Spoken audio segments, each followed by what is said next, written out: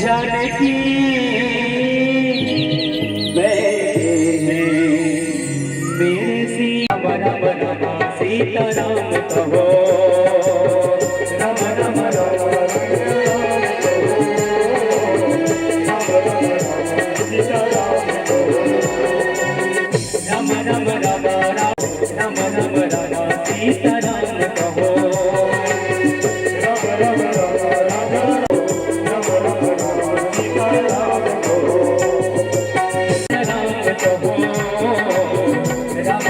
राम सीताराम कहो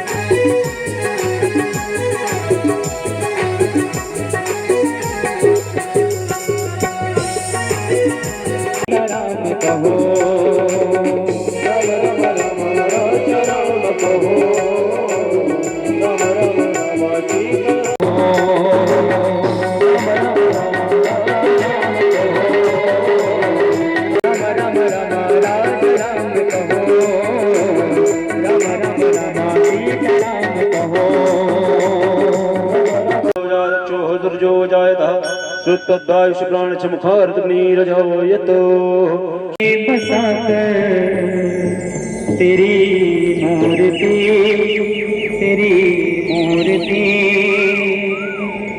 उतारे है गिरधर तेरी आरती दिल में बसाकर तेरी मूर्ति उतारूं मैं गिरधर तेरी आरती।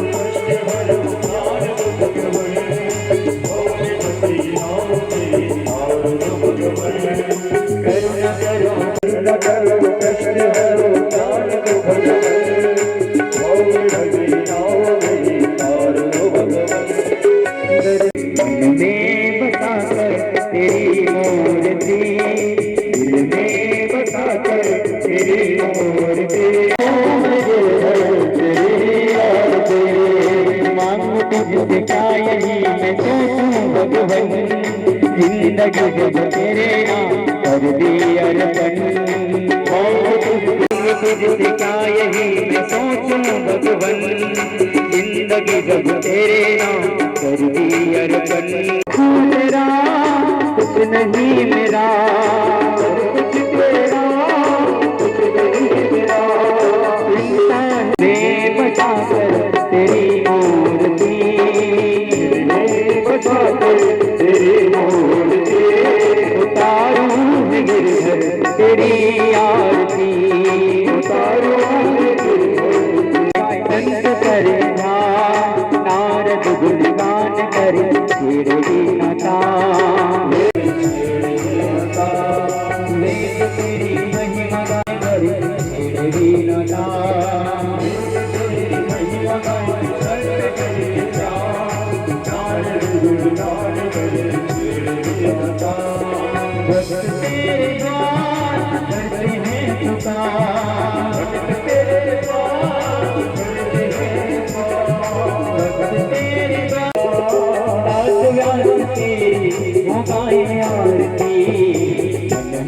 बसा कर तेरी मूर्ति, बसा कर तेरी मूर्ति, बसा कर तेरी मूर्ति, उतारूं मैं गिरधर तेरी आरती,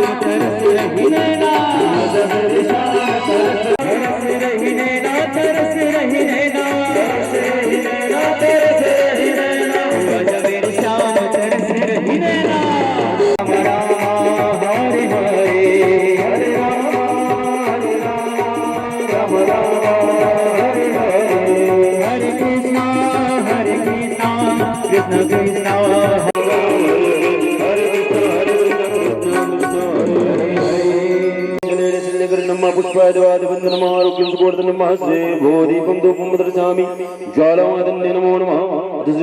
तीर्थानि प्रचरन्ते हस्तिकाहस्तनिखङ्गिनः गुं सहस्रयोजने अवधनमाण तन्मसे ज्ञानिकानि च पापानि जन्मान्तरकृतानि च तानि सर्वाणि नश्यन्तु प्रदक्षिणायां पदे पदे। पुष्पमस्तो प्रस्थाल्य हाथ में पुष्प। हरिः ओं नारायणाय च विद्महे वासुदेवाय च धीमहि तन्नो विष्णु प्रचोदयात्। पूर्णव्रजाते कलवेन सालपुष्पे बिल्वप्रवाह तुलसीदल मंजरी भी तुम पूजयामि जगदीश्वर में प्रसीदा। सब कुछ है सो तो तेरा तुझको सौंपता प्रभु जी, क्या लागे है मोर, क्या लागे है मोर। हरिओम मान देने से सुमन सुभक्तिया पार पुष्पांजलि अर्पण करो हे गोविंद करो स्वीकार, हे नाथ करो स्वीकार। महाराज की सभी भक्तजन जो हैं परीक्षित जी महाराज उनके साथ कुटुंब परिवार और समस्त बाहर से आए हुए बड़े बुजुर्गगण बड़े भाव के साथ में अपने स्थान को ग्रहण करें और परम पूज्य दीदी जी के मुखारविंद से या उनकी मुखारविंद से कथा श्रवण कर अपने जीवन में कृतार्थ कर धनधान्य प्रदान करें। ऐसा भाव के साथ में विराजमान होकर के कथा श्रवण करें। प्रेम से बोलो वृंदावन बांके बिहारी लाल की जय।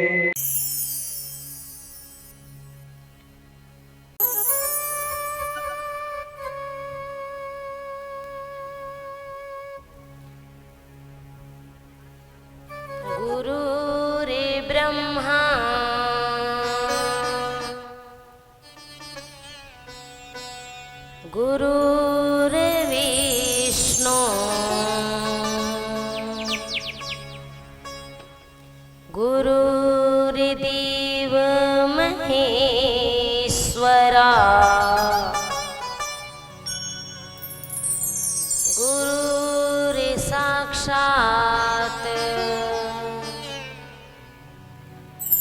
परब्रह्मा तस्मै श्री गुरुवे नमः। रामाय रामभद्राय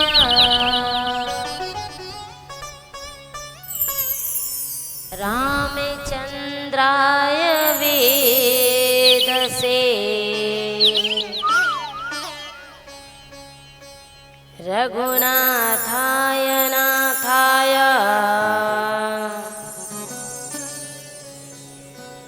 श्री सीताय पतये नमः। सच्चिदानन्द रूपाय विश्वोत्पत्त्यादि हेतवे तापत्रय विनाशाय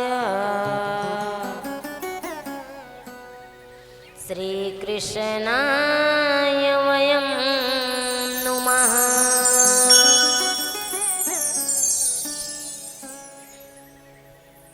गंगातरंगरमणीया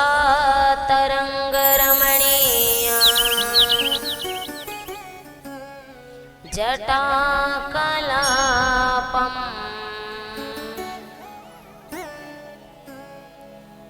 गौरी निरंतर विभूषित वामभागम्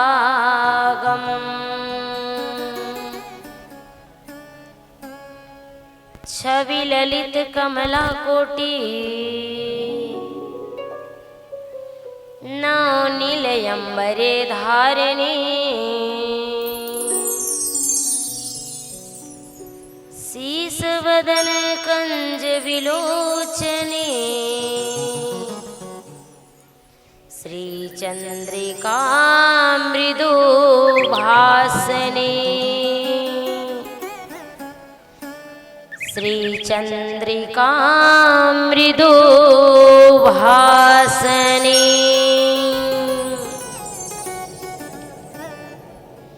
गोविंद बोलो हरि गोपाल बोलो गोविंद बोलो हरि गोपाल बोलो गोविंद बोलो हरि गोपाल बोलो गोविंद बोलो हरि गोपाल बोलो राधा रमन हरि गोविंद बोलो राधा रमन हरि गोविंद बोलो राधा रमन हरि गोविंद बोलो राधा रमन हरि गोविंद बोलो।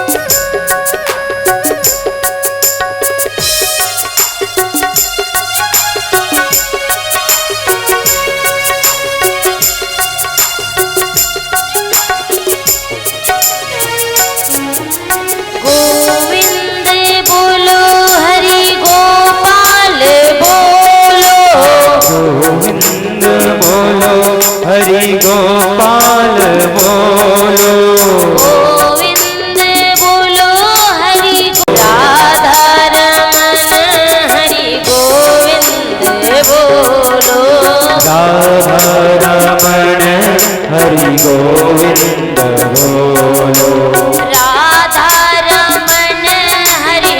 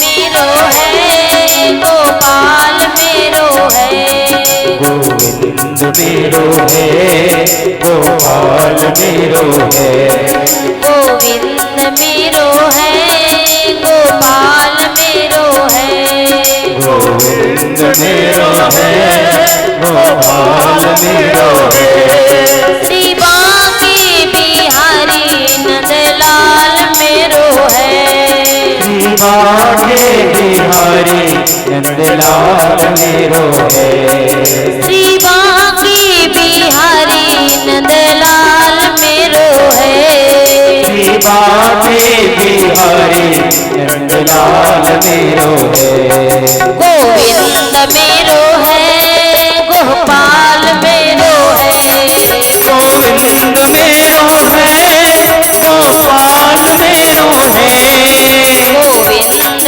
मेरो है गोपाल मेरो है गोविंद मेरो है गोपाल मेरो है श्री बांके बिहारी नंदलाल मेरो है श्री बांके बिहारी नंदलाल मेरो है श्री बांके बिहारी नंदलाल मेरो है श्री बांके बिहारी नंदलाल मेरो है गोविंद मेरो है गोपाल मेरो है गोविंद मेरो है गोपाल मेरो है गोविंद मेरो है गोपाल मेरो है गोविंद मेरो है गोपाल मेरो है श्री बांके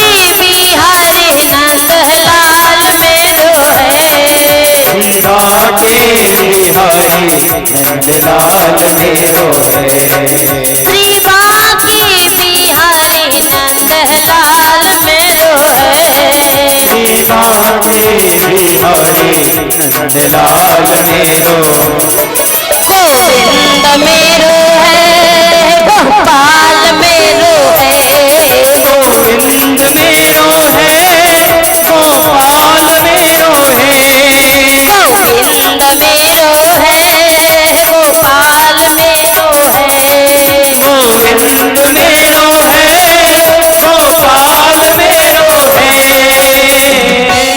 बोलिए गोविंद भगवान की राधा रमन सरकार की जय हो सद्गुरुदेव महाराज की जय हो मर्यादा पुरुषोत्तम श्री रामचंद्र जी महाराज की जय हो शीतला मैया की जय हो अनंत बलवंत हनुमान जी महाराज की जय हो भूत भावन भोलेनाथ की जय हो नमः पार्वती पते बोलो हर हर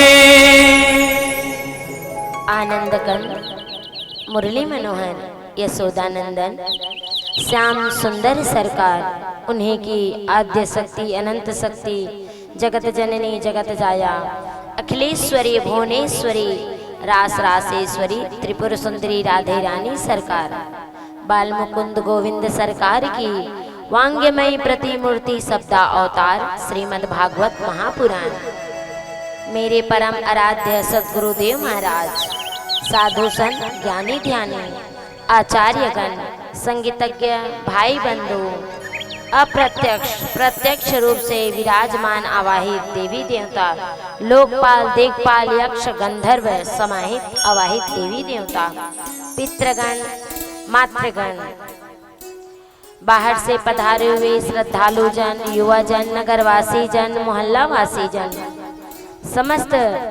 कातल बोर्ड वासी जन श्रीमद् भागवत महापुराण के मुख्य आयोजक समस्त साहू परिवार और परीक्षित के रूप में विद्यमान आदरणीय शोभितराम साहू जी, श्रीमती गीताबाई साहू जी, गजेंद्र साहू जी, श्रीमती मधु साहू जी, महेश्वर साहू जी, श्रीमती एस कुमारी साहू जी, डोमार साहू जी, श्रीमती एकता साहू जी, श्रीमती गौरीबाई साहू, शोभराय श्रीमती तुलसी साहू, देवा सिंह श्रीमती हेमलता साहू, दिनेश्वरी साहू, नरेश श्रीमती सारिका साहू, मोहित श्रीमती भीमा साहू, जितेंद्र श्रीमती डामिन साहू, ललित श्रीमती किलेश्वरी साहू, चंद्रशेखर साहू। स्वर्ग से जो बैकुंठ में निवास कर रहे हैं स्वर्गीय श्री रोहिला राम साहू जी, स्वर्गीय श्रीमती दुकालाबाई साहू जी, स्वर्गीय श्री रामसाय साहू जी, स्वर्गीय श्री दीनबंधु साहू जी, मेरे प्यारे छोटे छोटे प्यारे प्यारे बच्चे लूसिका, रिहांसी, ऋषभ, देवेश, घनिष्ठा, युक्ति, पूनम, दिव्यांश, दक्ष, देवराज, स्वास्तिक, इसिका, युवती, टेमिन, वत्सल, धन्या, इन सब के हृदय में विराजमान मेरे बाल मुकुंद गोविंद भगवान को मैं प्रणाम करती हूँ, प्रणाम करती हूँ, प्रणाम करती हूँ। बोलिए गोविंद भगवान की जय हो, राधा रमन सरकार की जय हो। आइए आज श्रीमद् भागवत महापुराण के पंचम दिवस में बैठ करके गोविंद भगवान की उनके चरितार्थ के गुणनुवाद श्रवण पान करने के लिए बैठे हैं। बड़े ही भाग्य से ये समय बड़े पुण्य पतित पावन बेला मिलता है। पता नहीं कौन से जन्म में हमने क्या ऐसा कर्म किए जो हमको आज मेरे गोविंद भगवान की वांगमयी प्रतिमूर्ति शब्द अवतार श्रीमद् भागवत श्रवण पान करने को मिल रहा है। ये मोक्षदायिनी अमृत रूपी मुक्तिदायिनी ग्रंथ है। इसमें से इसको सुनने के लिए बड़े बड़े देवता भी ललाहित होते हैं मनुष्य जीवन पाने के लिए। तब कहीं जाकर के हमारे कई जन्मों का भाग्योदयन बहु जितेंद्रिय कई भाग्यों का जब उदय होता है तब हमको श्रीमद् भागवत महापुराण श्रवण करने को प्राप्त होता है। इसीलिए कहते हैं गोस्वामी तुलसीदास जी, बड़े भाग मानुष तन पावा, बड़े भाग मानुष तन पावा, सुर दुर्लभ सब ग्रंथ ही गावा। हमको ये जीवन मिला है बड़े भाग्य और सौभाग्य से मिला है और पता नहीं अब इसके बाद क्या मिलने वाला है। किसी को पता है, किसी को नहीं है। पता नहीं हमको कीट मिलेगा, कीड़ा मिलेगा, मकोड़ा मिलेगा, पता नहीं कौन सी योनि को प्राप्त होगा। 84 लाख योनि से गुजर करके हमको मनुष्य जीवन प्राप्त होता है और मनुष्य जीवन में जीने के लिए जीविकोपार्जन तो है ही, हमारे जीवन को चलाने के लिए, परिवार को चलाने के लिए, लेकिन उस परमात्मा ने अगर हमको अपना नया जीवन दिया है तो उनकी भय भक्ति करने का श्रेय हमको जाता है। कल की कथा जो सप्तम स्कंद में थे, भक्त प्रहलाद की कथा आप लोगों ने श्रवण पान किए। कैसे 5 साल के बालक के लिए मेरे गोविंद भगवान नरसिंह नारायण भगवान बन करके आए और उनको अभय वरदान प्राप्त किए।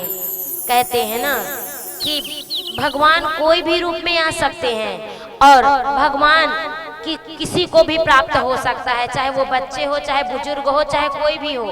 भगवान को पाने के लिए कोई समय नहीं है, कोई दिन नहीं है, कोई तिथि नहीं है। कभी कभी कोई कहते हैं पंडित जी लोग, आचार्य लोग, अरे अभी तो तिथि नहीं है कथा करवाने का।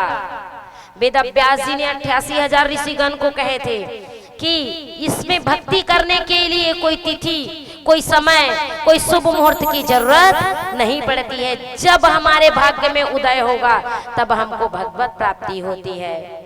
इसलिए दिन तिथि शुभ मुहूर्त मत देखिए, सुनने के लिए, कथा श्रवण पान करने के लिए। और यहाँ पर सुंदर आपके गृह ग्राम में श्रीमद् भागवत महापुराण की गंगा बही जा रही है। इस जीवन में हमको कृतार्थ करना है। भक्त प्रहलाद को नरसिंह नारायण भगवान ने अचल शक्ति का वरदान दे करके उनको अभय वरदान प्राप्त किए हैं। और आज प्रकथा में प्रवेश करने से पहले हम उस गोविंद भगवान को जानने का प्रयास करेंगे कि सच में भगवान है क्या? इस दुनिया में भगवान है, मानते हो? भगवान है ना? भगवान है तभी तो दिन और रात हो रहा है। भगवान है तभी तो हमारी सांसें चल रही है। और भगवान है तब तो सब मिलजुल करके रह रहे हैं। अगर भगवान नहीं रहे तो दिन और रात हो सकता है क्या? मुश्किल है, नहीं होने वाला है। तो आइए हम सब कथा में प्रवेश करते हैं। सुखदेव जी महाराज राजा परीक्षित को कथा श्रवण पान करवा रहे हैं। कल आप लोगों ने सप्तम स्कंद में प्रवेश किए हैं, आज हम अष्टम स्कंद में प्रवेश करने जा रहे हैं। 12 स्कंद है श्रीमद् भागवत महापुराण में और 335 अध्याय है, 18,000 श्लोक है। अभी हम लोग कौन सी स्कंद में प्रवेश करने जा रहे हैं? 9वां स्कंद, 9वां। वो 9वां स्कंद किसकी कथा आती है? गज और ग्राह की कथा। आज गज और ग्राह की कथा आप लोग बड़े ध्यान से सुनना और गोविंद भगवान से प्रार्थना करना, हमारे घर में कर्ज मुक्ति हेतु हे प्रभु हम आज गजेंद्र मोक्ष की कथा श्रवण पान कर रहे हैं। गज और ग्राह की कथा श्रवण पान कहते हैं। इस कथा को सुनने मात्र से ही हमारे जीवन में जो कर्ज रहता है ना, लेन देन की प्रक्रिया, वो प्रक्रिया दूर होती है। एक बार त्रिकुट पर्वत में एक मदमस्त हाथी रहता था। कौन सा हाथी?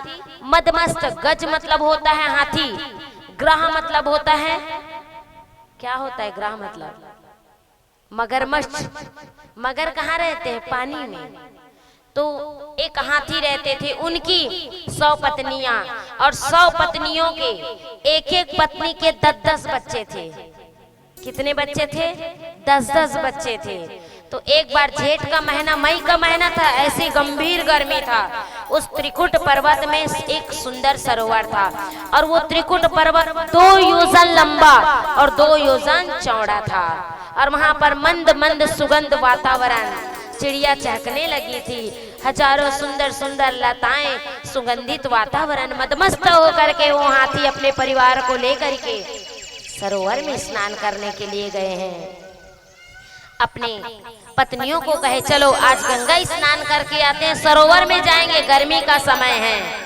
तो वहां पर वो जो मदमस्त हाथी है वो चले गए हैं स्नान करने के लिए और वहां दूसरे के तालाब में गए स्नान करने के लिए। और जैसे ही गए ना, तो वो जो हाथी है अपने पत्नियों के साथ में मदमस्त होकर के पानी को एक दूसरे में उलेड़ रहे थे। जैसे छोटे छोटे बच्चे नहाते तो पानी को फेंकते हैं ना, तो वो हाथी कैसे फेंक रहे थे? सूंड में करके फेंक रहे थे और बच्चों को स्नान करवा रहे थे, मस्ती कर रहे थे। और जब मस्ती करना प्रारंभ किए तो वो जल का, वो सरोवर का जो छोटे छोटे जीव जंतु थे, मछली इत्यादि, सब उनके पैर में दब करके मरने लगा। अब जब मरने लगा तो वहां के सरोवर के जितने भी जीव जंतु है ना, सबने मीटिंग किए हैं। जैसे आप लोग के गांव में हम आए हैं अभी 7 दिन के लिए, और कहीं हम हमारे भैया जी के यहाँ हैं और नहानी में गए और नहानी में जाके नल नमूर केड़ देवो तो रखी का होगा है, उपद्रव करबो था रखी को दिन है। ओकर किचन में जाके वो मनमाने तेल फूल लड़ा के बड़ा रोटी रांधा था, के दिन रखी हमला बताओ तो भैया। किसी के घर में अगर रखे हैं तो उस घर का हिफाजत करना हमारी जवाबदारी है। कहीं भी जाते हैं या मेहमान बन के, अपने घर में तो कितना उत्पात कर लो है कि नहीं, लेकिन दूसरे के घर में जाएं तो बड़ा सोच समझ के जाना पड़ता है और बैठना पड़ता है। अगर वो व्यक्ति हमको रहने के लिए दिए हैं तो ये मान कर चले कि वो हमारी जिम्मेदारी है उसके घर को कैसे रखना है। वो मदमस्त हाथी भूल गया कि हम दूसरे के सरोवर में स्नान करने आए हैं, एक दूसरे में पानी उड़ेलने लगा। और जब पानी उड़ेलने लगा तो वो जो तालाब के जितने भी जीव जंतु थे मीटिंग किए। और तालाब का राजा कौन है? कौन है तालाब का राजा? मछली। या मछली रती तो आसानी से पकड़ के नहीं नान लेते हो, है नहीं, राजा रती। तालाब के पानी का राजा है वो कौन है? मगरमच्छ, ग्राह है। तो ग्राह को बुलाए हैं, कहे प्रभु देखो ना एक मदमस्त हाथी आता है और आकर के वो नहाता तो है लेकिन पूरे तालाब को गंदा कर देता है। तब वहां पर ग्राह ने कहा आप लोग शांत एक कोने में बैठे रहना, कल वो हाथी आएगा, मैं उनका मजा चखाऊंगा। अब दूसरे दिन फिर अपने परिवार को लेकर कथा सुनना ध्यान से, इधर उधर मत देखना। कथा श्रवण पान करने के लिए आए। वैसे भी आज थोड़ा सा लेट भी हो गया है क्योंकि इंद्रदेव ने कृपा कर दिए हैं। कहते हैं अगर कहीं पर सत्संग भगवत गीता हो रहा है, यज्ञ हो रहे हैं और उस पे वरुण देव नहीं आए तो मानकर चलिए आपकी हवन यज्ञ अनुष्ठान असफल है। वरुण देव का आना सार्थक माना गया है। अगर थोड़ा सा भी 2 बूंद की छींटा उस कथा मंडपम में पड़ जाए तो मानकर चलिए कि वो कथा मंडपम और वो यज्ञ अनुष्ठान भगवत गीता सब संपन्न हो गया। ये प्रमाणित है, तो आप लोग इसको अन्यथा मत लेना। कहा थोईगा तोला का होते महाराज जी, हमार मन के चना झरगे कहा थे, है नी? चना नहीं भैया, बीमा हुआ है चना का। मैं पहली बार सुने बीमा होता है, दीदी कहते था चना के इंसान के बीमा होते हैं सुने हैं, लेकिन चना के नहीं। कौन से बैंक में? पंजाब नेशनल, तो HDFC का PM नहर योजना, किसान योजना। अच्छा देखो सबका अलग अलग है। कल हम पहली बार हमारे भाई ने बताया दीदी इसमें भी बीमा होता है। अरे बाप रे, चना में भी बीमा होता है। मैं बोले भैया बीमा होता है तो छोड़ दो, करा गिरने दो कस के। फिर नहीं दीदी वैसे मत करो। तब भैया वरुण देव को बड़ी भैया मत करो, बस हो गया। आज शांत रहेंगे, कल फिर बारिश होने वाला है, क्योंकि कल गोवर्धन भगवान की पूजा होगी तो बारिश तो होगी होगी। तो बारिश होना मतलब अच्छी बात है। तो यहाँ पर फिर मदमस्त हाथी आता है। हाथी कैसे चलता है? तुहर गांव हाथी आए गोबेर निया है। अब कहूँ मान ले जाए ये कथा मंडप में का थन हाथी आगे, तब का होगी? कहाँ तोर कथा कहाँ माथा जाओ दादा, प्राण बचाना है कि कथा सुनना है? हाथी का जो पैर रहता है बड़ी चौड़ा रहता है और एक बार अगर दबा देना तो व्यक्ति का प्राण पखेरु उड़ जाते हैं। वो सूंड से ही घुमा के फेंकते हैं। तो उस तालाब में अपनी पत्नियों को लेकर के फिर आए हैं, इधर मीटिंग इकट्ठा हुए हैं। हाथी कैसा आया है?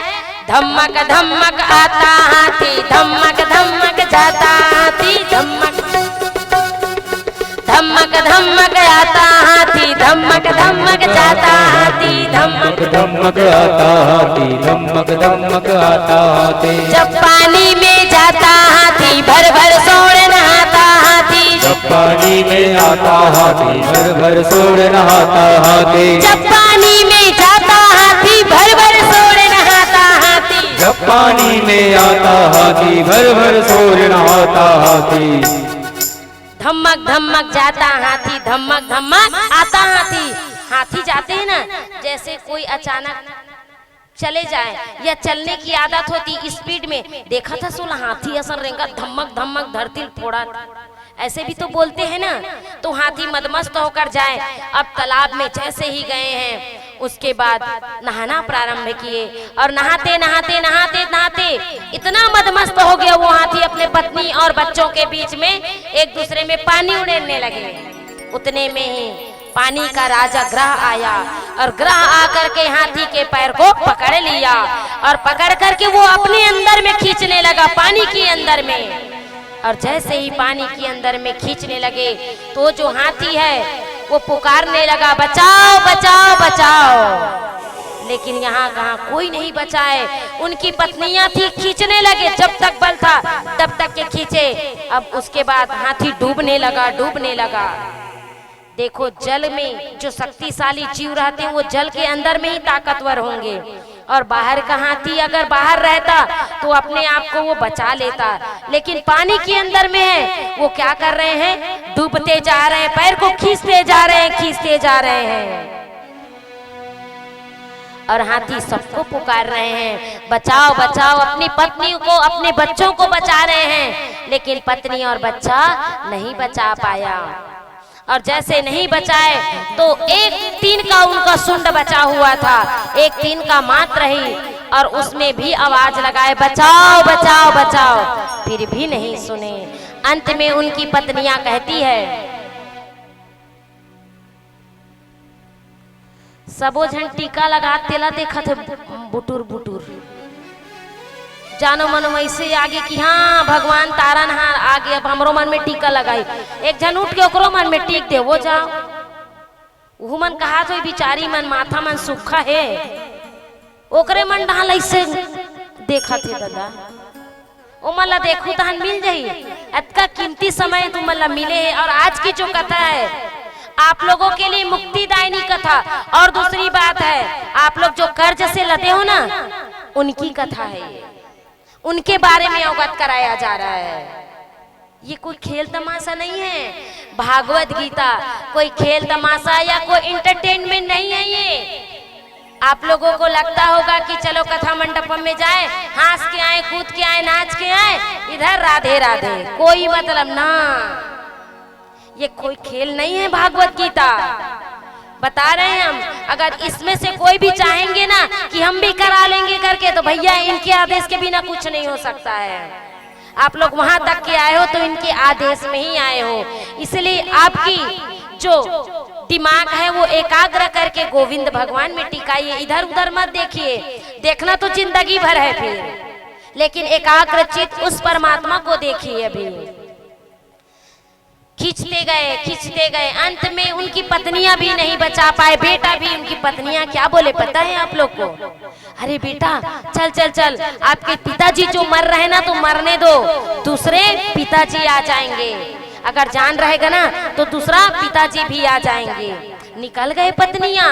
तब हाथी को याद आया, अरे राम राम, मैं अपने बच्चे के लिए, मैं अपने पति के लिए, पत्नी के लिए रात दिन कमाता था, पीटता था, इधर उधर दर दर भटकता था, लेकिन आज यही पत्नियों ने और यही बच्चों ने मुझे छोड़ करके जा रहे हैं। याद रखिएगा, आप लोग जीने मरने का कसम खाते हो कि जिंदगी भर साथ निभाएंगे और जिंदगी भर हम आपकी सहायता करेंगे, लेकिन जब विपत्ति आती है तो कोई किसी का साथ नहीं देता है। याद रखना, ये संसार का नियम है। अभी आपके ऊपर विपत्ति आ जाए ना तो कोई साथ देने वाला नहीं है। अभी 2021 में विपत्ति आया था, सबके घर में ताला लगे हुए थे, कोई किसी को अंदर नहीं ला रहे थे। कोरोना वायरस में कोई ला रहे थे क्या अपने घर में? नहीं ना। एक रूम में बंद करके, यहाँ तक कि नात रिश्ते को भी, अपने पति पत्नी को भी छोड़ दिए थे वहां पे। और हम कसम खाते हैं कि हम 7 जन्म तक तुम्हारा साथ देंगे। कहाँ गई हाथी की पत्नी? आज वो हाथी जंगल जंगल जा करके जीविकोपार्जन के लिए घास फूस लाते थे और वही छोड़ के निकल गए, उनके बच्चे निकल गए। तब हाथी को याद आया, ये नात रिश्ता कोई काम का नहीं है। जब तक मतलब है तब तक नात रिश्ता है, और जैसे मतलब निकल गया तो नात रिश्ता नहीं है। आप लोग लाखों लोग, बड़े बड़े भाई लोग, बहन लोग जीने मरने की कसम खाते हैं, हम तुम्हारे लिए चांद लाएंगे, हम आपके लिए सितारा लाएंगे, हम आपके लिए मर जाएंगे, मिट जाएंगे। भैया 1 साल तक रहेगा ये, दूसरा साल में महतारियों में, पिताओं में फोन आना चालू हो जाएगा। कभी भी ये गलत कदम मत उठाइए। ये भागवत की महिमा यही दर्शाती है। अब पहले तो अच्छा लगेगा नया नया में, फिर उसके बाद साल भर के अंदर में वो कसमें और वादे दिखाना चालू हो जाता है। इसीलिए कहते हैं कभी भी वादा मत दो किसी को जीने मरने की। यहाँ पे जीने मरने का टिकट कंफर्म, जीने का कंफर्म है, मरने का नहीं है। कब लुढ़क जाओ पता नहीं चलेगा। हाथी छोड़ करके चले गए हाथी को, उनके बच्चे और बीवी। तो भैया हम क्या चीज हैं? 7 फेरा कितनों ही लो, मरना एक दिन सबको है। आज हाथी को याद आया, मेरे पत्नियों ने मुझे वादा किया था मुसीबत के समय में काम आएंगे, लेकिन देखो छोड़ करके चले गए। कसमें वादे प्यार वफा सब बातें हैं, बातों का क्या? कसमें वादे प्यार वफा के बातों हैं, बातों का क्या? कसमें वादे प्यार वफा सब बातें हैं, बातों का क्या? कसमें वादे प्यार वफा सब बातें हैं, बातों का क्या? देते हैं इन इंसान को धोखा, देते हैं सालों को धोखा, बातें हैं बातों का क्या? कसमें वादे प्यार वफा सब बातें हैं, बातों का क्या? कसमें वादे प्यार वफा के गाते हैं बातों का क्या। इसीलिए संभल जाओ, अभी भी समय है, कसमें वादे मत करो, ये सिर्फ बातों बातों का खेल है, बाकी फिर कोई काम आने वाला नहीं है। तब अंत में उस गज ने अपने गुरु का दिया हुआ मंत्र याद आया और उसी तालाब में एक पुष्प खिला हुआ था, पूरा खींच रहे थे, खून की धार बह रही थी और तालाब का जल पूरा खून खून हो गया था। पैर को खींचते जा रहा था, वो ग्राह खींचते जा रहा था, लेकिन कोई साथ नहीं दिया। भयंकर दोनों में युद्ध छिड़ गया, लेकिन अंत में वो गज हार गया। और जैसे ही गज हारा, देखा कि तालाब में कमल का पुष्प है, पूर्व जन्म का दिया हुआ गुरु मंत्र याद आया उस गज को। ओम नमो भगवते चिदात्मकम पुरुषाय धीमहि। जैसे ही याद किए, गुरु मंत्र को याद करके, कमल का पुष्प को सुंड में लेकर के मेरे गोविंद भगवान को पलक झपकते देरी हुई, लेकिन उनको आने में देरी नहीं हुई है। अपने गरुड़ छोड़ करके और अपने खड़ाऊ छोड़ करके क्षीर सागर से दौड़ करके उस ग्राह को बचाने के लिए आए। और जैसे ही परमात्मा आए हैं और परमात्मा आ करके दोनों को सर्वप्रथम तालाब से बाहर निकाले हैं, गज और ग्राह को, और सुदर्शन चक्र निकाल करके ग्राह के धड़ को अलग कर दिया। और जैसे अलग किए हैं, परीक्षित जी महाराज कहते हैं, प्रभु ये कैसा भगवान है आपका, एक को छोड़ते हैं और एक को बचाते हैं, मारना तो दोनों को चाहिए, तो ये कौन है मुझे समझ में नहीं आया। तब कहे, हे राजा परीक्षित, ये जो ग्राह था ना, ग्राह मतलब मगर, ये जो मगर था, ग्राह था, वो पूर्व जन्म का हूहू नाम का गंधर्व था। क्या था? हूहू नाम का गंधर्व। तो ये मगर क्यों बना है ये गंधर्व? तब बोले, एक बार वो देवल ऋषि थे ना, वो स्नान करने के लिए गए थे। ध्यान से सुनना, जो मजाक करते हैं ना, गांव में एक मजाकिया जरूर रहता है, याद रखिएगा।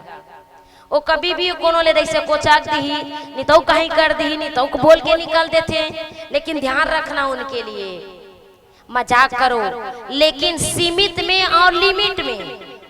कहते हैं ना, सीमित में और लिमिट में। हमेशा मजाक काम नहीं आता है। आज जो हूहू नाम का गंधर्व था ना, वो क्या किया, देवल ऋषि स्नान करने के लिए तालाब में, उसी तालाब में जिस तालाब में ग्रह बने थे, वो गया, स्नान कर रहे थे। उधर से वो गंधर्व आया, हूहू नाम का, आकर के तालाब में अंदर में घुस करके अपने गुरु का पैर को खींचने लगा। याद रखो ना, पैर को खींचने लगा। जब खींचने लगा ना, तो देवल ऋषि डूबने लगा, बचाओ बचाओ बचाओ पानी में करने लगा, फड़फड़ाने लगा।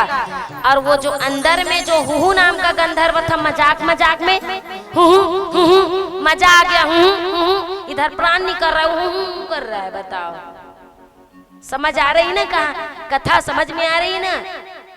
तो वहां पर खींचने लगे, तो इतना ही बचा हुआ था। और जैसे इतना बचा हुआ था, तो देवल ऋषि ने कहा, कौन है बाहर आ, मैं मर रहा हूँ। उसी समय में अंदर से आवाज आई, मैं हूँ गुरुदेव हूँ। तुम्हें लज्जा नहीं आती है? आज मैं मर जाया रहता, मेरा प्राण निकल रहा था, तुम्हें बहुत शौक है ना पानी में अंदर में रहने का, तो जा, मैं तुमको श्राप देता हूँ कि तू अभी के अभी मगर बन जा। श्राप दे दिया ऋषि ने। पैर पकड़े हैं देवल ऋषि के, प्रभु मुझे क्षमा कर दो, मैं तो मजाक में बोला। बेटा, मजाक करना लेकिन लिमिट में और सीमित में करना। कब किसके मन में क्या चल रहा है और कब किसके मन में दुख है, और हम उसको मजाक कर करके कोचक रहे हैं। तो एक बार पलट के वार तो करेंगे। उसी तरह गौ माता सीधी रहती है। गौ माता एक डंडा मारे, दो डंडा मारे, वो देखते भरते देखेंगे। उसके बाद जैसे आप गौ माता की दूध निकालने जाओगे ना, 1 लाख दी धमतरी फेंकाऊ तो मना है ना भैया, वो सीधी है तब तक सीधी है, नहीं तो उनके लात का कोई पार नहीं पाए हैं। सीधा दांत टूटते दूठना आगू डाल के। काकर काकर साथ में घटना हो है अभी तक में? हाँ, कहा थे मन साथ हुए, कहा थे। हाँ, सबके साथ में। हम तो भैया दूर से प्रणाम करते हैं। तो वहां पर वो श्राप दिए कि तुम जाओ मगर बन जाओ, बहुत शौक है ना तुम्हें मजाक करने का और पानी में रहने का। तब कहे नहीं प्रभु, हे गुरुदेव क्षमा कर दो। तब कहे बेटा देखो, मुख से निकला हुआ जो शब्द है कभी वापस नहीं आ सकता। जैसे कि तीर मारते हैं ना, बाण मारते हैं तो तीर निकल जाता है तो वापस म्यान में नहीं आता है, वो भेदन करता ही है। तो बेटा मैंने तुमको श्राप दिया है, लेकिन उस श्राप से मुक्त होने के लिए तुम जब तक इस तालाब में रहना। कब तक के? जब तक के परमात्मा का परम भक्त इस तालाब में स्नान करने के लिए आएंगे और उनका पैर पकड़ लेना, और जब तक नहीं छोड़ना तब तक वो परमात्मा ना आ जाए। पकड़े थे गज के पैर को, जब तक परमात्मा नहीं आया तब तक पकड़े थे। तो कहे ठीक है प्रभु, वो हो गया। अब कहे राजा परीक्षित जी, ये तो हाथी कौन था? ये तो हो गया, ये हूं नाम का गंधर्व ग्रह था, ये हाथी कौन था? तब बोले ये जो हाथी था ना, इंद्रद्युम्न नाम का राजा था। कौन था? इंद्रद्युम्न। ले बोल के बताओ। इंद्रानी, इंद्र बोलो, इंद्र, जोर से इंद्र। झगड़ा करे एक देर कैसे करते हो है? और हाँ अभी माइक ठेल खा जाइए। इंद्रद्युम्न। दुदुम्बी बोलिए गोविंद भगवान की। मत बजाओ भैया दुदुम्बी, अभी नहीं बजाना है, कल बजाना है विवाह में। बाल मुकुंद गोविंद भगवान और कौन? रुक्मणी मैया की कल विवाह है। तो जैसे आज सज सज के सुंदर माता मन आए ना, और भाई मलक्कत को समझावे, बेचारा मन पेंटे शर्ट सिलाए नहीं है कहा थे, डेढ़ टेलर करा, पैजामा कुर्ता सिलाए नहीं है कहा थे। अब एक जन तो की समला शोभित भैया पीला कलर के कुर्ता नहीं दे कहा थे ना बाबूजी। वो बतात रही भाई काला पहन के आबो दीदी, हमला कुर्ता च नहीं दे कहते भैया, कुर्ता नहीं दे तो कैसे करन तगा? सिलवाओ अपन, जाओ नाम दिखा दो टेलर करा, शोभित साहू देंगे की के ले ले। हमारे बाबूजी बहुत दानी है, ऐसे थोड़ी है। साक्षात गोविंद भगवान को अपन 11 लाख बैठार दी, सौका चाहिए का बड़े भक्त है कि नहीं? तो वहां पर बोले वो कौन है? तब बोले इंद्रद्युम्न नाम का राजा था। तो उनको गज कैसे बनना पड़ा? तब बोले एक बार उनके जो गुरु है अगस्त्य ऋषि आ रहे थे बाजू से, और वो जो इंद्रद्युम्न नाम का राजा था अपने गुरु को देख करके क्या कर दिए? माला जाप करने लगे, ऐसे अकड़ करके, सीना तान करके। और उनके गुरु देख रहे थे, अरे राजा देख रहे भी राजा को मुझे देखकर सीना तान के बैठ करके माला जाप कर रहा है, दिखावा करने के लिए। तुरंत उसके गुरु ने श्राप दे दिए, जा बेटा तू सीना तान करके तू माला जाप करने के लिए मुझे बैठा है दिखाने के लिए, और मेरा मान सम्मान नहीं कर रहा है, जा मैं तुमको श्राप देता हूँ, तू सीना तान के बैठा है ना तो तू जा हाथी बन जा। कभी भी गुरु आए ना तो क्या करना है? फोन करके मैं यहाँ हूँ वहाँ हूँ नहीं बोलना है, कहना है मैं घर में हूँ। घर में भी नहीं रहो तो भी अगर आस पास में रहो तो आ जाओ।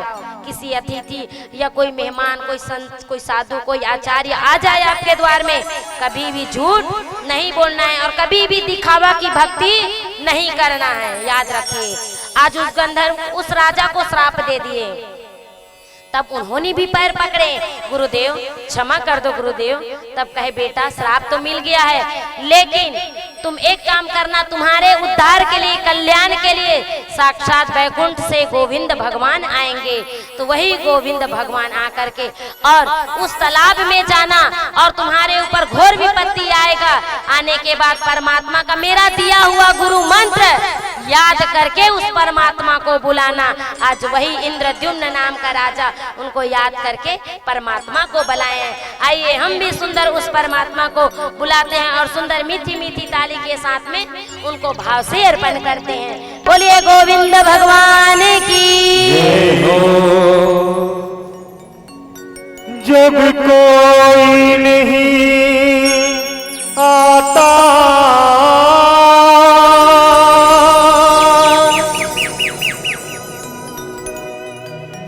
मेरे श्याम आते हैं, आता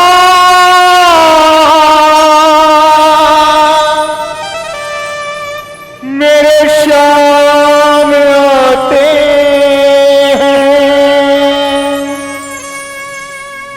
दुख के मेरे दुख के दिनों में वो बड़ी काम आते हैं। दुख के दिनों में वो बड़े काम आते हैं।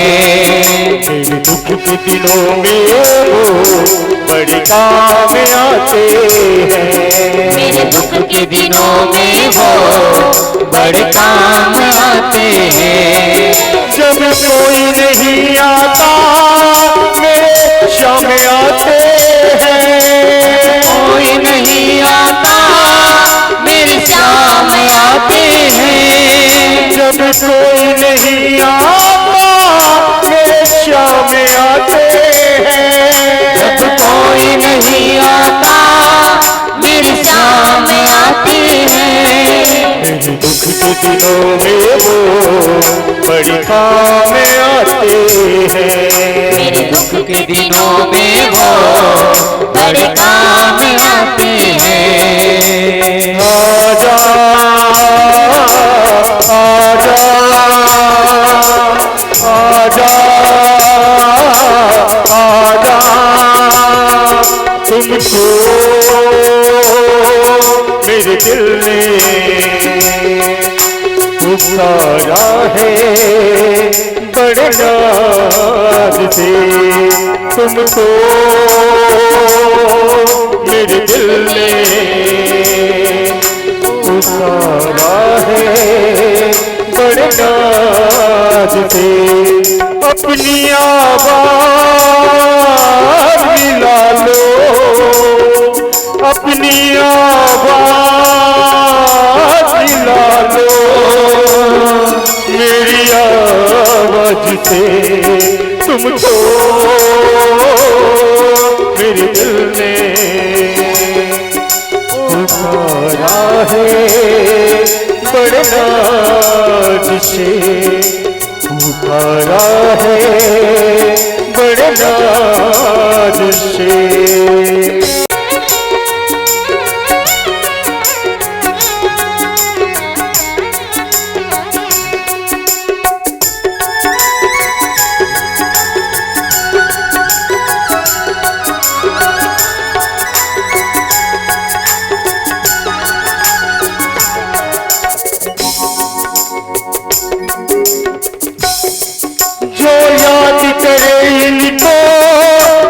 हल्का हो जाए, याद करे उनको दुख हल्का हो जाए। जो भक्ति करी ये उनके हो जाए। भक्ति करे इनकी वो उनका हो जाए।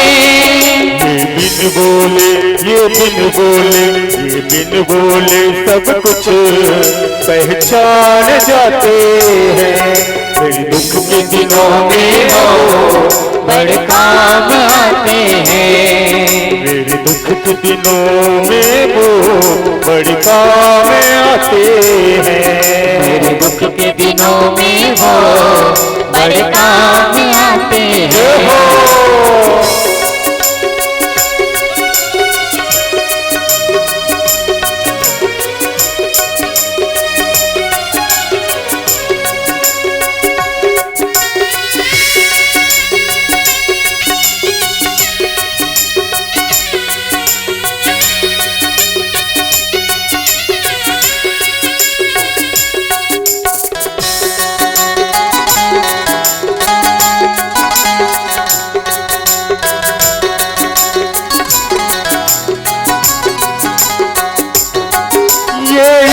बड़े हो गए दिलों से प्यार करे। इतने बड़े हो गए दिलों से प्यार करे। अपने भक्तों का दुख पल में स्वीकार करे। भक्तों का दुख पल में स्वीकार करे। सब भक्तों का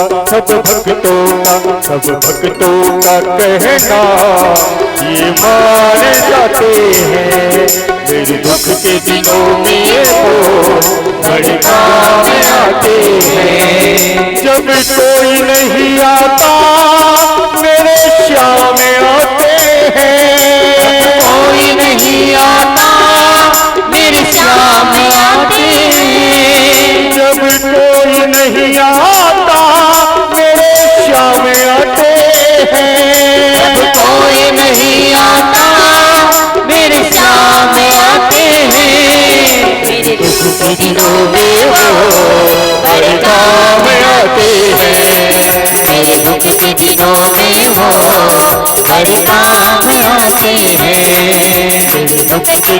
में वो बड़े काम आते हैं। मेरे दुख के दिनों में वो बड़े काम आते हैं। मेरे दुख के दिनों में वो बड़े काम आते हैं। मेरे दुख के दिनों में वो बड़े काम आते हैं। बोलिए गोविंद भगवान की जय हो, राधे रानी सरकार की जय हो, जय जय श्री राधे। जय श्री राधे। इस प्रकार से गज को मुक्ति दान किए, उनके दिया हुआ गुरु मंत्र याद आया। हमने कल भी बताया जो गुरु मंत्र है वो संबल काम आता है। आपने जो गुरु बनाए हैं अपने जीवन में, तो उस गुरु के मंत्र का नित्य प्रतिदिन जितने हो सके एक माला जरूर दान मंत्र का जाप करिए। कहते हैं जो काम दवा से बन न सकी, जो काम दवा से बन न सकी वो बात दुआ से होती है। अरे पक्की सदगुरु मिल जाए ना तो बात खुदा से होती है, बात खुदा से होती है। बोलिए सदगुरुदेव महाराज की। सच में कहा गया है अगर सच्ची सदगुरु मिल जाए तो हमारी जीवन तो धन्य है। गुरु बड़े सोच समझ करके बनाना है भैया, ठान करके नहीं बनाना है। गुरु को आचार विचार करके बनाना है, जो हमारे नित्य प्रतिदिन सोते जागते हमारा भी ध्यान रखे, ऐसे आपको गुरु बनाना है। आज जो कथा है गज और ग्राह की कथा, इस कथा को श्रवण मात्र करने से ही जिनके घर में विपदा है और सुख की कमी है और वो कर्ज से मुक्त है, इस कथा को श्रवण पान करते हैं तो मेरे गोविंद भगवान उनके सुख के दिन में काम आते हैं, दुख के घड़ी में काम आते हैं। और कहा गया है अगर किसी को भी बहुत ज्यादा इतना ज्यादा तकलीफ है कि वो तकलीफ नाक पे आके रुका हुआ हो, नाक का मतलब समझ गए, कहीं भी रास्ता नहीं दिख रहा, सब रास्ता बंद है, कुछ दिमाग ही नहीं आ रहा है, कुछ समझ ही नहीं आ रहा है, तो केवल और केवल गजेंद्र स्तुति एक बुक छोटी सी आती है, उस पुस्तक को ला लेना। धमतरी जाओगे तो दाऊ दुकान में मिलेगा, बुक डिपो में कुरुद में भी मिल सकता है। तो गजेंद्र मुक्त गजेंद्र स्तुति पुस्तक आती है, छोटी सी, संस्कृत में रहेगा, अपना नाम अपना गोत्र और जो भी विपत्ति, दुखी मन से उस परमात्मा को पुकारना है। कौन से मन से? दुखी, ऐसे लगना चाहिए जैसे गज ने कैसे विषम परिस्थिति में इस परमात्मा को पुकारे थे, जब उनकी सांसें रुक रही थी, थोड़ा सा सुंड का वो कण बचा हुआ था, पुष्प लेकर के, कमल के पुष्प को लेकर, उसी तरह अपना नाम गोत्र लेकर के शुद्ध आसन में बैठ करके परमात्मा से गोविंद की तस्वीर लगा करके प्रार्थना करना है कि हे प्रभु, हे नारायण बाल मुकुंद, क्षीर सागर में निवास करने वाले हे लक्ष्मीपति, जिस तरह से आपने ग्रह की रक्षा किए उसी तरह हमारे भी जीवन में आकर के मंगलमय प्रदान करना। जो भी तकलीफ दुख दर्द है बोलिए उनको आप, और नहीं कर सकते तो अभी आपके पास 4 दिन और बचा है। कितना दिन? 4 दिन। आज कितना दिन हो गया? 5वां दिन है। हमारी एक चाची जी है, वो गरियाबंद से धमतरी आती है, केवल और केवल सोने के लिए हमारे घर में। किसके लिए? सोने के लिए। सोने का मतलब जानते हो?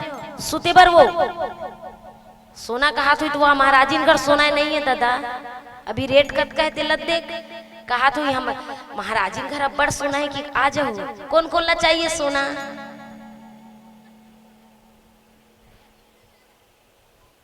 कोई नहीं, कोई चला नहीं। ईमानदारी से हाथ उठाओ, हाथ उठाइए, हाथ ऐसे ऐसे करत, लेकिन डर है भैया, सबसे ज्यादा तो आप ही को चाहिए। काहे हाथ उठा रहे हो? भाभी जीने नहीं देंगे आपको, प्राण निकाल देंगे। हाथ उठा रहे, हमें नहीं चाहिए, लेकिन भाभी जी को तो चाहिए ना, वो लक्ष्मी को तो चाहिए ना। अगर शादी नहीं हुई तो बात अलग है, वो बोल रहे शादी नहीं हो तो कहाँ से भैया होगा, तो डबल देना पड़ेगा, ये भी तो है। सोने के लिए मतलब आराम करने के लिए आती है, तो हम जब वो घर जाती है ना तो क्या बोलती है पता है? सुख के दिन बीतो रे भैया, अब दुख आयो रे।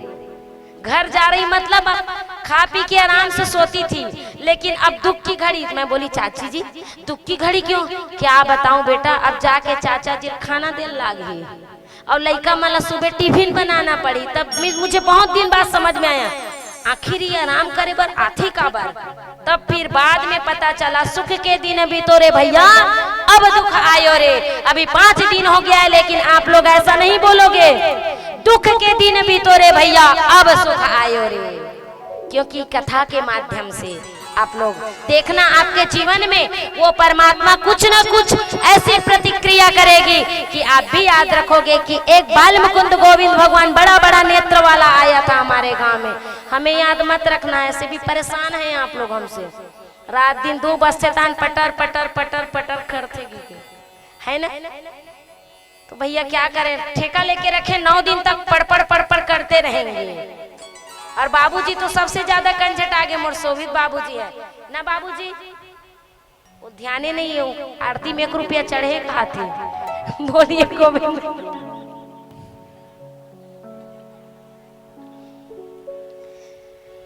ऐसा नहीं है। अगर भैया देखो डांटो चाहे फटकारो चाहे गाली दो कोई दिक्कत नहीं है। हम तो यहाँ पे संकल्प लेके बैठे हैं जब तक कि आपको ऊपर खड़े नहीं कराएंगे और नित्य नहीं करवाएंगे गोविंद के सामने में, और दूसरी बात ताली नहीं बजवाएंगे, दोनों हाथ ऊपर नहीं उठाएंगे, तब तक यहाँ से हम टस के मस होने वाले नहीं हैं। और आप ही के घर में भी 9 दिन तक के भोजन पानी करेंगे, चाहे बाद में कहीं करो तुम है कि नहीं। ऐसे है ना, ऐसने छेदाई हाथ का गरु हो गए मतलब हाथ ऐसे हाओ का हाथ कब जाहू कथी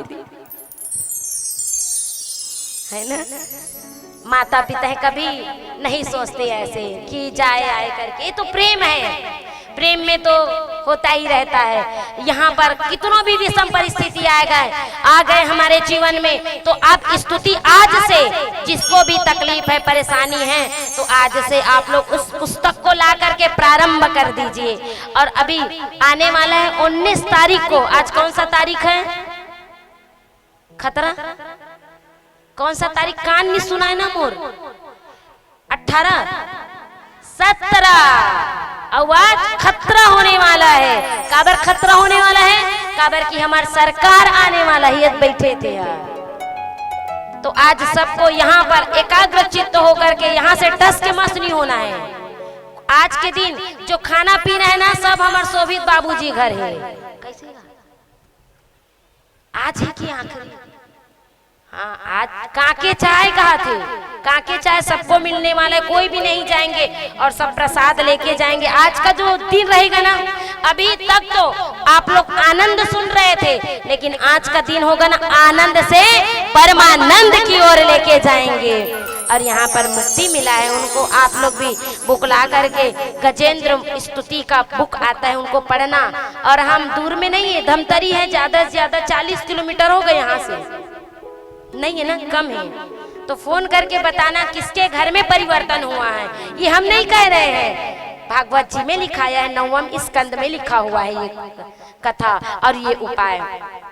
तो आप लोग सब सुंदर तस्वीर लगा करके हर घर में गोविंद भगवान की तस्वीर रहनी चाहिए। नित्य प्रतिदिन उनकी सेवा अर्जन करना चाहिए, उनको भोग लगाना चाहिए, उनको सुनाना चाहिए, बातें करना चाहिए। क्या करना चाहिए? बातें। जैसे घर में बहू बेटी के साथ में, नाती पंथी के साथ में बातें करते हैं, तो उनसे नित्य एक घड़ी बात करिए आप लोग, वो कैसे जवाब नहीं देंगे। कल के मेरे ठाकुर जी की चेहरा आप लोग देखे थे, जब परीक्षित जी लोग स्नान किए और तैयार किए ना, तो उनकी चेहरा मुस्कुरा रहे थे। वो हमारी अंतरात्मा से देखना पड़ता है। जब हमारे पास में इनका वीडियो आया तब हम जूम करके देखे ना, तब कहें कि आज देखो ना परमात्मा कैसे मुस्कुरा रहे हैं। और आज तो उनका आगमन और तो हो ही नहीं सकता कि ये मायूस होए, क्योंकि पहले से इनके लिए भोग आना प्रारंभ हो गया है। आज सुंदर उनकी स्तुति किए हैं। हम यही कामना करते हैं कि जिस तरह से गज की मुक्ति मिली है, ग्रह को मुक्ति मिली है, उसी तरह समस्त कातल बोर्ड वासियों को सुख समृद्धि ऐश्वर्य प्रदान करे। बोलिए गोविंद भगवान की जय हो। परीक्षित जी महाराज सुखदेव से कहते हैं, हे गुरुदेव, हमने सुना है कि भगवान नारायण ने मोहिनी अवतार लिए थे। मोहिनी अवतार ते राजा परीक्षित आओ ना, मैं आज आपको एक ऐसी कथा की ओर लेकर के चलता हूँ जो कथा बड़ी अद्भुत होगी। वो होगी क्या? समुद्र मंथन की कथा। आज आप लोग को समुद्र मंथन की कथा अवगत कराते हैं। एक बार इंद्र ने बृहस्पति को त्याग दिए थे, तो दुर्वासा ऋषि जी ने उनके लिए एक माला लाए थे, फूल की माला। जैसे हमारे आदरणीय शोभित राम साहू जी हमारे लिए सुंदर माला पहनाते हैं, तो इंद्र को भी, इंद्र की सभा बैठी हुई थी, उर्वशी अप्सरा नृत्य कर रहे थे। उतने में दुर्वासा ऋषि आए और उनके भेंट के लिए एक पुष्प की माला लाए, और माला लाने के बाद इंद्र को पहना दिए। अब इंद्र क्या सोचे पता है? देख रहे भी ऋषि को, मैं कहा हीरा मोती जवाहरात पहनने वाला माला, और ये देखो दुर्वासा ऋषि को मुझे पुष्पों की माला दे दिए हैं। निकाल करके क्या किया? हाथी में डाल दिए, और जब हाथी में डाले ना तो हाथी मुंडी हिलाया तो पैर में आ गया, और जब पैर में आया तो वो जो फूल की माला थी वो टूट गई। और इसको कौन देख रहे थे? दुर्वासा ऋषि। कहने लगा, वाह रे इंद्र, तुमने मेरे मान का सम्मान नहीं किया, जा मैं तुमको श्राप देता हूँ कि तुम श्रीहीन हो जाओ। बताइए, श्राप दे दिए। श्रीहीन का मतलब जानते हो क्या होता है? श्री मतलब क्या होता है? श्री मतलब होता है लक्ष्मी, हीन मतलब होता है लक्ष्मी से वंचित हो जाओ। लक्ष्मी तुम्हारे पास नहीं रहेगी, केवल और केवल एक माला के लिए। देखो, अगर कोई आपको सम्मान दे, मान दे, चाहे वो एक सिक्का ही क्यों ना हो, अगर हम मान लो जाए ये माला हमको हमारे बाबूजी ने पहनाए बड़े प्रेम बड़े भाव से, पता नहीं कितनी मेहनत करके वो एक एक दाना गुथ करके हमारे लिए, और हम गुस्से में ऐसे फेंक दे या निकाल दे तो हम तो निकालेंगे, लेकिन उनको अच्छा लगेगा क्या? लगेगा नहीं ना। किसी की भी बात हो, उनकी नहीं, किसी की भी अगर कोई प्रेम से यहाँ कुछ चढ़ा दिए और हम फेंक देंगे तो दुख तो लगेगा ना। देखो कितने मेहनत से हम यहाँ लाए हैं और वो फेंक दिया। आज वैसे ही दुर्वासा ऋषि को गुस्सा आया, श्राप दिया श्रीहीन हो जाओ करके। जब श्राप मिला तो इंद्र दौड़ करके कहाँ गए? बृहस्पति के पास में। बृहस्पति कहाँ गए हैं? नारायण के पास में, ब्रह्मा विष्णु नारायण के पास में गए हैं, महेश के पास। और जैसे गए कहे, प्रभु मुझे श्राप मिला है, कुछ उपाय बताइए। तब उन्होंने कहा, जाओ समुद्र की मंथन करो और वहां से अमृत निकलेगा, तो अमृत पी करके आप अमर हो जाओगे। लेकिन अमृत निकलेगा कैसे? मंथन कौन करेगा? तब कहे, हे भाई, जितने भी देवता है सब किससे दोस्ती करो? राक्षसों से करो, निशाचरों से। तो निशाचरों से हाथ मिलाए गए। निशाचरों ने भी कह दिया, अच्छा अमृत निकलेगा। निशाचर जिसकी आवृत्ति ही निशाचर हो और कोई भी बात को सरल और सहजता से मान ले। कोई होते हैं कम बुद्धि होते हैं ना, तुरंत उसकी बात मान लेंगे, इसकी बात मान लेंगे, तो वो अपने में सोचने समझने की क्षमता नहीं होती, उसको बोलते हैं निशाचर। तो उन्होंने मान गया। आज देवता और राक्षस समुद्र मंथन तैयार हो गए, लेकिन समुद्र को मथने के लिए मथानी चाहिए, तो किसको? पर्वत को बुलाए गए हैं, मंदराचल पर्वत को। और मंदराचल पर्वत 2 योजन लंबा 2 योजन चौड़ा था, लाएगा कौन? तब उसी समय मेरे गोविंद भगवान एक अवतार लेते हैं, अजित नारायण अवतार, और अवतार लेकर के मंदराचल पर्वत को समुद्र में ला देते हैं, और लाने के बाद मथानी प्रारंभ करते हैं। जब मथानी प्रारंभ किए तो मथने के लिए रस्सी चाहिए, तो रस्सी कहाँ से लाए? इतना बड़ा मंदराचल पर्वत है, तो रस्सी कहाँ से लाए? तब रस्सी बासुकी नाग का बनाया गया। जैसे माताएं घर में दही मही बिलोते हैं ना, कैसे बिलोते हैं? अभी तो सब रेडीमेड, बटन चालू करो मन माने फेंटत ताने के दरीले है नहीं, उनमें स्वाद नहीं आता है। पहले की माताएं बीच में डंडा रखते थे और लकड़ी फंसा करके बिलोना करते थे, लेकिन आजकल तो इलेक्ट्रॉनिक का जमाना है, बटन दबा दो वो मन माने सब बूतम मस्त है, वो खलबल खलबल पूरा घर दुआर रोप लौ डबल धोवत मांजत कस के का मतलब पड़ी है नहीं। तो मथानी बनाए बासुकी नाग का। अब देखो एक राक्षस और देवता, जब देवता काना फूसी करने लगे, कान में बोलने लगे, देखो ये जो राक्षस है ना निर्बुद्धि है, तुरंत हमारी बात में आ जाएंगे। एक काम करो, हम बोलेंगे कि मुख की तरफ हम रखेंगे करके, लेकिन वो मान जाएगा कि मुख की तरफ कैसे रखना है करके। जैसे ही सोचेंगे ना तो फिर वो मान करके जैसे ही बोलेंगे, बोलने के बाद में उनको बताएंगे। उतने में एक राक्षस आता, क्या हो रहा है आपस में, क्या बातें हो रही है? तब बोले नहीं भाई,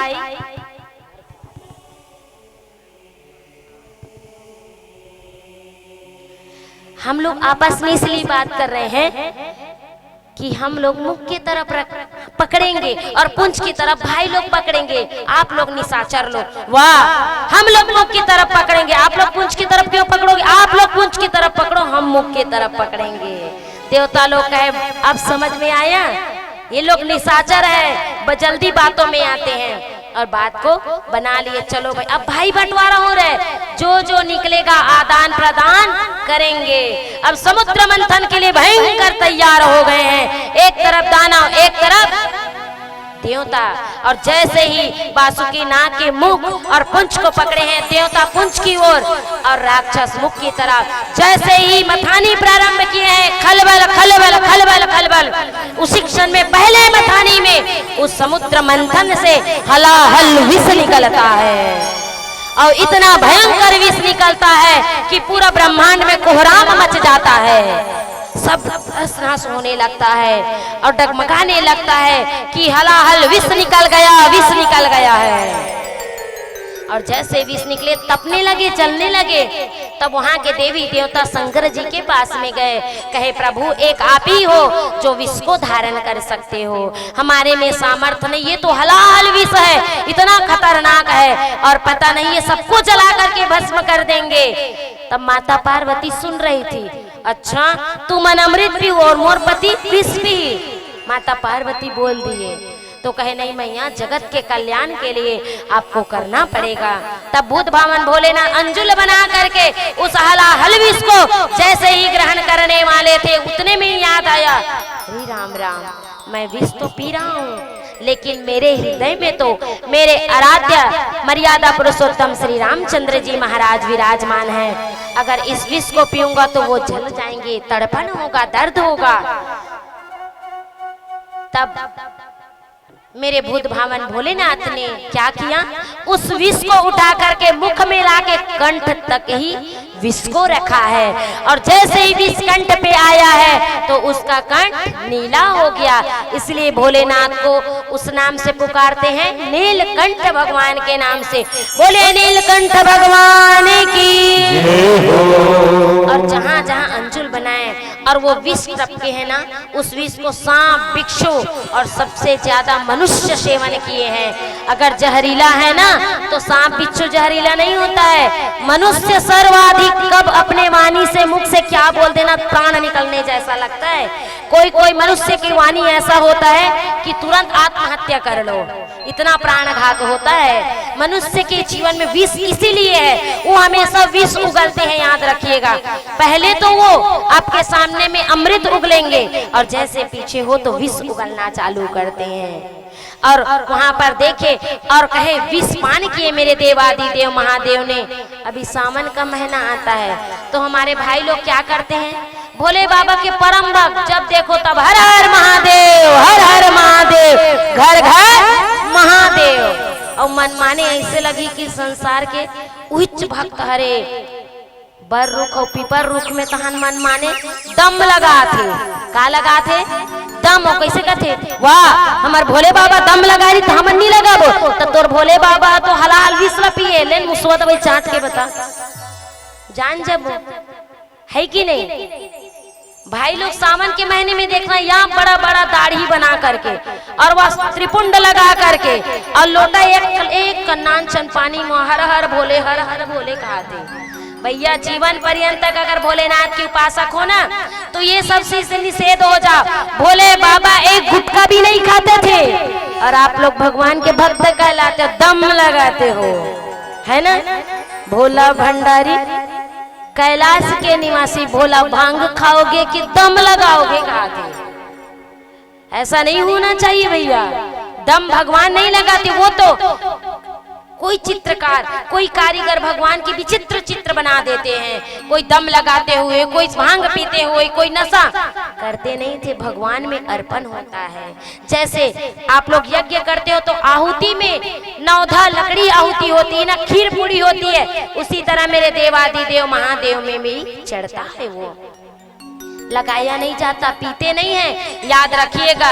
लेकिन यहाँ कहाँ भैया, हमार भोले बाबा पी तो हमन नहीं पीबो, तब लेने महू का हाथ होगा, तोर भोले बाबा दम लगा सोई, तो तोर भोले बाबा तभी समुद्र मंथन में हलाहल विष पिए। ले डेमो कराना पी बता है, पीना नहीं है, सूंघना भर है खाली है नहीं। अभी हम बताएं, असम गए थे, असम कल बताए ना, तो जिस क्वार्टर में हम रह रहे थे ना, पता नहीं उस बॉटल में क्या मिक्स था। तो हमारी जो बैठी हुई है ना, हम तो बॉटल में पीते थे। कौन से बॉटल? वो बॉटल नहीं दादा, पानी की बॉटल। अब सोचत हुई कि यहू कब ले चढ़ा दी स्काई है, बैठे थे वो आखिरी में चढ़ाई संकल्प के साथ में। तो वहां पे दिए तो वो मुझे बोले दीदी आज का पानी पता नहीं क्यों एकदम अजीब सा लग रहा है। तो मैं बोले चुप रह, चुपचाप पी ले, कुछ नहीं होता। दे भी रहे हैं, ऊपर से उनका नुक्स भी निकाल रही है, चुप पी चल। सुबह नाश्ता पानी किए, जल को पिए, और मैं तो अपना स्टील बोतल गर्म पानी वाली हूँ मैं तो, और वो बोतल बिस्लेरी का था। तो बोले एक बार पी के देखो ना दीदी, पीना है तो पी, नहीं पीना है तो छोड़ हटा रहने दो। मैं बोली और अंदर चली गई। एक घुट पी थी वो, एक घुट। और सुबह हमारे नाश्ता का टाइम था 9 बजे, और दोपहर में 1 बजे भोजन का टाइम रहता था, 7 बजे शाम को कथा करना रहता था, 10 बजे कथा से आना था, 11 बजे भोजन करते थे रात्रिकालीन में। तो वहां पे जैसे ही वो 9 बजे वो पानी एक घुट पिए, अब उसके बाद अच्छा नहीं लगा, बाटल का पानी मेरा वाला स्टील का पिए। अब पिए हैं और कहते हैं कि दीदी मैं थोड़ा आराम कर लूँ। हाँ चलो भोजन कर लिए, नाश्ता कर लिए, आराम कर लो। फिर आराम किए। अब 1:30 बज गया, अब 2 बज गया। कटु सत्य है ना, यकीन नहीं है तो अभी उठेगी ना तो पूछ गायब है। तो उठना, चलो भोजन करते हैं। हाँ दीदी इलाका होगीगा। फिर बोले उठना, चलो भोजन करेंगे। दीदी मोर आँखें नहीं खुला थे, ते काय धट का। सच में सत्य घटना है, पता नहीं। अब उसके बाद 1:30 बज गए, 2 बज गए। फिर एक बार गुस्सा आया मुझे, तो मैं हाथ को पकड़ के जोर से उठाई और पानी थे ना फट से मारी आंख में। क्या हो गया? चल उठ, तू तो नहीं खा रही, मुझे भी खाने नहीं दे रही। खा बताऊं दीदी, आंखें तो दोनों आंखें ऐसे टांगे मुंह कर में, अब खोल है नहीं। तब वो ले दे आंखें खोली और जाके फिर नहा के आए ना, तब फ्रेश लगा। तब हम उनको सूंघ करके देखे, पहले तो नहीं, जब बाद में हम सूंघे भैया, तो फिर तो पता नहीं अगर पूरा पानी चला पी लेती बेचारी का करती रहती। तो मैं क्यों धन्य है दाई हो जगह मैं नहीं पिए हूँ, ते पिए सुते अच्छा हो। और कहूँ मैं पी सुते थे का होती मोला सांझ कनिसने बैठना रहा है। तब से जो भी लाते थे ना हमारे लिए भोजन पानी, मैं उनको पहले खिलाती थी। ते खाते सूत जब चली, मैं सूत नहीं बने। वाह दीदी कथी सत्य है। अभी असम की बात है, 14 जनवरी से 21 जनवरी भैया प्राण निकल गया था। ले दे के बच के आए हैं। और वहां जाओ ना तो केवल और केवल बंधे भाजी।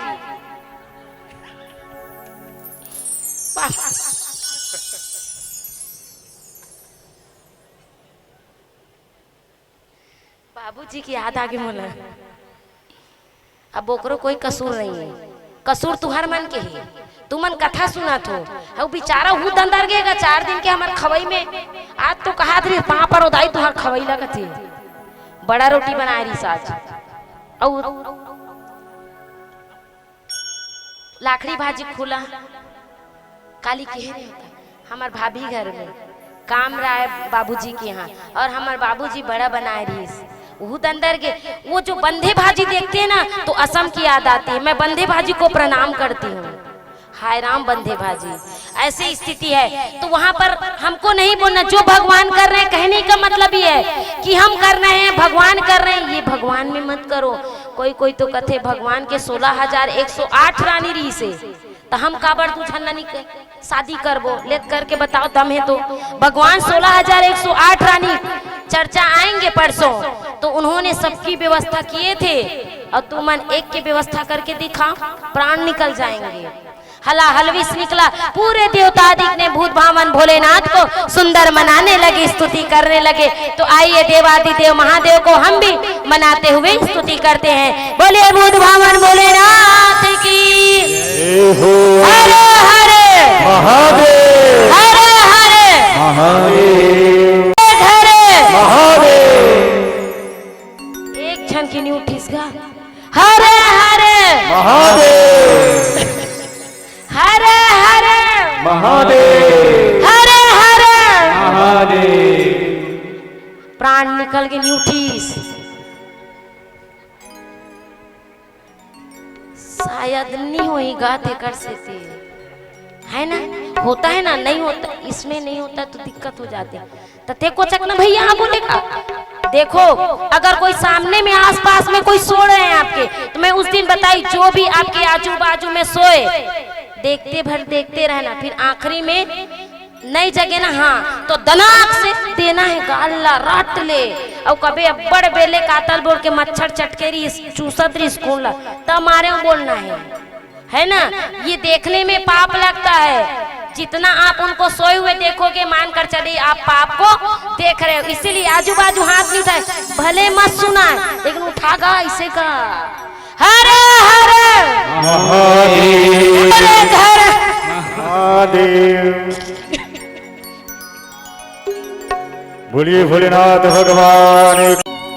शंकर तेरी जटाओं से बहती गंगाधारा, भोले शंकर तेरी जटाओं से बहती गंगाधारा,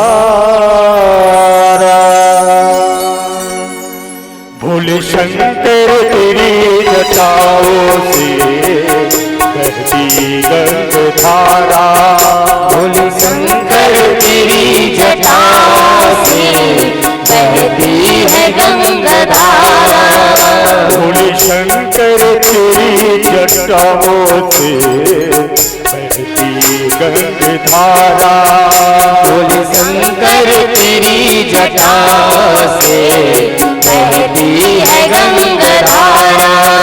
हे जोगी अगमय अपारा, हे जोगी अगमय अपारा, हे जोगी अगमय अपारा, हे जोगी अगमय अपारा।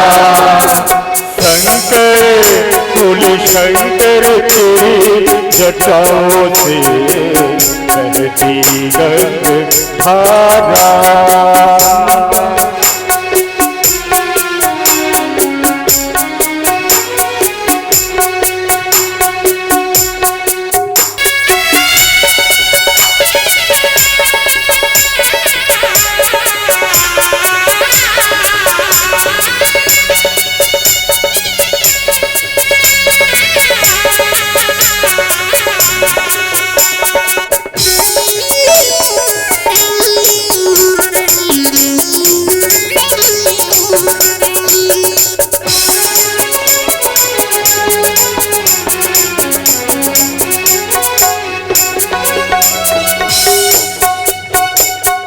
नीलकंठ कहलाए, अंग भुजंग सुहाए, नीलकंठ कहलाए, तेरे अंग भुजंग सुहाए।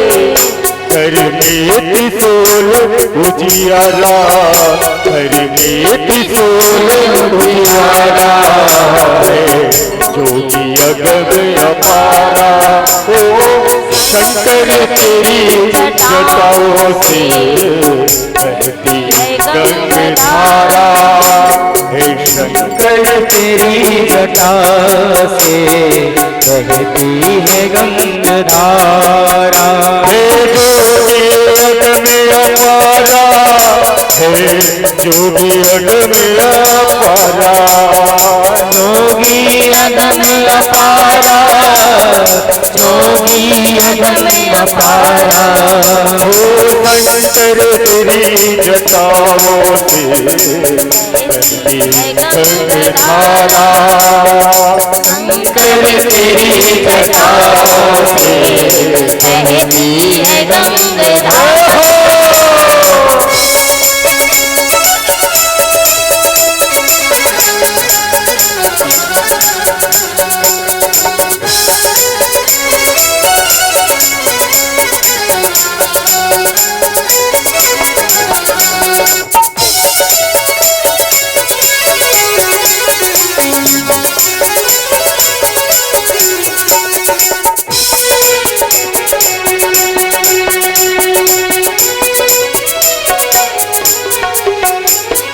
तन में भस्म रमाए, मस्तक पर चंद्र सुहाए। हे तन में भस्म रमाए, मस्तक पर चंद्र सुहाए। हे तन में भस्म रमाए, मस्तक पर चंद्र सुहाए। तन में भस्म रमाए, मस्तक पर चंद्र सुहाए। उठ ध्वनि सब ओकारा है, जोगी अगम अपारा। हो शंकर तेरी जटाओं से बहती है गंगाधारा। है जोगी अगम अपारा है, जोगी अगम अपारा। जोगी अगम अपारा है, जोगी अगम अपारा। हो शंकर तेरी जटाओं से बहती है गंगाधारा। शंकर तेरी जटाओं से बहती गंगाधारा। बोलिए हर हर महादेव गोविंद भगवान की जय हो। इस प्रकार से हलाहल विश्व का पान किए मेरे देवादिदेव महादेव ने। और फिर मंथन होते हैं। उस समुद्र मंथन से इरावत हाथी निकलते हैं। उस हाथी को इंद्र को दिया जाता है। उच्चश्रव घोड़ा निकलते हैं, बलि को दिया जाता है। कामधेनु गाय निकलती है, साधु को दिया जाता है। कल्प वृक्ष दिया जाता है पृथ्वी को, और वहां पर मणि निकलती है, देवता को दिया जाता है। क्रम बाई क्रम निकल रहे हैं ना, धीरे धीरे 14 रत्न निकले हैं समुद्र मंथन से। और वहां उस मंथन से रंभा अप्सरा निकले हैं, इंद्र को दिया गया है। और उसी समय जब मंथन किया गया है तो उस मंथन से, मथानी से, उस समुद्र से माँ लक्ष्मी का प्रादुर्भाव होता है। माँ लक्ष्मी माला लेकर के, हार लेकर के प्रकट होती है। और जैसे ही माँ लक्ष्मी प्रकट होती है, देवदुदुम्बी बजाने लगते हैं, पुष्पों की वर्षा होने लगती है, जय जयकार घोष होने लगती है। बोले लक्ष्मी मैया की। प्रकट हुए माला लेकर, जय माल लेकर के। अब इधर इंद्र, ब्रह्मा, विष्णु, महेश सब लाइन से हैं। अब सबने लक्ष्मी जी को देखे, अरे अरे लक्ष्मी कितनी सुंदर, इतनी प्यारी थी मेरी लक्ष्मी मैया। जब निकले हैं तो उन्होंने पहले इंद्र ने कहा, अरे लक्ष्मी तो मेरे से विवाह करेंगे। कौन बोले हैं? इंद्र। और इंद्र देख करके अपने आप को ताव मार रहे थे, अपने कॉलर को एकदम ठीक कर रहे थे, अरे लक्ष्मी तो मेरे पास आएगी ऐसे करके। तब जयमाल लेकर के जैसे जा रही थी और जा करके इंद्र से आगे बढ़ गए। लक्ष्मी मैया कहती, हे इंद्र, जब देखो तब तुम इतना डरपोक हो, इतना डरपोक हो। कोई भी पूजा अर्चन करे तो सबसे ज्यादा डर तुम्ही को होता है, तो मैं ऐसे डरपोक के साथ में विवाह नहीं करूंगी। लक्ष्मी मैया आगे निकल गई। अब उसके बाद में जैसे निकले पवन देव मिले। पवन देव कहती, अरे लक्ष्मी तो मेरे पास में आएगी, देखना मुझसे ही विवाह करेगी। ध्यान से सुनना ये समुद्र मंथन की कथा। आगे जो माताएं आ रहे हैं पूजा करने में, उनको मत देखो, वो तो आपके गांव की है, रोज देखना है उनको, लेकिन कथा रोज नहीं सुनना है। याद करिए। लक्ष्मी मैया पवन देव एकदम देखने लगे, अरे इंद्र के पास तो विवाह नहीं किए, मेरे साथ विवाह करेंगे। लक्ष्मी मैया निकल गई इंद्र को छोड़कर और वहां पर ब्रह्म को छोड़ करके और पवन देव को छोड़कर। पवन देव को क्या कहते लक्ष्मी में देख रहे हो, जब देखो तब ये पवन देव का कोई ठिकाना, इधर हवा कर दे उधर हवा कर दे और एक आध दिन हवा कर दे तो मैं ही हवा में उड़ जाऊंगा। नारे बाबा मुझे इससे शादी नहीं करना है। अब वहां पर भोलेनाथ को देखे, भोलेनाथ भी सोचने लगे लक्ष्मी मैया मेरे से ही विवाह करेंगे। लक्ष्मी मैया कहती है भोलेनाथ आप मन ही मन सोच रहे हो, लेकिन आपका न रहने का ठिकाना न खाने का ठिकाना, और आपके कैलाश में तो कोई भी घुस पड़ते हैं ना, एक दरवाजा भी नहीं है। एक सोने की लंका थी, माता पार्वती बुलाए थे और बनवाए थे, उनको भी रावण को दे दिया। हाँ मुझे इस जगह पे नहीं रहना है। अब किसके पास गए हैं, ब्रह्मा के पास। ब्रह्मा भी सोचे, तब ब्रह्मा को सोच करके लक्ष्मी मैया कहती हैं ब्रह्मा जी आपके बनाए हुए सृष्टि पर इतना भेद है, कोई काला है, कोई गोरा है, कोई लूला है, कोई लंगड़ा है, और किसी को ऊंच किसी को नीच बनाए हो। ना ना ना, आपने तो अपनी बेटी को भी नहीं छोड़े थे मोह माया में, मैं तुमसे शादी नहीं करूंगी। अब लक्ष्मी मैया एकांत में धीरे धीरे जा रही थी और क्या कर रहे थे, किसके गले डालूं मैं किसके गले डालूं, किसके गले डालूं मैं किसके गले डालूं, किसके गले डालूं मैं किसके गले डालूं, किसके गले डालूं मैं किसके गले डालूं। के गजरा के गजरा के गजरा किसके गले डालूं, के गजरा किसके गले डालूं, के गजरा किसके गले डालूं, गजरा किसके गले डालूं, किसके गले डालूं मैं किसके गले डालूं, किसके गले डालूं मैं किसके गले डालूं। के गजरा के गजरा के गजरा किसके गले डालूं, के गजरा किसके गले डालूं।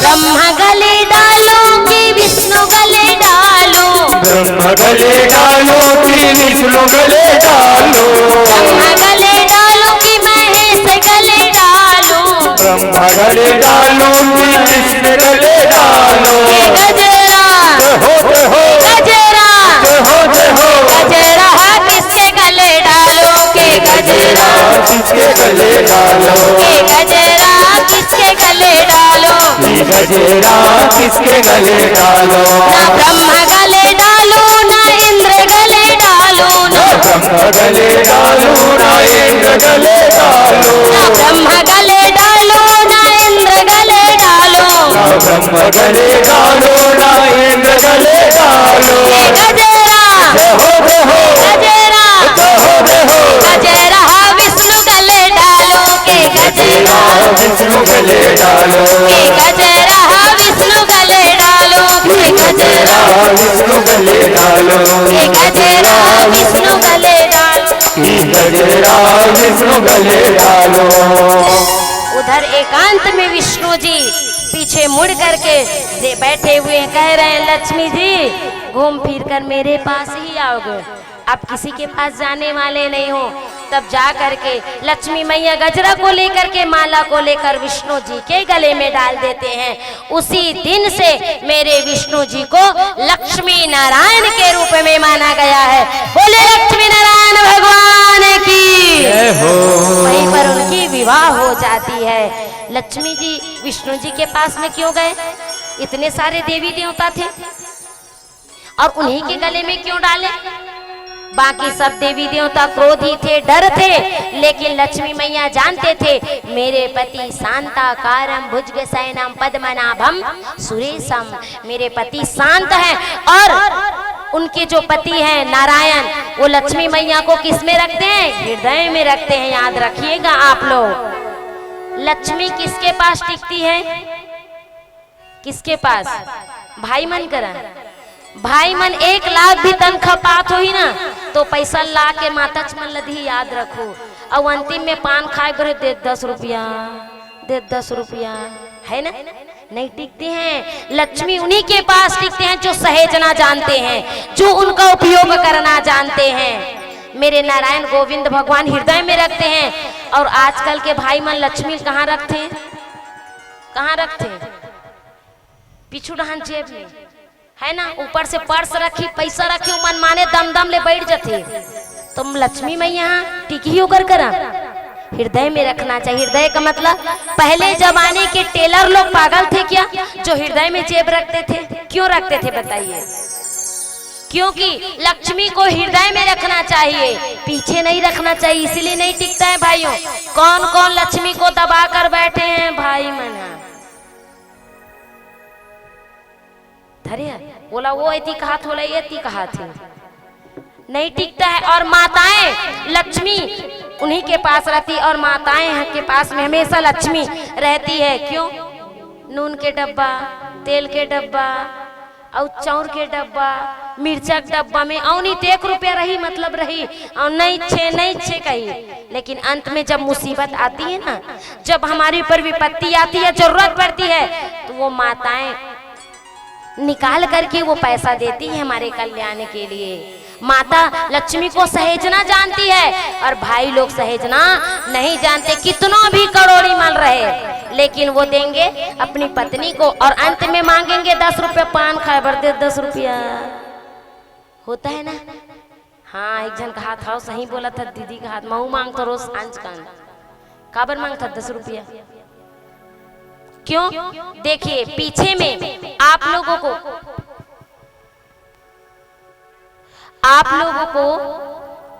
जितने भी मेरे भाई हैं, एक एक ठन पत्थरा उठाओ तो अतका बड़बड़ अपन अपन स्थान से उठाइए, और उस पत्थर को उठा करके अपने जेब में डाल के बैठो। कितने घंटा बैठ पाओगे? सही है कि नहीं है? देखिए आपको दर्द होगी ना उस पत्थर से, तो सोचिए उस लक्ष्मी मैया को जिसमें आप पीछे जेब में रखे हो, और उसमें रख करके उनको भी तो दर्द हो रहा है ना, तकलीफ तो होगी ना। इसीलिए लक्ष्मी को सहेजना जानना चाहिए, सहेज करके लक्ष्मी को रखना चाहिए। लक्ष्मी मैया और नारायण जी का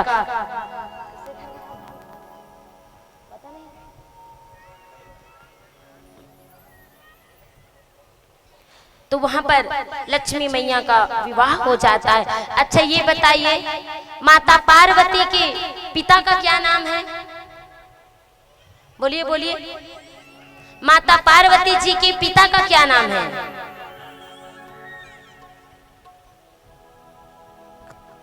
तो तुमन परन दिन काय कथा सुने हो हैं? ए मन भैया काम बुतक डर में कथा सुने बर आथे ता है नहीं, टान न भाई की कथा सुनिल जाबो। माता पार्वती के पिता का नाम हिमाचल राजा, और माता का नाम मैना रानी, और माता सीता के पिता का क्या नाम है? दुकालू राम। बोलो बोलो, क्या? राजा जना। और माता लक्ष्मी के पिता का क्या नाम है? इहिल कथेगा आगे पाठ और पीछे। हाँ, लक्ष्मी मैया कहां से निकले? अभी समुद्र से।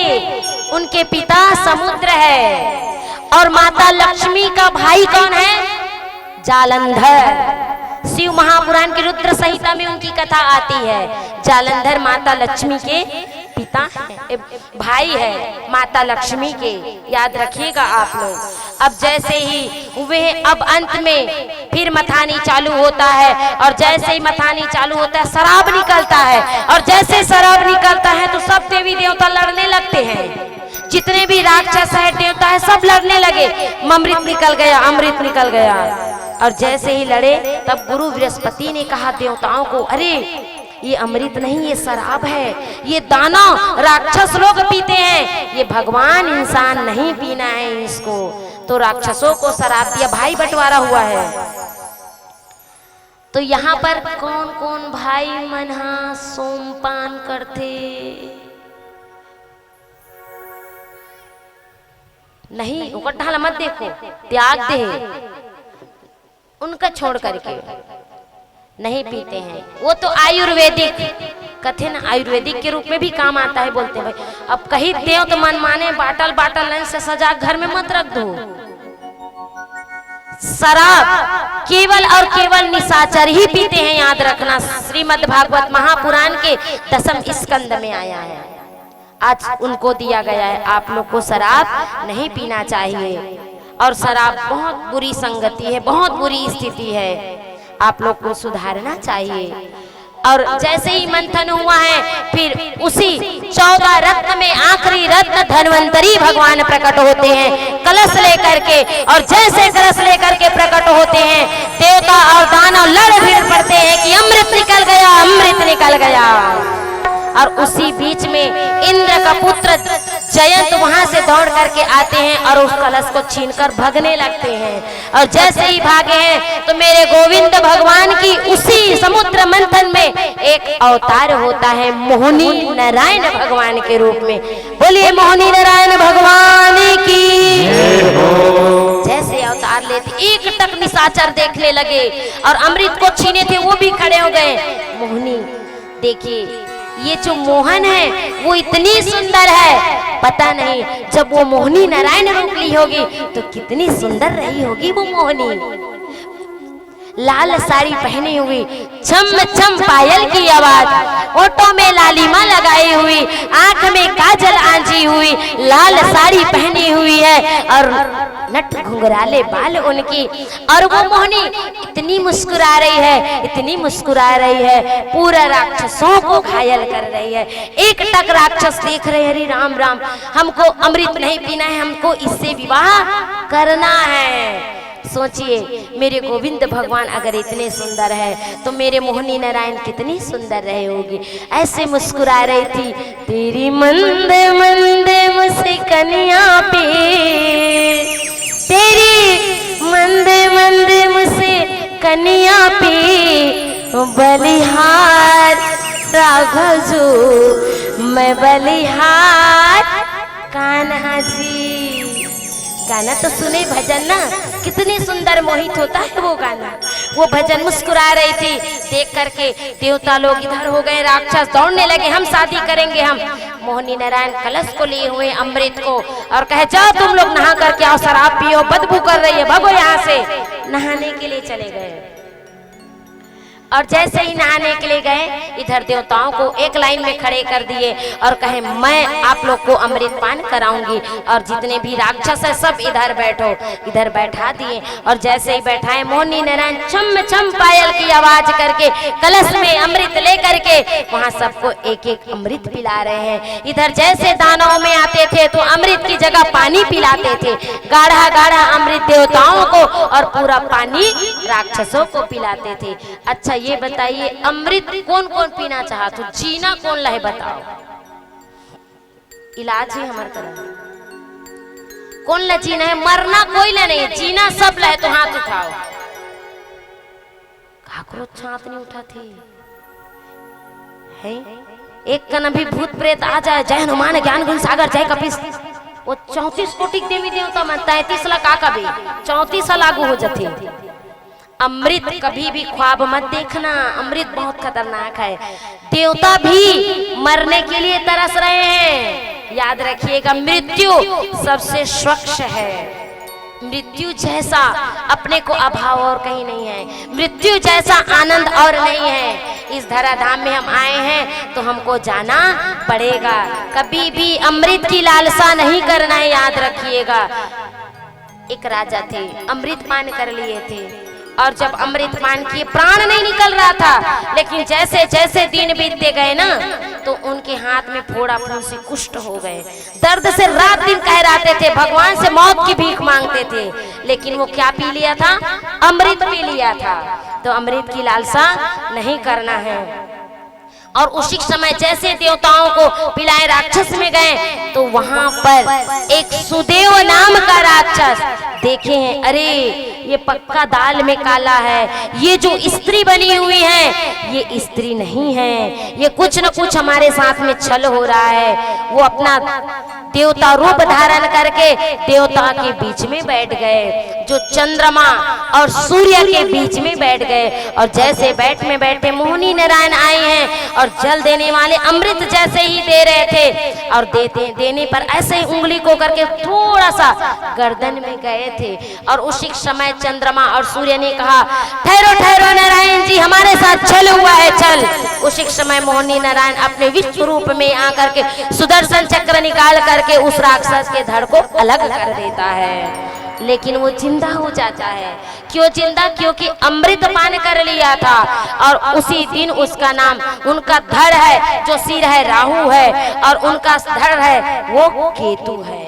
राहु केतु के नाम में सुदेव नाम के राक्षस परिवर्तित हो गए और चंद्रमा और सूर्य को श्राप दिए, जाओ आज तुमने मुझे अमृत पीने से रोका है, तुमने मेरे साथ कूटनीति किए हो, मैं तुमको श्राप देता हूँ कि साल में एक बार तुमको भी मैं ग्रसित करूंगा, मैं तुम्हें भी ग्रहण लगाऊंगा। अभी आप लोग 2 तारीख को ग्रहण लगा था, कौन सा? चंद्र ग्रहण लगा था ना। तो ग्रहण उसी समय लगता है। राहु सूर्य नारायण और चंद्रमा को अपने मुख में रखे रहते हैं, कष्ट होता है, बदले की भावना लेकर के श्राप दिए गए हैं। तो कभी भी ग्रहण काल में हमको भोजन नहीं करना चाहिए। ग्रहण काल में हमको नाना प्रकार की कोई शुद्ध काम नहीं करना चाहिए। ग्रहण काल में हमको केवल और केवल मंत्र जाप करना चाहिए। जैसे ग्रहण छोड़े तो स्नान ध्यान करके देवी देवता का पूजन करना चाहिए। और जैसे ही देखे हैं आज दानव और देवताओं में भयंकर युद्ध हो गया और उस युद्ध का नाम पड़ा देवासुर संग्राम पड़ गया और उस संग्राम में सब मारे गए, कोई जिंदा नहीं, केवल देवता अमृत पिए थे, सब जीवित थे और सब राक्षस मारे गए। तो उसी बीच में दैत्य गुरु शुक्राचार्य ने अपनी मंत्र संजीवनी विद्या से, मृत संजीवनी विद्या दिला करके राजा बलि को जीवित कर दिया। जब राजा बलि को जीवित किया गया तो राजा बलि कहते हैं देवताओं को पाने के लिए, उनके गद्दी को पाने के लिए क्या करना चाहिए? 100 अश्वमेघ यज्ञ करो। यज्ञ प्रारंभ कर दिए। अब इधर जैसे यज्ञ प्रारंभ किए हैं राजा बलि ने, तो उतने में इंद्र हाहाकार मच गया कि अब हमारे सिंहासन हिलने वाला है। तो उन्होंने क्या किया? नारायण के पास गए, नारायण अब आप ही कुछ कर सकते हो। तब नारायण ने कहा आप लोग घर को जाओ, अपने स्थान को जाओ, आज मेरा जन्म होने का समय आ गया है, मैं माता दीति के गर्भ में आऊंगा और वामन नारायण के रूप में प्रख्यात होऊंगा। और उसी समय माता दीति ने कश्यप ऋषि से कहा कि हे स्वामी, जिस भी माताओं के कोई संतान नहीं है, ध्यान से सुनिएगा, जिस भी माता के अभी तक कोई संतान नहीं है, कहते हैं कि श्रीमद् भागवत महापुराण के इस 10वें स्कंद को सुनने मात्र से ही उनके घर में बच्चे, उनके गर्भ में बच्चे का प्रादुर्भाव होता है। आज ही के दिन वामन भगवान का आगमन आज ही के दिन, और मेरे मर्यादा पुरुषोत्तम श्री रामचंद्र जी महाराज कथा के माध्यम से 5म दिवस में आज ही के दिन होना है। तो इस कथा को कोई सुन लेते हैं तो उनके घर में भी बाल गोपाल किलकारी मारते हैं। तो माता दीति ने कहा है, माता आदिति ने कहा है, प्रभु मुझे एक पुत्र दो ना जो बहुत सुंदर हो और साक्षात भगवान आए मेरे गर्भ में, तो कोई ऐसी उपाय बताओ ना। तब कश्यप ऋषि ने कहा देवी आओ, मैं तुमको एक पयोव्रत उपाय बताता हूँ। पयोव्रत ये कैसा होता है? वही पयोव्रत फाल्गुन मास के प्रतिपदा एकम तिथि से लेकर के द्वादश तिथि तक के पानी पी करके माता को मंत्र का जाप करना है। ओम नमो भगवते वासुदेवाय नमः। नित्य प्रतिदिन केवल दूध पीना है गौ माता का। माताओं को याद रखिए। और उस व्रत को करने से आपके घर में साक्षात मेरे गोविंद भगवान के अंश ही आएंगे, मान करके चलिए। फाल्गुन मास अब तो चला गया, चैत्र आ गए। फाल्गुन मास के प्रतिपदा एकम तिथि से लेकर द्वादश तिथि, द्वादश मतलब जानते हो 12, है ना, एकादशी होता है, एकादशी के बाद पारना होता है, द्वादश तिथि बोलते हैं। उस दिन तक के आप लोग दूध पी करके उस परमात्मा का ध्यान करेंगे तो आपके घर में भी मंगलमय कामना होंगे। और कहते हैं किसी भी देवी स्थान में या ठाकुर जी के स्थान में या कहीं कथा पूजा भागवत हो रही, उस स्थान में मेरे गोविंद भगवान की श्रृंगार चढ़ाने से या खिलौना चढ़ाने से, उनकी मंत्र भोग चढ़ाने से उनके घर में भी वो संकल्प लेकर श्रीफल चढ़ाकर अपने पति और अपना नाम लेकर के अगर किसी भागवत भगवान में अर्पण करते हैं तो मेरे गोविंद भगवान उनकी मनोकामना शीघ्र पूर्ण करते हैं। यहाँ पर उनको समझाए हैं और कहे मेरे आने का समय हो गया है। माता अदिति ने नित्य प्रतिदिन दूध पी करके और ठीक 9वें महीने में माता अदिति के गर्भ में एक बालक का प्रादुर्भाव होता है। इधर दैत्य राजा बलि हवन कर रहे हैं, स्वाहा स्वाहा कर रहे हैं। 99 हो गया था, अब आखिरी 100वें में आए थे। फूल पुष्प दूबी चावल नारियल लेकर के दैत्य गुरु शुक्राचार्य संकल्प ले रहे थे और इधर माता अदिति के गर्भ से बालक का जन्म होता है। वो विराट रूप में आकर के दर्शन देते हैं अदिति मैया को। बोले गोविंद भगवान की जय हो। तो माता अदिति कहते हैं प्रभु मेरे घर में जैसे छोटा सा बालक को खिलाते वैसे आप खिलाओ ना, छोटे रूप में हो जा। मुझे चतुर्भुज नहीं चाहिए, मुझे 2 हाथ और 2 पैर चाहिए। तब मेरे गोविंद भगवान छोटे से बालक 52 अंगुल का हो गए और 52 अंगुल में 52 नारायण के रूप में प्रकट हुए हैं। और जैसे प्रकट हुए तो उनकी माता ने क्या किए, वस्त्र पहनाए हैं और भोलेनाथ ने मिथिला प्रदान किए हैं और गायत्री मैया ने वेद दिए हैं और भूमि ने उनको बैठने के लिए चटाई दिए हैं और वहां पर ब्रह्मदेव ने छतरी दिए हैं। ऐसी तरह से और अन्नपूर्णा ने पात्र दिए हैं। उस पात्र को ले जा करके वहां आज राजा बलि के यहाँ कैसे जाएंगे आप लोग। सुंदर इस बलि की कथा प्रारंभ हो रही है। वामन भगवान निकल पड़ रहे हैं, उनको अनेकानेक वस्त्र आदि दे करके आज उनको तैयार किया जा रहा है। उनकी माँ ने मेखला प्रदान करके अब वामन भगवान छतरी ओढ़ करके राजा बलि के द्वार में जा रहे हैं। और जैसे भक्त विक्षाम देहि, जैसे विक्षाम देहि सुने रोक दिए राजा बलि, हाथ छोड़ दिए।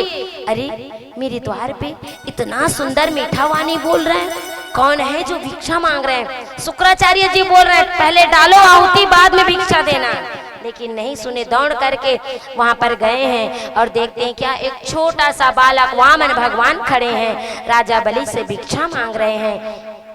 जैसे ही भिक्षा मांगे राजा बलि से कहते हैं हे राजा बलि मुझे भिक्षा दीजिए। कहे आप ठहरे छोटा सा बालक कि क्या चाहिए, सोना चांदी धन दौलत जमीन जायदाद रुपया पैसा क्या चाहिए बोलो ना।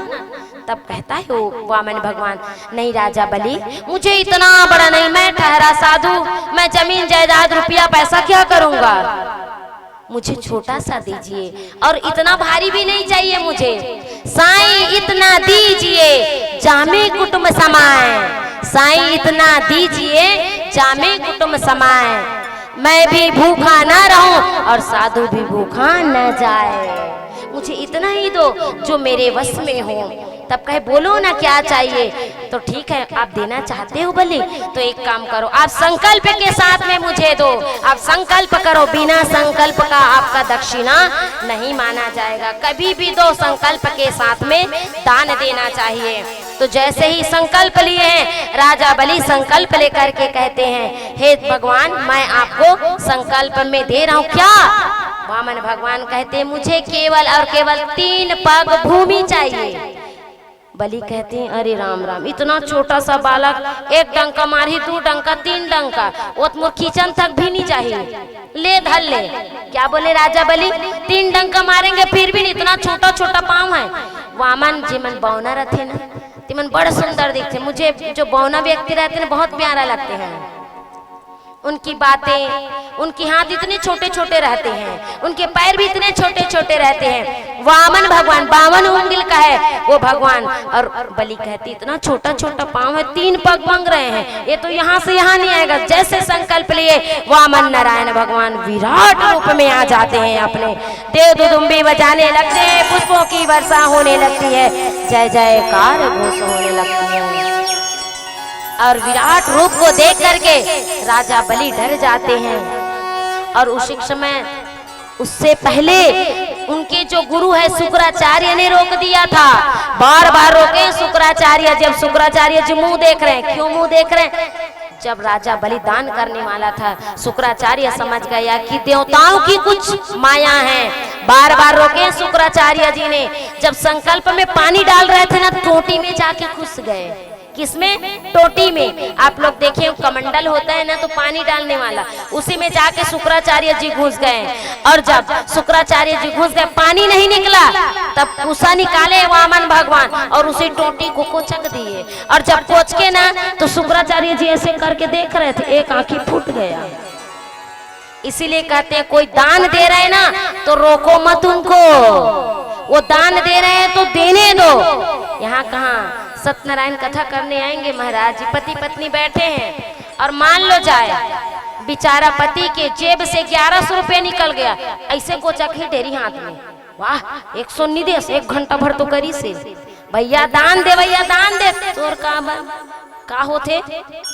हाँ, शुक्राचार्य जैसे दुर्गति हो जाएगी, याद रखना, ये सत्य है। आप लोग अगर कोई दान कर रहे हैं तो कभी भी दान में टांग नहीं अड़ाना चाहिए, नहीं तो जो दुर्गति शुक्राचार्य की हुई है वही दुर्गति हमारी भी हो जाएगी। उनको खुले मन से दान दीजिए, दान करने दो। अगर परमात्मा ने दान देने लायक बनाया है तो दान दे रहे हो, और नहीं बनाया तो कोई दिक्कत ही नहीं है।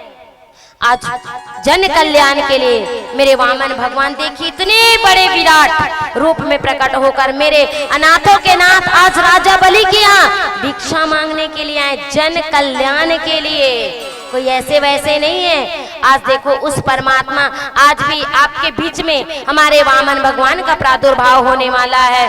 हम ये समझ करके दान करेंगे कि आज बड़ी से साकार रूप से, विराट रूप से आकर के वामन भगवान हमारे द्वार पर आए हैं, तो हम अपने पाप रूपी धन को उनको अर्पण करेंगे। हमारे पाप को हम बताए थे आरती में, जब आरती 3 बार घुमाते हो और पैसा डालते हो तो वो पाप का पैसा रहता है जो पंडित जी को दिया जाता है। हमने बताया है 10वीं और 12वीं हर व्यक्ति करवा सकते हैं, लेकिन 13वीं तो केवल यदि पंडित करवाइए। कौन कौन भला हुआ है? चिन्हा तो नहीं, ये नींद में ही कहा था। बोलिए गोविंद भगवान की। तो कहने का मतलब है कि अगर दान कर रहे हैं तो कोई भी रोको मत उनको, और हमेशा अपने जेब में वो पैसा रखो। और कहीं भी जाओ खाली हाथ नहीं जाना है। खाली हाथ जाओगे तो परमात्मा आपके घर को ही खाली कर देंगे। किसी को दान ही नहीं किए जीवन में तो क्या है। तो आज 3 पग जैसे ही भूमि को 1 पग मापे हैं, पूरे ब्रह्मांड को नाप लिए, फिर दूसरा पग बढ़ाए हैं, पाताल को नाप लिए, तीसरा पग नापते हैं। तब उसी समय राजा बलि इधर उधर देखने लगा और तीसरे पग में बोले मैं कहाँ रखूं, ये तो ब्रह्मांड का राजा है। तब उसी समय उनके जो दादा है कौन, प्रहलाद जी कान में आए, अरे बलि ये साक्षात नारायण है, अभी समय है अपना जो सिर है ना वो परमात्मा के पैर में दे दे। तब राजा बलि ने अपनी जो सिर है परमात्मा के पैर में दे दी, अपने आप को दे दिए हैं राजा बलि ने। आज बड़े सौभाग्य की बात है। देखो दान कहते हैं कि अगर कोई श्रीमद् भागवत महापुराण में अगर जिमी कंद चढ़ा दे तो मान कर चलिए कि भूमि दान के बराबर होता है। जैसे कथा प्रवाहित हुई है और उस माता ने भूमि दान कर दिए। आज वामन भगवान क्या करने के लिए आए हैं? भिक्षा मांगने के लिए राजा बलि के आए। दान का महत्व बताया है और राजा बलि ने 3 पग भूमि दिए हैं। 3 पग मांगने में 2 पग को आकाश पाताल को नाप लिया, 1 पग अपने आप को दे दिया। और उसी समय ये देखिए जिमी कंद भी यहाँ पे। बोलिए गोविंद भगवान की जय हो। तो कहते हैं जहाँ जिमी कंद पड़ गया तो मान कर चलिए कि 1 एकड़ जमीन दान में हो गया। बाबूजी कहा बाद में 2 एकड़ चढ़ा, मतलब 2 मुड़ी कहा थे, दू एक मन का करबो, हम तो तोला दे देबो ना बाबूजी। बिल्कुल भी नहीं, दान जिमी कंद से होता है। क्यों जिमी कंद चढ़ाया जाता है? जो जमीन से निकला हुआ कंद ही जमीन कंद है, वो भूमि के बराबर होता है। वो बड़े भाग्यशाली हैं वो माता जिन्होंने कथा के माध्यम से यहाँ आकर के उन्होंने जमीकंद दान किए हैं। आज विराट रूप में आकर अपने आप को दे दिए। राजा बलि के पिता है विरोचन, विरोचन के पिता है प्रहलाद, प्रहलाद के पिता है हिरण्यकश्यप, हिरण्यकश्यप के पिता है ब्रह्मा जी। और वहां पर राजा बलि ने सुंदर दान करके प्रार्थना की और राजा बलि को पाताल लोक के स्वामी बना दिए गए। और किसी बड़े बड़े ज्ञानी संत महात्मा कहते हैं कि राजा बलि को द्वारपाल बना लिए थे और माता लक्ष्मी के पास जब नहीं आए थे तो माता लक्ष्मी ने राजा बलि को भाई बना करके रक्षा सूत्र में बांध करके अपने स्वामी नारायण को मांगे थे। तो आइए हमारे इस कातल बोल प्रांगण में सुंदर साहू परिवार में वही वामन भगवान का आगमन हो रहा है। जिनसे जो पढ़ेंगे बन पड़ेंगे उनके पात्र में कुछ नहीं तो एक सिक्का डालना है। तो आप लोग अपनी जीवन को कृतार्थ करने के लिए कुछ ना कुछ उनके पात्र में डाल करके वामन भगवान से प्रार्थना करेंगे। जिस तरह बलि की कार्य को संपन्न किए प्रभु बलि के जीवन में आकर के उनके जीवन को कृतार्थ किए, उसी तरह हमारे जीवन में आकर हमारे प्रांगण में आकर के उनका कल्याण करना। बोलिए गोविंद भगवान की, वामन नारायण भगवान की। हो तेरा होगा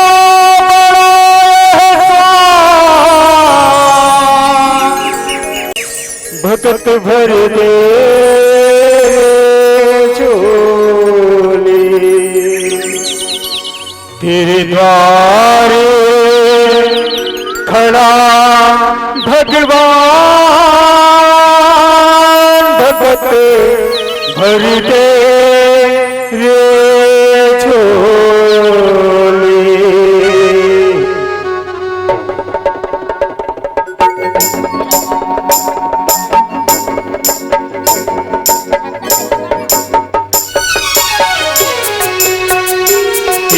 द्वार खड़ा भगवान भगत भर दे झोली, तेरा द्वार खड़ा भगवान भगत भर दे रे झोली।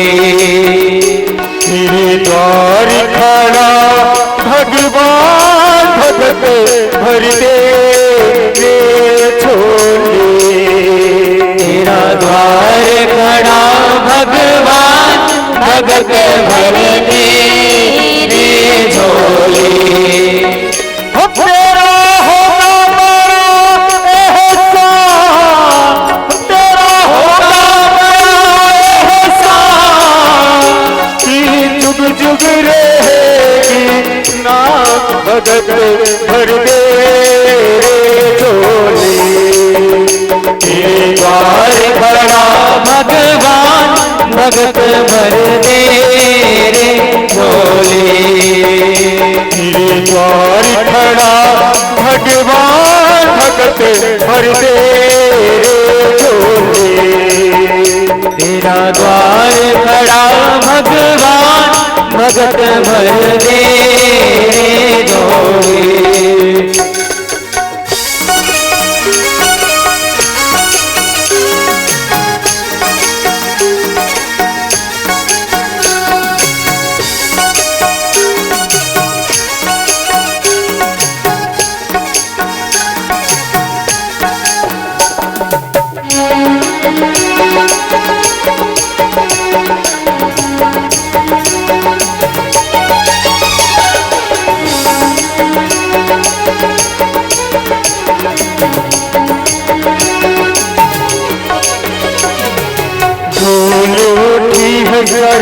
धरती देख रे डोला गगन है सादा, डोल उठी है सर धरती देख रे डोला गगन है सारा। भीख मांगने आया तेरे घर, जगत का पालने हारा रे जगत का पालनहारा। भीख मांगने आया तेरे जगत का पालनहारा रे, जगत का पालनहारा।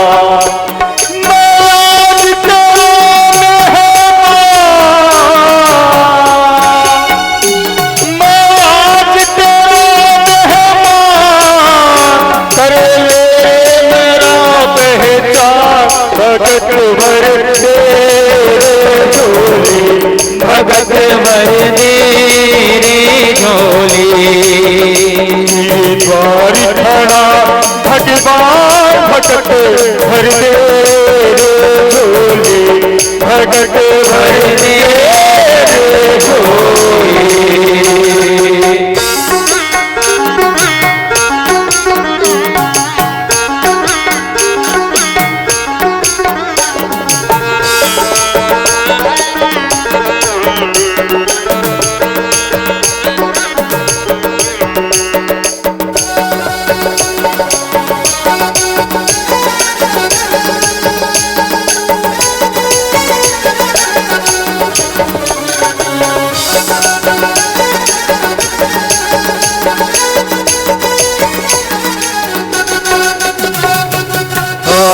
लुटा तेरे सरबस यमुना, मान ले कहना मेरा।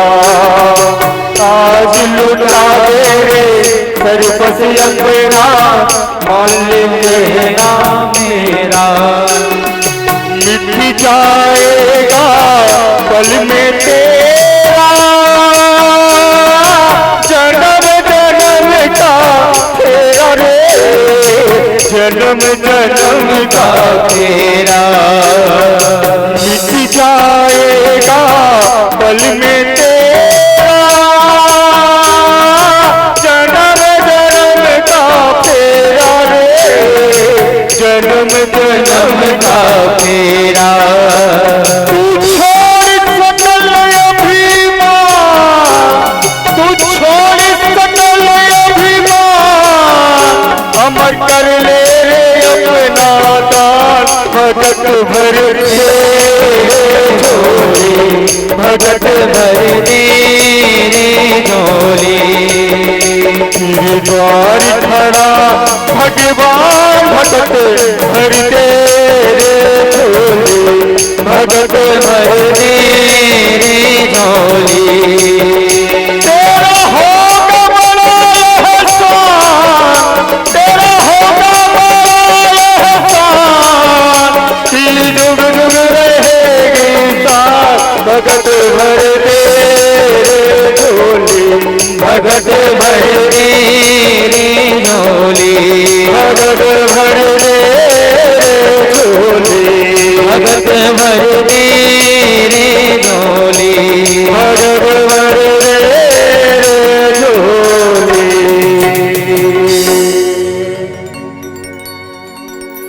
तेरी माया सना पाया तू पार, की लीला तेरी तू ही जाने। माया का ना पाया कोई पार, की लीला तेरी तू ही जाने। तू ही जाने हो श्यामा, तू ही जाने, तू ही जाने हो श्यामा, तू ही जाने। तेरी माया का न पाया कोई पार, लीला तेरी तू ही जाने। तेरी माया का न पाया कोई पार, लीला तेरी तू ही जाने।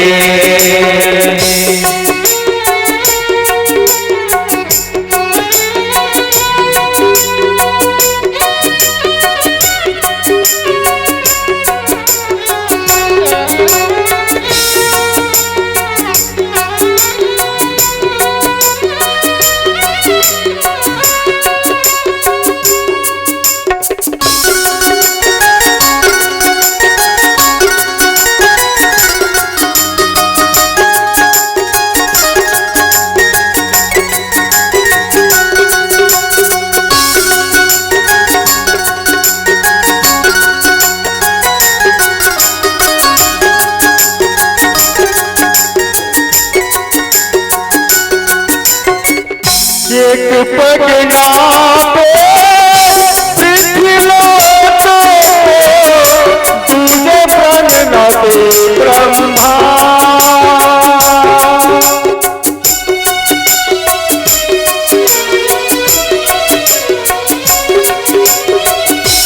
एक पगना पे पृथ्वीलोक को दूजे पगना पे ब्रह्मा। तीजे पगना पे मालिक तीज को फूल बरसावे भगवान। तीजे पगना पे मालिक सर को फूल बरसावे भगवान।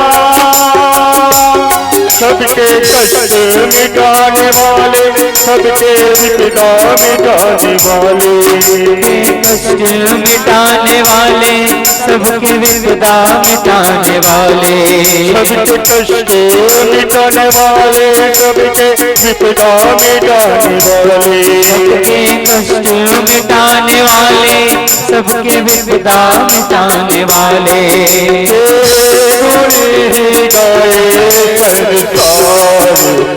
लीला तेरी तू ही जाने, तेरी माया का न पाया कोई पार। लीला तेरी तू ही जाने, तेरी माया का न पाया कोई पार। लीला तेरी तू ही जाने, तेरी माया का न पाया कोई पार। लीला तेरी तू ही जाने, तू ही जाने हो श्यामा, तू ही जाने, तू ही जाने हो श्यामा, तू ही जाने। तेरी माया का न पाया कोई पार। लीला तेरी तू ही जाने, तेरी माया का न पाया कोई पार। लीला तेरी तू ही जाने, तेरी माया का न पाया कोई पार। लीला तेरी तू ही जाने, लीला तेरी तू ही जाने, लीला तेरी तू ही जाने। बोलिए वामन नारायण भगवान की जय हो। गोविंद सरकार की जय हो। परीक्षित जी और यजमान परिवार से आग्रह है, वामन देव भगवान की पूजा अर्चन तिलक करके उनको एक बार अगर मेरे परमात्मा गोविंद भगवान माया कर दे, कृपा कर देना, तो मान कर चलिए कि सब आनंद ही आनंद होगा। तो यहाँ पर आकर के राजा बलि को वहाँ की पाताल लोक की स्थान दे करके उन्होंने धन्य मान लिए और राजा बलि निवास करने लगे। और मेरे गोविंद भगवान जो वामन विराट रूप में लेकर के आए, स्नान करने के लिए तालाब गए और जब स्नान किए तो सूर्य नारायण भगवान को अर्घ्य देने लगा। आप लोग कभी भी जब भी स्नान करते हो तो स्नान करने के बाद पूरब दिशा की ओर खड़े होकर सूर्य नारायण को अर्घ्य देना चाहिए। और जो भी माता पिता जिसके बेटे पढ़ने में कमजोर है वो ध्यान से सुनिएगा, अगर सूर्य नारायण जब तक प्रबल नहीं होगा तब तक हमारा बेटा आगे नहीं बढ़ सकता है। तो उनके लिए क्या करना है, अगर आपको समाज में ख्याति प्राप्त करवाना है, समाज में उठना है, समाज में सूर्य की भांति चमकना है, तो क्या करना पड़ेगा, रोज सूर्य नारायण को अर्घ्य देना पड़ेगा। कैसे?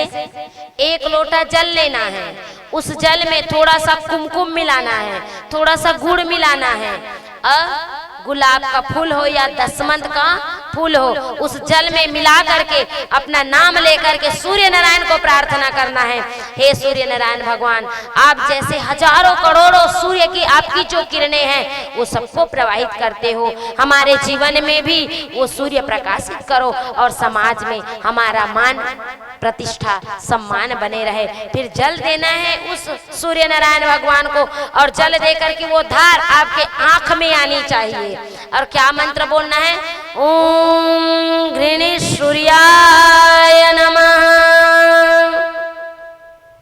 क्या बोलना है? ओम घृणी सूर्याय नमः। जल देते रहना है और ध्यान रखना कि वो जल आपके पैरों में ना पड़े। अगर समाज में मान प्रतिष्ठा सम्मान चाहते हो तो सूर्य नारायण को अर्घ देना पड़ेगा। और जो भाई राजनीतिक में कमजोर हो रहे हैं और जो राजनीतिक में एक ओर से हार जाते, कौन हारे एक ओर से है? सरपंच कौन है यहाँ के? सरपंच नहीं है हबे कहाँ है? घर में चना लुअत कहाँ आए हैं? हर घर में हर गांव में एक सरपंच राजा होते हैं, क्योंकि वो गांव की निगरानी गांव की देखरेख करते हैं और अपनी प्रजा को सुखमय जीवन बिताते हैं। तो अगर राजनीतिक करना है तो राजनीतिक में वही तो मुद्दा है, आगे उठना है, समाज में आगे बढ़ना है, उसी का तो नाम है। तो सूर्य नारायण को अर्घ देना पड़ेगा। सूर्य नारायण को अर्घ देने के लिए जल ले ही रहे थे, उस जल में एक मछली आ गई, छोटी सी जल परी आ गई। आने के बाद सत्यव्रत राजा को कहते हैं, राजा मुझे यहाँ से निकालो, राजा मुझे यहाँ से निकालो, क्योंकि यहाँ बड़े बड़े जीव जंतु है और मैं ठहरी छोटी सी जल परी, मुझे यहाँ से निकालो।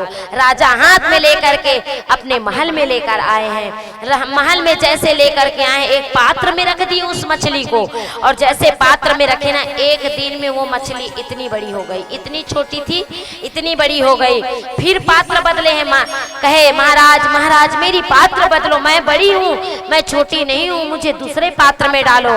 फिर उन्होंने फिर दूसरा पात्र डाले। फिर 2 दिन में 3 दिन में वो मछली इतनी बड़ी हो गई। फिर बढ़े हैं, फिर पात्र बदले हैं। तीसरा दिन, चौथा दिन, 10 दिन में वो मछली विराट रूप में आ गए। और राजा ने अपने समाज में अपने गांव में तालाब खुदवाए, उस तालाब में उस मछली को डाले। और जब मछली को डाले ना तो तालाब भी छोटा पड़ गया, मछली का पुंछ बड़ा हो गया। तब कहे राजा जी यहाँ पर मुझे छोटा महसूस हो रहा है, मेरे देखो ना पुंछ भी यहाँ पे टिक रहा है, मुझे कोई ऐसे स्थान में डालो ना। तब राजा ने कहा पता नहीं दिन ब दिन ये मछली क्यों बढ़ रहा है। तब उसने क्या किया, जिस स्थान से लाए थे उसी सरोवर में फिर वापस ले जाने का प्रयास किए। और उसी वापस जैसे उस मछली को समुद्र में डाल रहे थे तो उसी मछली से मेरे गोविंद भगवान मत्स्य नारायण के रूप में प्रादुर्भाव होता है। देव दुदुम्बी बजाने लगते हैं, पुष्पों की वर्षा होने लगती है, जय जयकार घोष होने लगती है। और कहते हैं राजा आप ना कौन है, मैं जानता हूँ। तो कहे राजा आप कौन हो स्वामी, और आप तो चतुर्भुज में आए हो, मैं तो छोटी सी मछली देखी थी आपको। तो कहे मैं मत्स्य नारायण हूँ, मैं साक्षात बाल गोविंद भगवान वैकुंठवासी हूँ। तो प्रभु आप इतना लीला क्यों किए। तब कहे हे सत्यव्रत आज से ठीक 7 दिन बाद प्रलय आने वाला है। कितने दिन बाद? 7 दिन बाद प्रलय आने वाला है।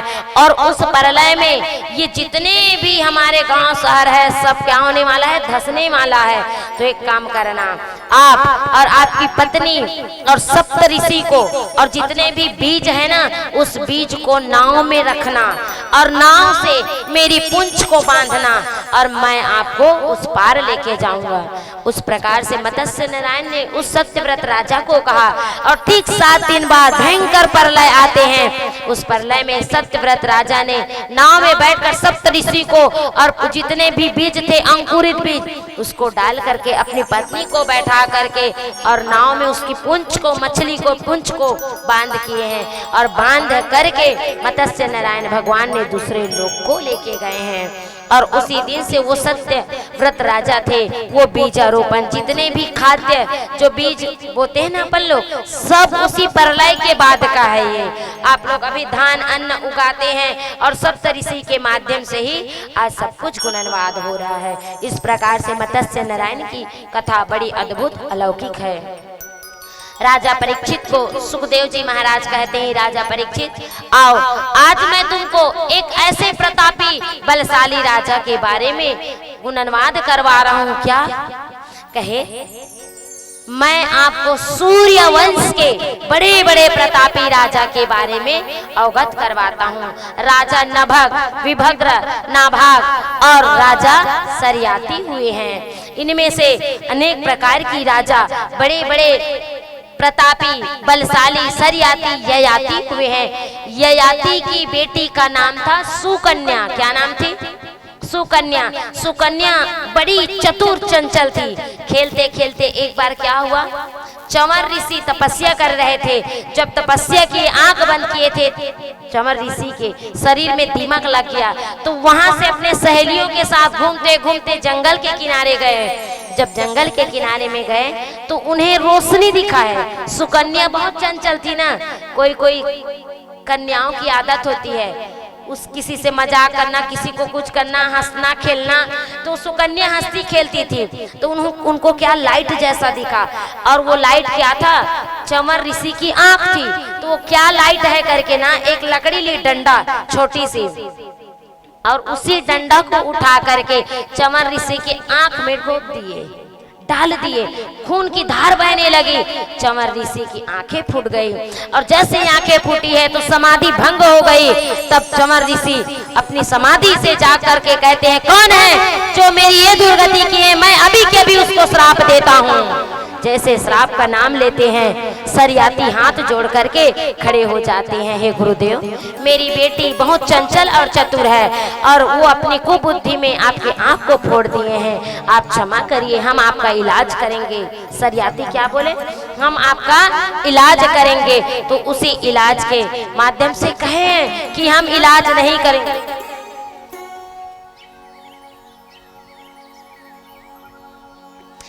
इलाज नहीं, हम जो बोल रहे हैं वो करना पड़ेगा। क्या करना पड़ेगा? तो बोले, आपकी जो बेटी ने मेरी ये दुर्गति की है, मेरी आंख फोड़ी है, तो हे सरियाती राजा, आपकी बेटी का विवाह मुझसे करना पड़ेगा। वो जो साधु था वो 70 साल के थे, और उनकी बेटी थी वो 18 साल की थी। अब सरियाती ने कहा है कि हाँ स्वामी, मैं अपनी बेटी का कन्यादान आपको करता हूँ। चंवर ऋषि और सुकन्या का गठबंधन कर दिए। अब सोचे कितने बड़े प्रतापी राजा, बलशाली राजा थे, सूर्यवंश के प्रतापी राजा सरियाती, जिन्होंने अपनी बेटी के दान कर दिए चंवर ऋषि को, जो कितने वर्ष के हैं, 70 ऋषि के, 70 वर्ष के। तो यहाँ पे कोई ऐसे कोई माता पिता दे देंगे, अपने बेटियों का विवाह कर देंगे। यहाँ तो 21 मतलब 21, जैसे कि बेटी का उम्र 21 है और बेटा कहीं 25-28 हो गया, तो उसमें भी बोलेंगे 5 साल के छोटे बड़े भैया नहीं देंगे। तो वहां पर सरियाती राजा प्रतापी राजा थे, मान गए। अब उनको कन्यादान कर दिए। सरियाती ने कहा, हे बेटी, मैं तुमको दान कर दिया हूँ चंवर ऋषि को, अब आप के सब कुछ वही है, वो आपका करता धरता सब कुछ वही है, आप किसी के उसमें नहीं जाना है आपको। और पति का क्या करना है, मान करना है, सम्मान करना है। पिताजी ने सिखा दिए। अब वो जो सुकन्या है नित्य प्रतिदिन अपने पति धर्म पालन करने लगी, पति को खिलाने लगी, पति को नहलाने लगे। और उतने में ही सूर्य पुत्र अश्वनी कुमार सुकन्या को देखे हैं। सूर्य पुत्र कौन? अश्वनी कुमार। 2 अश्वनी कुमार आए, सुकन्या को देखकर मोहित हो गए। कहे, ये सुकन्या, कहाँ इस बूढ़े के चक्कर में हो आप? देखो, हम अश्वनी कुमार सूर्य पुत्र कितने सुंदर और कितने अच्छे, चलना हमारे साथ में। अश्वनी कुमार को हाथ जोड़ देते हैं सुकन्या, कहते हैं, प्रभु मैं आपके साथ नहीं जा सकती, क्योंकि मेरे पति ने मेरा दान कर दिए हैं और मेरे पिता ने मुझे इस अपने पति का दोनों का दान कर दिए हैं, तो मैं उनको छोड़ करके नहीं जाऊंगी, चाहे मेरा प्राण निकल जाए, क्योंकि पति धर्म ही सर्वश्रेष्ठ धर्म कहलाता है। और पति पालन नहीं करेंगे तो फिर पता नहीं मेरे पिता के ऊपर कितना आघात पहुंचेगा। ऐसे करके माता सुकन्या त्याग कर देती है अश्वनी कुमारों का। अश्वनी कुमार खुश हो जाते हैं। हमने बताया है कि माता कुछ भी कर सकती है, माता कुछ भी कर सकती, पूरा खेल माँ के ऊपर होता है। चाहे तो वो पत्थर में भी भगवान ढूंढ सकती है और भगवान को भी पत्थर बना सकता है। एक बार की बात है, ऐसे ही एक भाई थे, किसान भाई, वो काम करके आए खेत से और अपनी पत्नी को कहे, ए वो सुनना, काय बताना, अभी खेत ले आए, भात निकाला तो सुनना, मैं सुने हूँ कि माता के पास में 64 कलर थे। कत कलर थे? के कलर? 64 मतलब जानते हो 64, 64 कलर रहती है। तो 64 कलर रखे वो, तो एको ठन कलर ते मूल नहीं देखा आज तक कथे। तो कथे अभी कला वाला छोड़, चलते सब्जी लाते हैं। का सब्जी लाना है? जा खेत में, मोर यहाँ खेत है, बोई रुक के नीचे में खेत है, वो खेत में मछली लपाटे हूँ, वो मछली लतेलान, पहली भोजन बनाबो तब बाद में देखबो। दौड़ करके गए खेत, और खेत जाने के बाद वहां से मछली लाए, और मछली लाने के बाद में ये ले बना, मैं नहा धो करके आता हूँ। मैं नहाए बर चल दी किसान भाई आए, अब नहा के आए, 1-1.5 घंटा हो गया। अब ये माता उनको भोजन में मस्त बनाए हैं, मछली को, जल कन्या को, और बनाए। उतने में वो किसान आते हैं, चल वो भोजन वोजन निकाल, बहुत भूख लगे, वो मछली सागला निकाल। अब जैसे आसन लगा के बैठे, ध्यान से सुनना, आसन लगा के जैसे बैठे थे, अब पानी वानी दिए हैं, भोजन दिए। अब भोजन देने के बाद में थाली सुंदर सजा के लाए हैं, और थाली लाए हैं ना, तो उस थाली में क्या देखते हैं? इतना सारा चावल और पूड़ी और दाल और का पटवा के भाजी, कादेरी से पटवा के भाजी, और वो किसान कालानेरी से, हाँ तो लाए। तो किसान कहते, अबो तो दिमाग तो ठीक है ना, मैं यहाँ खेत ले लाने हूँ, जल कन्या ला तेला दे के बजाय ते पटवा भाजी दे थसते हैं। तब उनकी पत्नी कहती, आपका दिमाग तो ठीक है ना, गर्मी का दिन था, मई का महीना था, गर्मी में तो दिमाग से ठियात नहीं गए। कौन ला कहा थे? अपन पत्नी ला, आपका दिमाग से ठिया तो नहीं गए हैं? कैसे बात करते हैं भैया? अब दोनों में कहा सुनी हो गए, कहा सुनी इतना बढ़ गया, इतना बढ़ गया कि क्या करें, तू मैं हो गई। वो माता ने कहा, पक्का आपका दिमाग से ठिया गए हैं। तो क्या किया, थोड़ा सा ऐसे टच बस किए हैं। कौन? किसान भाई अपनी पत्नी को बस ऐसे, बहुत झूठ बोलती हो, ऐसे करके, तो वो ऐसे किए, 4 अंगुल का 8 अंगुल बना दिए। तुम मुझे मारे हो, अभी पूरे समाज को इकट्ठा करती हूँ। और वो ही बेलन लधर के दनादन मार दी। अब वो मारे तो बेचारा चुप, कौन अपने इज्जत को घर में बाहर उछाले? बताओ भैया, भाई लोग मार खा जाएंगे, लेकिन घर के अंदर रखते हैं बात को। और माता मन जैसे आंख तो दिखा दे, बोल 2 ठन आंख देखा कहते, तो भैया ओकर 2 ठन तो आंख है का 3 ठन ला दिखा दी, जितना रहेगा उतना तो दिखाएंगे ना। तो उसके बाद ना पूरा गांव इकट्ठा, मार दिए, मुझे मार दिए। अब गांव इकट्ठा, सरपंच, उप सरपंच, सचिव सब इकट्ठा, कटाकट मीटिंग। अब दोनों को बैठाएं, बैठाने के बाद किसान को कहते, क्यों रे, क्यों मारे अपने पत्नी को? भाई मैं का बार मारे हूँ, मैं लाने रहे हूँ मछली और बनाए बर के हूँ, और मछली ना दे के का दे दी सोहा, मोला भाजी पटवा के भाजिल दे दी।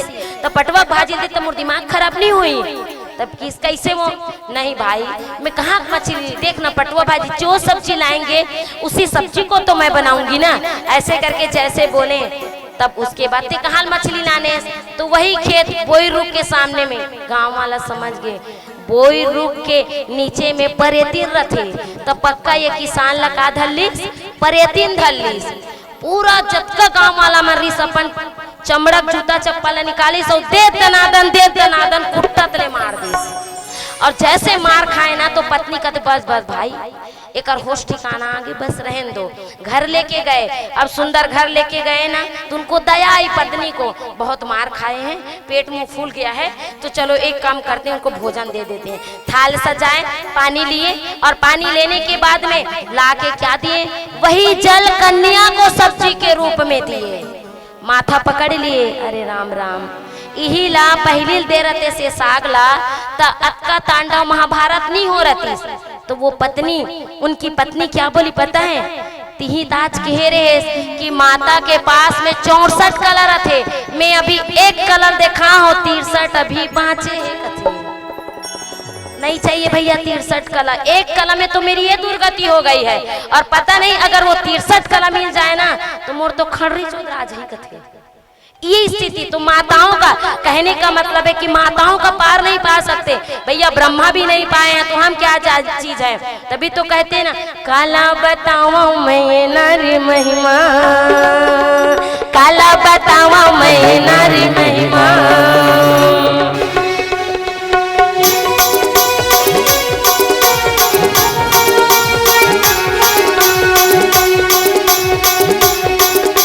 काला बतावा मैं नारी महिमा, देवता गलोक नहीं पावे पार। काला बतावा मैं नारी महिमा,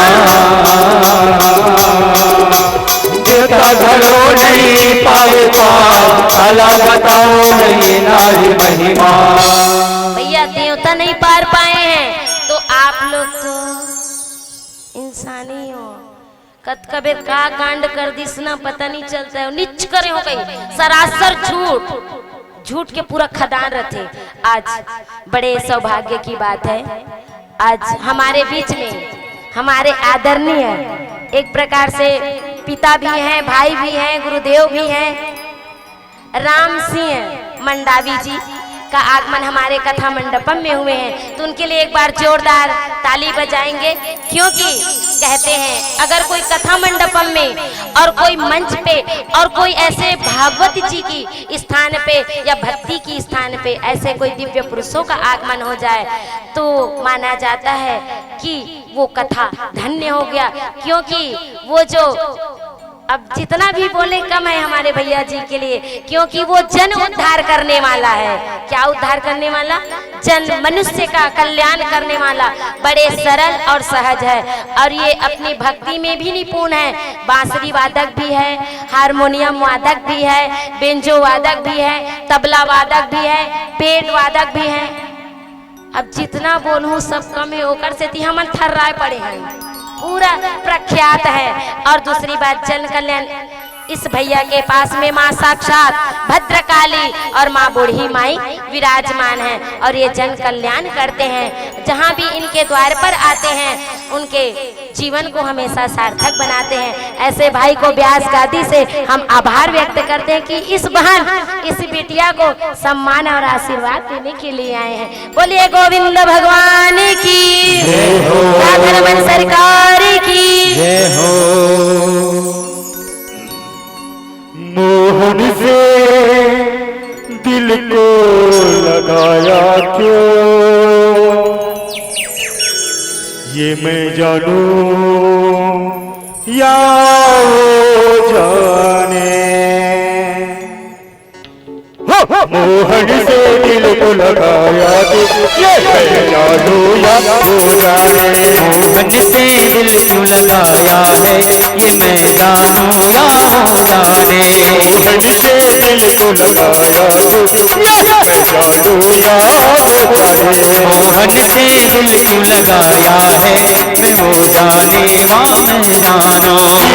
मैं जानूं या वो जाने। मैं जानूं या वो जाने। मैं जानूं या वो जाने। मैं जानूं या वो जाने। या से दिल को लगाया लिया से दिल क्यों लगाया है मैं जानूं या वो जाने। या से दिल को लगाया है जानूं या वो जाने। लिया से दिल क्यों लगाया है ये मैं जानूं या वो।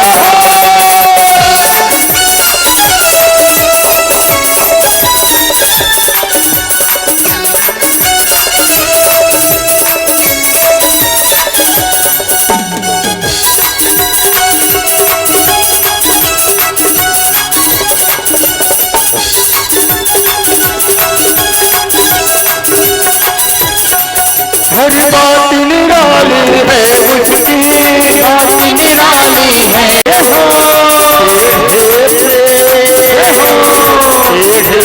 दिल को लगाया दिल क्यों लगाया है मैं जानूं या वो जाने। या से दिल को लगाया है, ये मैं जानू या वो जाने। या से दिल को लगाया है, मैं जानू या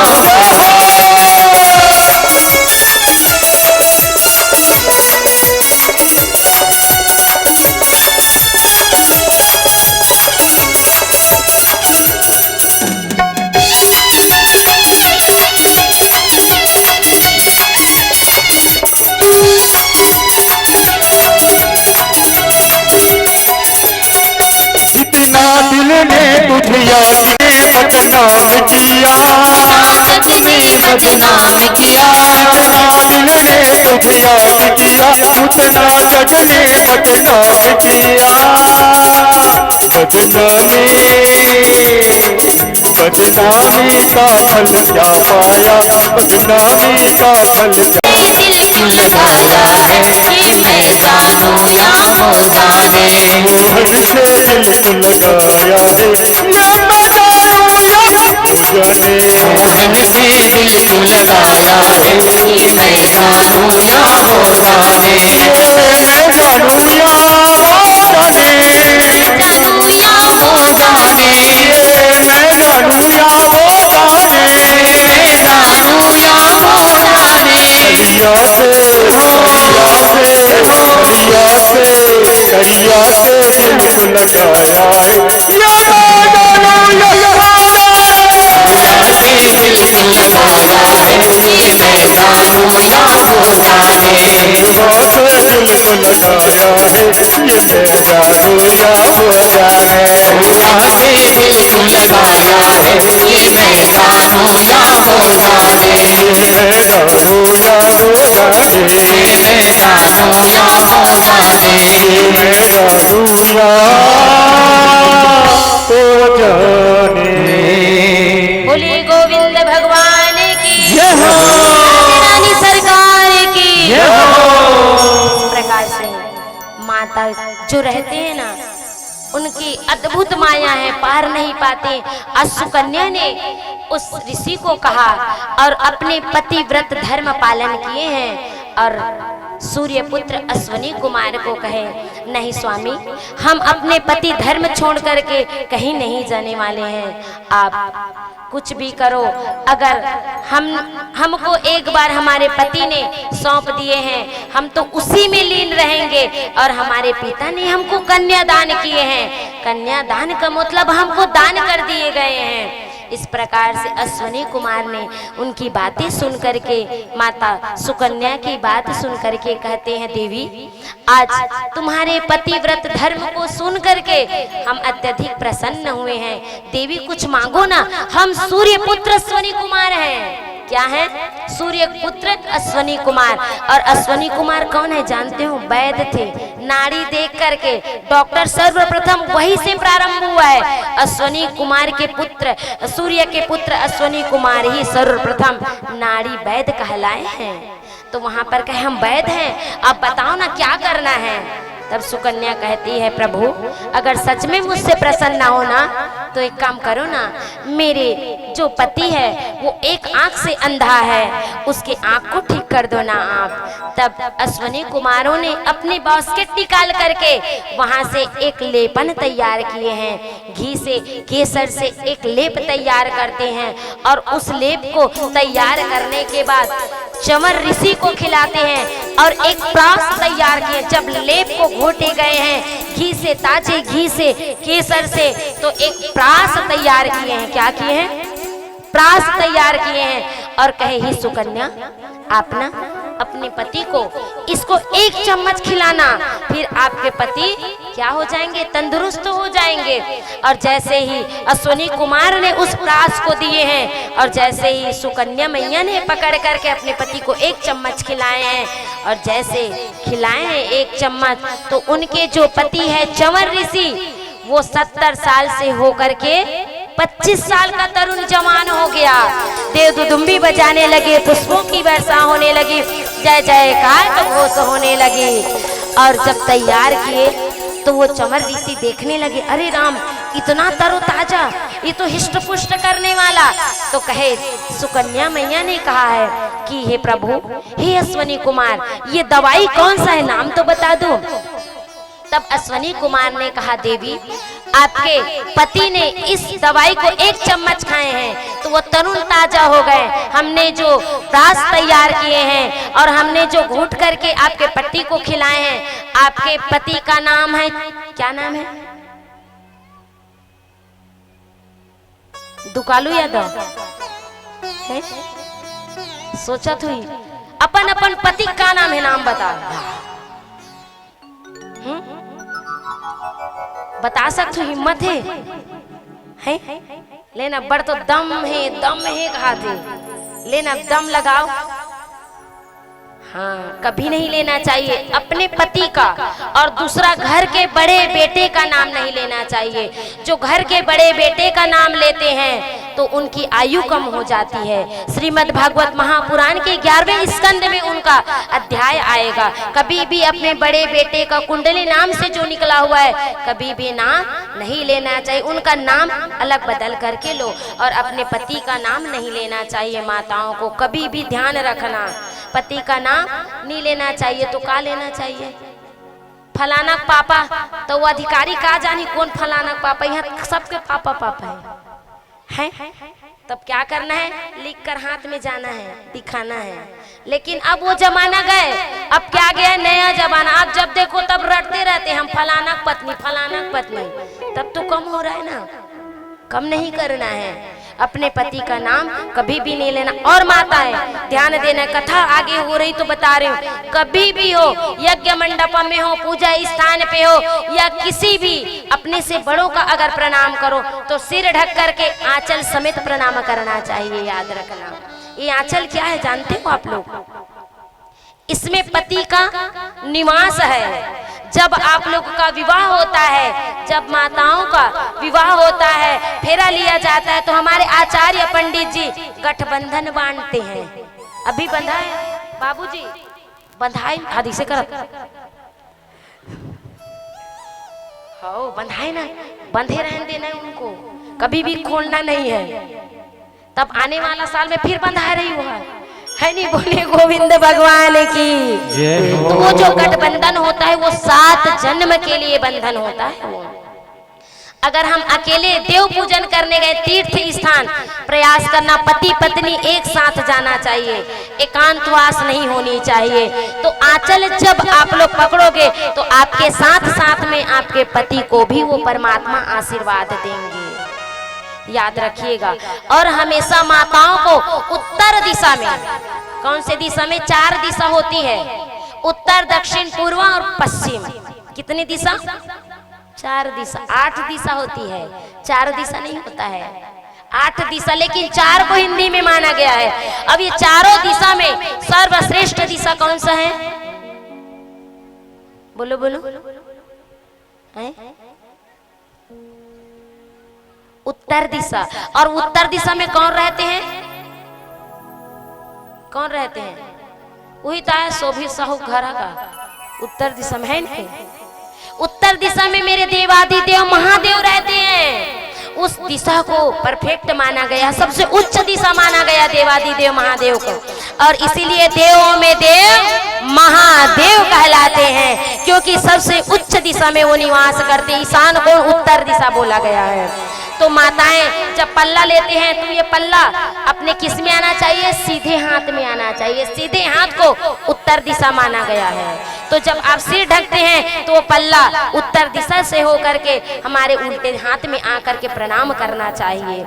अधिकतर देखे होंगे हमारे आचार्यगण, ब्राह्मण देवता या कोई साधु संत ज्ञानी ध्यानी या कोई महापुरुष होते हैं ना, वेद वेदांत ज्ञाता रहते हैं, उत्तर दिशा में गमछा डाल के रखते हैं, क्योंकि उत्तर दिशा ही सर्वश्रेष्ठ दिशा कहलाता है। चारों दिशाओं में भोलेनाथ का वास है, इसीलिए देव में देव महादेव कहा है उनको, क्योंकि वो सर्वश्रेष्ठ उच्च कोटि के महादेव कहलाते, उच्च कोटि के देव कहलाते हैं। तो वहाँ पर माताओं को एक एक छोटी छोटी, यही तो श्रीमद् भागवत महापुराण दर्शाती है कि हमको कहाँ पे क्या करना चाहिए, कहाँ पे क्या नहीं।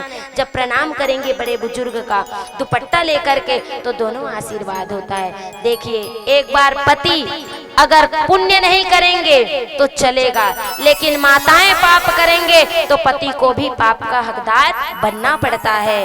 तो जितना हो सके हर स्थान में, ये कथा भी केवल माताओं के लिए होता है। अधिकतर देखेंगे जहां भी कथा होगी ना, केवल और केवल माता का भीड़ रहती है। भाई बहुत कम आते हैं, क्योंकि माता को सर्वश्रेष्ठ माना गया है। इस चराचर जगत में सर्वश्रेष्ठ वो माँ पाराम्बा, आदि शक्ति, अनंत शक्ति, जगत जननी, जगत जाया, अखिलेश्वरी, भुवनेश्वरी, रास रासेश्वरी, त्रिपुर सुंदरी माँ भगवती वास करी है अर्धनारेश्वर के रूप में। तभी तो इस चराचर जगत का निर्माण हुआ है। तभी तो आप लोग जब आरती करते हो तो क्या कहते हो? त्वमेव माता च पिता त्वमेव। पहले माता फिर पिता आया है। आज तरुण हो गए, जवान हो गए, बोली इस प्रास का नाम क्या होगा, इस औषधि का? तब सुकन्या को कहती आपके पति का नाम चंवर ऋषि है। चंवर, चंवर तो आपका नाम होगा, इस औषधि का नाम होगा। आपके पति ने खाया है, वो तरुण हो गए, ताजा हो गए, तो चंवर ऋषि ने खाया और मैंने जो प्रास बनाया है, ये दोनों को मिक्स करके चंवर प्रास होगा। क्या होगा? चंवन प्रास। तो कौन कौन दादा मल्ला जवान बनना है बताओ? है कोई नहीं बनोगा? अभी भले कहा था, देख भी मेडिकल आज भीड़ रही, एक डब्बा चमन प्रास दे तो, एक डब्बा चमन प्रास। सच में उसी से औषधि बना है। सब दवाई मिट गया लेकिन चमन प्रास नहीं मिटा है। एक चम्मच दूध के साथ में खाओगे तो हमारी जो इम्यूनिटी पावर है, हमारी जो खून की दौड़ है ना, उनको तंदुरुस्त करते हैं। कहते हैं खासकर ठंडी के समय में अगर एक चम्मच चमन प्रास, जो अत्यधिक खांस रहे हैं और जिनके हृदय में कफ इत्यादि है, जो श्वास लेने में तकलीफ है, तो एक चम्मच से आधा चम्मच चमन प्रास खिलवाइए। उस ऋषि के नाम से ही उस औषधि का नाम चमन प्रास पड़ा है। अब सब जन जेला जेला चमन प्रास चाहिए तो मोर से संपर्क करो, हमन बनाथन चमन प्रास, ठीक है ना? तो कौन कौन ला जवान बनना है हाथ उठाओ। तो अभी समय है भैया, 5 दिन निकल गए, हाथ उठाओ। बाबूजी तो निकलेगा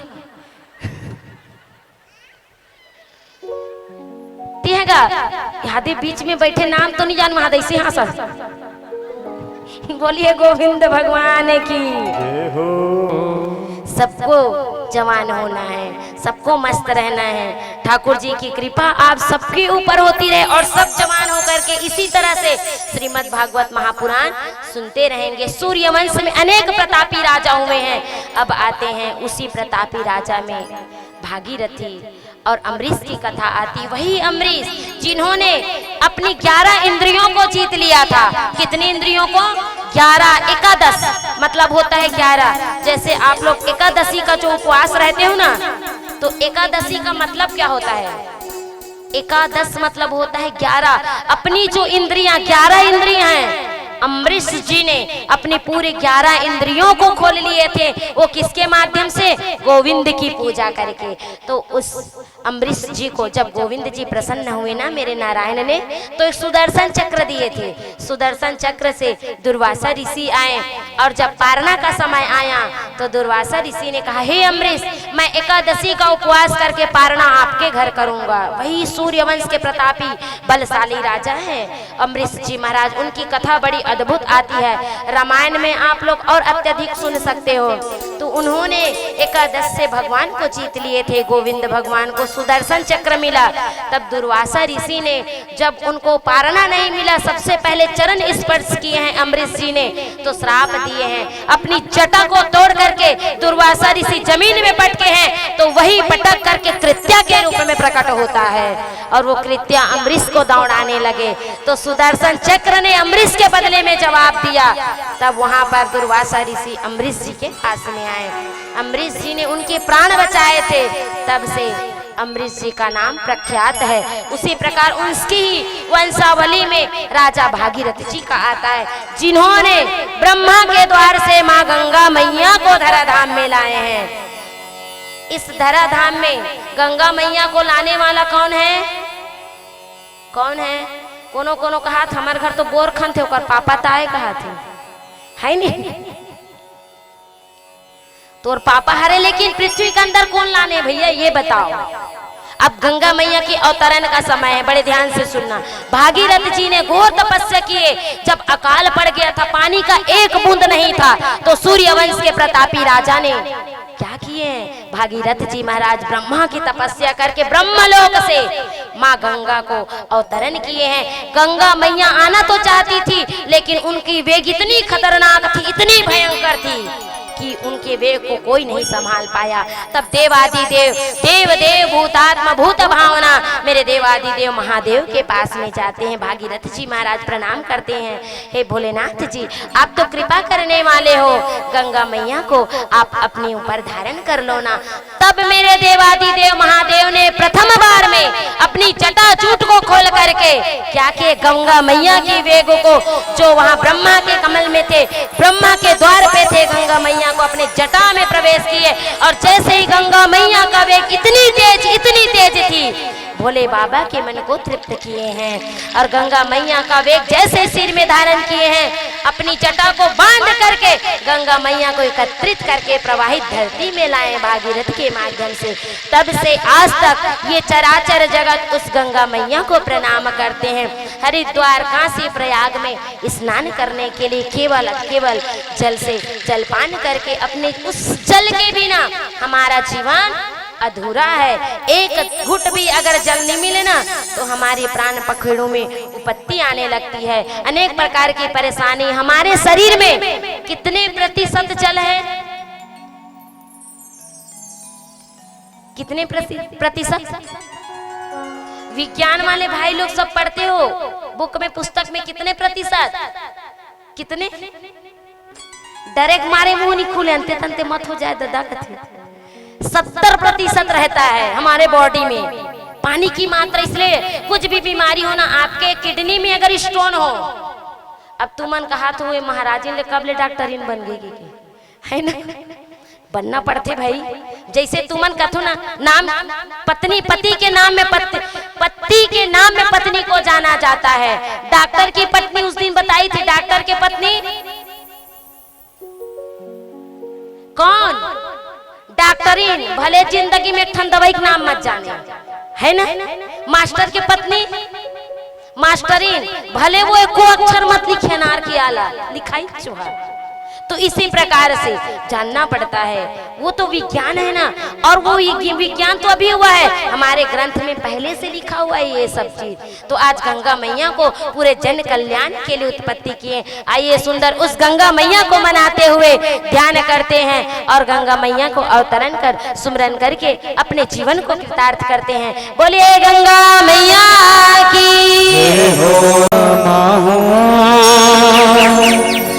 न मानो तुम्हें पानी,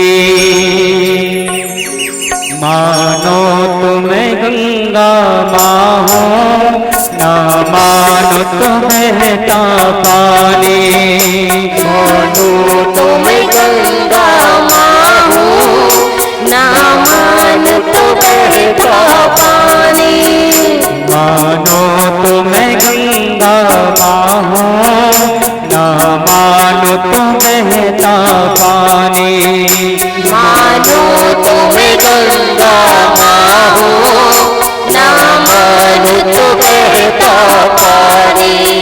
जो स्वर्ग नदी धरती को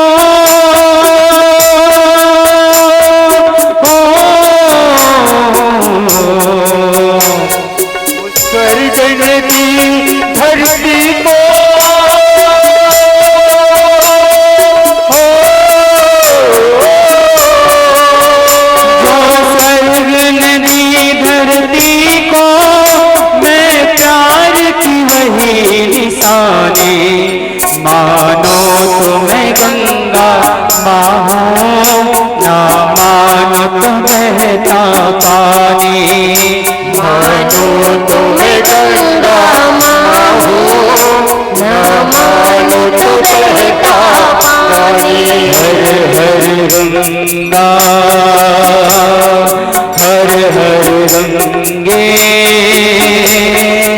हर हर गंगे, हर हर गंगे, हर हर गंगे, हर हर गंगे।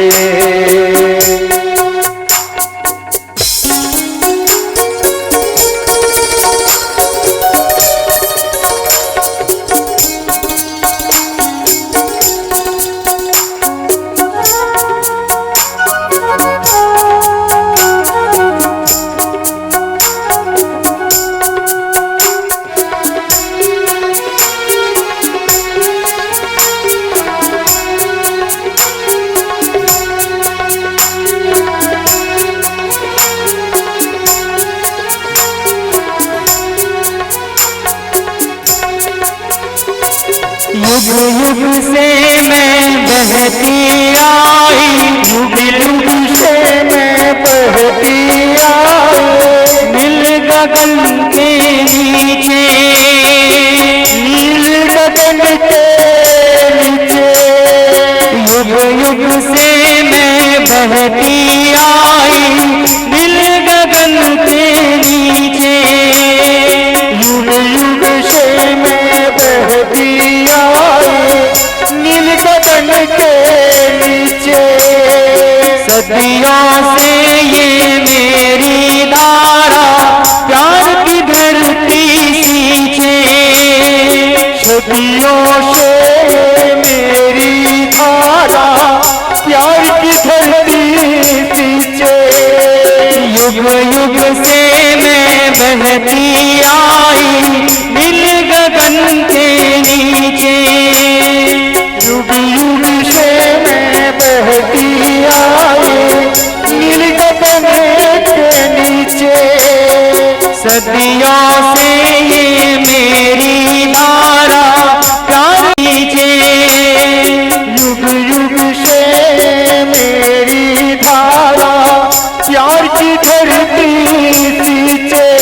मेरी लहर लहर पे लिखी है,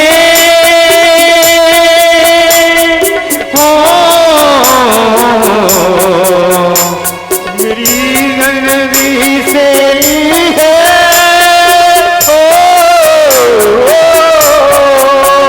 मेरी लहर लहर पे लिखी है इस देश की अमर कहानी।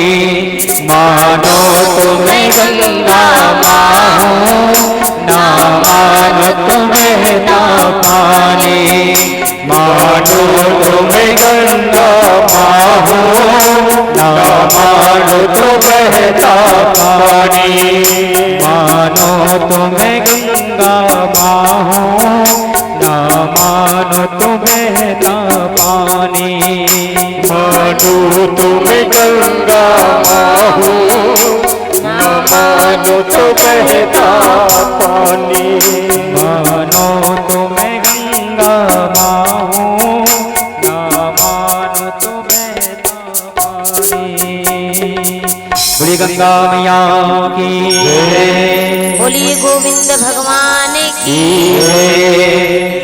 इस प्रकार से गंगा मैया को धराधाम में लाए भागीरथ जी महाराज।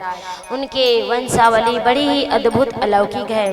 उसी के वंशावली में खटवांग जी हुए, दीर्घबाहु हुए, रघु हुए, और रघु से ही रघुकुल आगे बढ़ा है।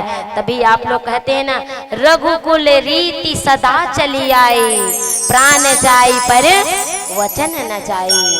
उनके वंशावली है ये। खटवांग जी, दीर्घबाहु, रघु है, अनेक प्रकार के उनके जो वंशावली है। पृथुश्रवा हुए, अज हुए, और उसी वंशावली में राजा दशरथ जी हुए हैं।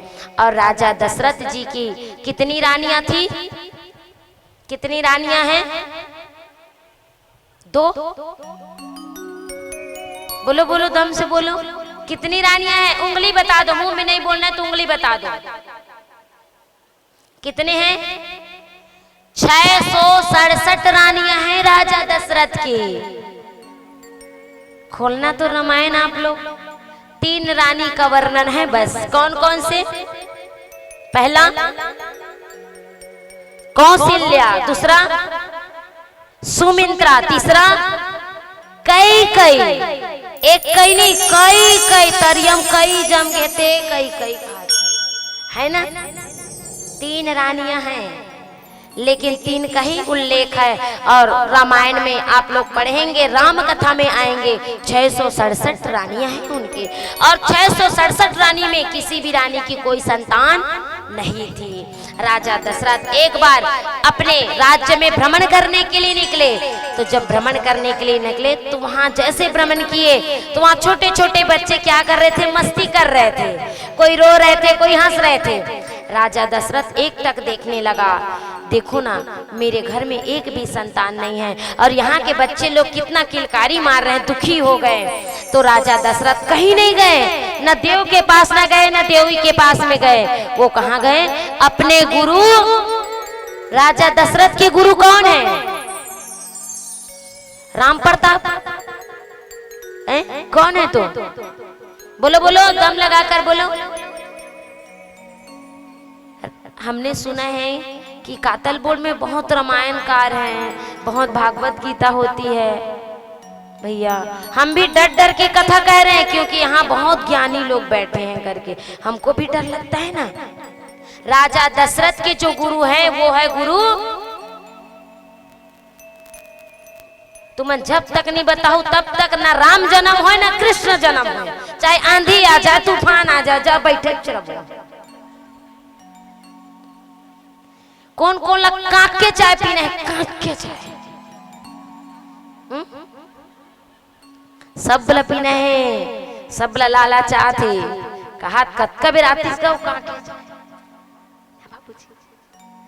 मस्त मुस्कुराते हमारे बाबूजी और कथा ध्यान से सुनते हैं, होना चाहिए। राजा दशरथ के जो गुरु हैं गुरु वशिष्ठ जी हैं, उनके पास में गए। गुरु जी जैसे देखे हैं दशरथ जी को, कहते हैं ये दशरथ इतना सुबह सुबह कैसे आना हुआ? तब कहे गुरुदेव मैं किसके लिए आ सकता हूँ आपके द्वार में, मैं बहुत आज चिंतित परेशान हूँ गुरुदेव, तो बताओ ना क्या हुआ? तब कहे गुरुदेव मुझे केवल और केवल एक संतान दे दो ना। क्या बोले, कितने संतान? एक संतान। गुरुदेव ने कहा अरे दशरथ तू एक की कामना के लिए आया है? कहते हैं अगर गुरुदेव के पास जाओगे ना तो अगर एक स्वार्थ के लिए जाओगे, एक कामना के लिए जाओगे तो हमारे गुरुदेव एक वरदान नहीं देते, 4 देते हैं। वो कौन कौन? अर्थ धर्म काम मोक्ष, 4 देते हैं हमको। हम कामना एक के लिए अगर गुरु के पास में गए ना, गुरु हमको खाली हाथ नहीं जाने देंगे, याद रखिएगा। वो हमको 4 देते हैं, हम एक के लिए जाएंगे, वो 4 इसीलिए कहते हैं आपको कुछ भी परेशानी हो, कुछ भी तकलीफ, केवल और केवल गुरु का द्वार खटखटाना। आप किसी का द्वार मत खटखटाना, गुरु के पास जाओ। राजा दशरथ ने कहा कैसे बात करते, राजा दशरथ को कहे हैं वशिष्ठ जी महाराज कैसे बात करते हो दशरथ जी, आप मेरे पास आए हो, आपके यहाँ तो 4 होने वाला है, अर्थ धर्म काम मोक्ष। आप एक कामना के लिए आओ, आपके यहाँ तो 4 पुत्र आने वाले हैं। कितने? 4 पुत्र। अच्छा तो उसके लिए क्या करना पड़ेगा गुरुदेव? तो कहे जाओ आप पुत्रेष्टि यज्ञ करवाओ। क्या करवाओ? पुत्रेष्टि यज्ञ करवाओ। तो उस यज्ञ करवाने के लिए दशरथ जी अपने महल में गए और आचार्य के रूप में किसको बुलाए जानते हो? श्रमिक ऋषि के पुत्र श्रृंगी ऋषि जो सिहावा नगरी में विद्यमान है। कहते हैं कि वहां उस स्थान में यज्ञ करने से पुत्र की प्राप्ति होती है।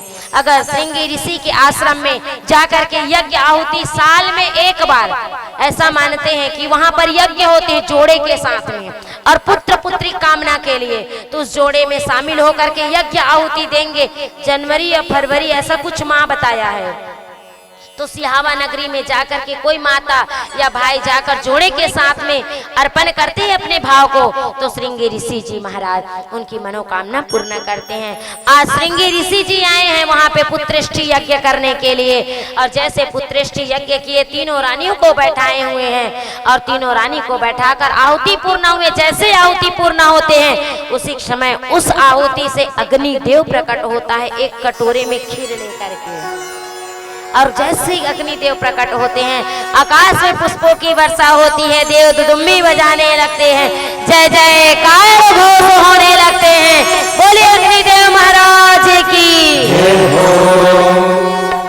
अग्निदेव प्रकट होकर के राजा दशरथ को कहते हैं, राजा दशरथ आप इस खीर को तीनों रानियों में बांट देना। आपकी 3 रानी है ना, उस तीनों रानी को खिलाना, आपके घर संतान होंगे।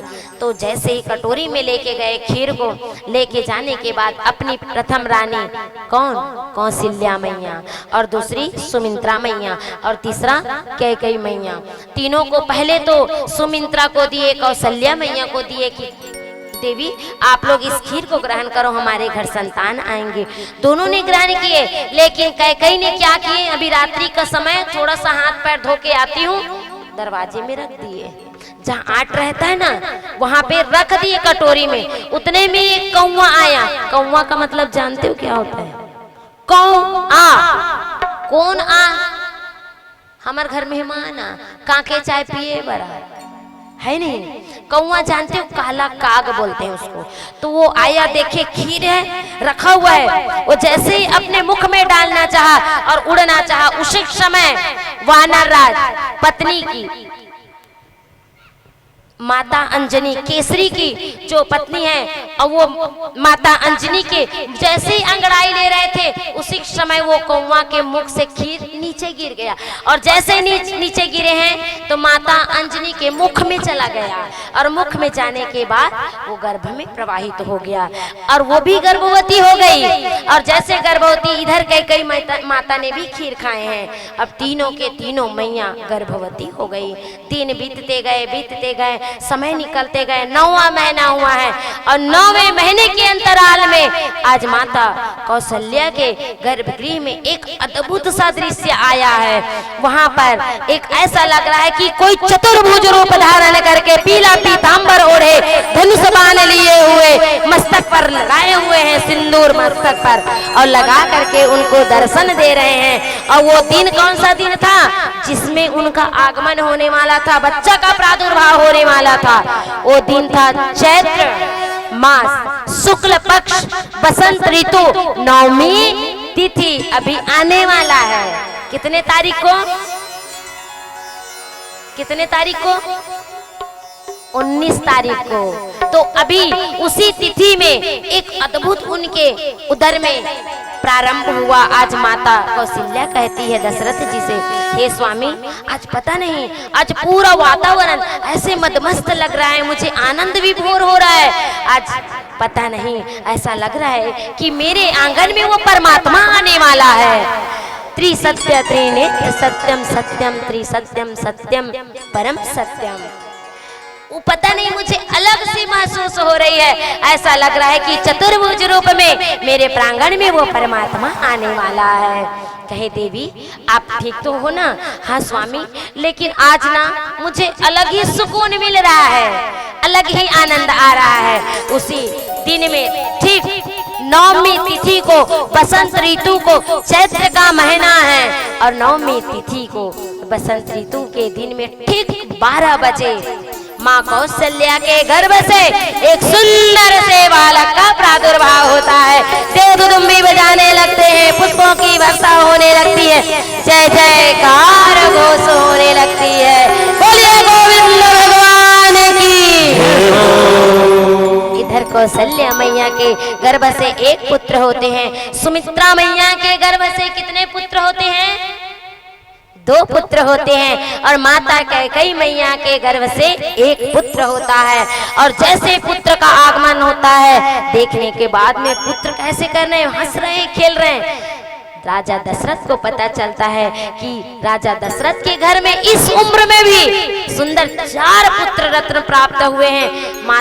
वहां पर जाकर के दशरथ जी अपने पूरे राज्य में सोना चांदी हीरा जवाहरात कामधेनु गाय सबको लुटा रहे हैं, आनंद विभोर मना रहे हैं, और उत्सव छठी मनाई जा रही है। आज सुंदर वशिष्ठ जी को बुला करके नामकरण संस्कार किया जा रहा है उस चारों बालकों का।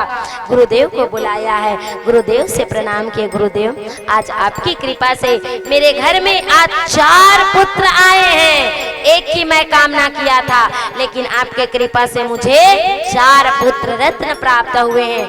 आप नामकरण कर दो ना। तब वही गुरु वशिष्ठ जी ने नामकरण किए हैं। प्रथम पुत्र का नाम रखे हैं, क्या रखिए? रा अक्षर से आया है। बोलिए मर्यादा पुरुषोत्तम श्री रामचंद्र जी महाराज की, राजा रामचंद्र भगवान की जय। जय श्री राम। अब तू मैंने कोकन मत बोल। जय जय श्री राम, जय जय श्री राम। 4-5 जन भैया मन तो अच्छा ठसन ले हमरे घर राम आगे रे खाते है नहीं। बोल दे 4 दिन बाँचे है। जय जय श्री राम। ऐसे जयकारा होनी चाहिए। राम के बिना ये जीवन अधूरा है। कलयुग केवल नाम आधारा, सुमर सुमर नर उतर ही पारा। कलयुग में केवल राम का नाम ही सत्य है, बाकी सब असत्य है। राम ही सार है, राम ही संसार है, राम ही जीवन है, राम ही धन है, राम ही मंगल है, राम ही परिपूर्ण है और राम ही सर्वगुण संपन्न है। ऐसे राम जी का आगमन हुआ है। राम जी का नाम ले। और सुमित्रा के 2 पुत्र हुए। राम के बाद क्या जान भी नहीं करो रामायण के बारे में। ताने वाला साल में राम का था है। हाँ, निकरान दादा दंदर गहन कहा थी। बोलिए गोविंद भगवान की। भले मत कराइए, लेकिन रामायण खोल करके देखिए। राम, लक्ष्मण, भरत, शत्रुघ्न। भरत किसके पुत्र हैं? किसके पुत्र हैं? हमार मन की कथी काकर पुत्र है वो? कई के मैया के पुत्र हैं। तो 4 पुत्रों का नामकरण किया। आज पूरे महल में छठी मना करके हर्षोल्लास के साथ में इतने आनंदित हो रहे हैं। तो आइए हम सुंदर इस कातल बोर्ड साहू निवास के प्रांगण में बैठ करके राम जी को झूमते हुए, जो राम भक्त होंगे वही झूमेंगे और राम के जो अभक्त होंगे वो चुपचाप ऐसे ऐसे करत रहे। बोलिए सियावर रामचंद्र भगवान की। बोलिए गोविंद। जुग जुग जिए तोरे लाला मैया, जुग जुग जिए तोरे लाला। सभी माताएं से निवेदन है, आप सभी खड़े हो जाइए। हे जुगे जुगे जुगे जुगे जिए तोरे लाला मैया, जुगे जुगे जिए तोरे लाला। जुग जुग जिए तोरे लाला हो मैया, जुग जुग जिए तोरे लाला। जुग जुग जिए तोरे लाला मैया, जुग जुग जिए तोरे लाला। जुग जुग जिए तोरे लाला हो मैया, जुग जुग जिए तोरे लाला। अंगना माँ बजाते बधाई, हे मैया अंगना माँ बजाते बधाई। अंगना माँ बजाते बधाई, हे मैया अंगना माँ बजाते बधाई। अंगना माँ बजाते बधाई, हे मैया अंगना माँ बजाते बधाई। अंगना माँ बजाते बधाई, हे मैया अंगना माँ बजाते बधाई। हरि हरि नाम रे नाना मोरी सुवन, हरि हरि नाम रे नाना नाम। पीछे वाले सब हरि नाम रे नाना मरसिमना, हरि हरि नाम रे नाना नाम।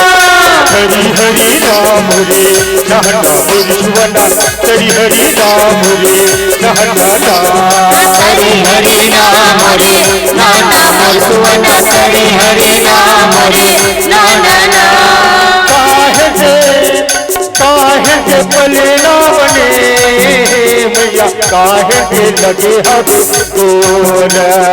काहे के पलना बने मैया, काहे के पलना बने।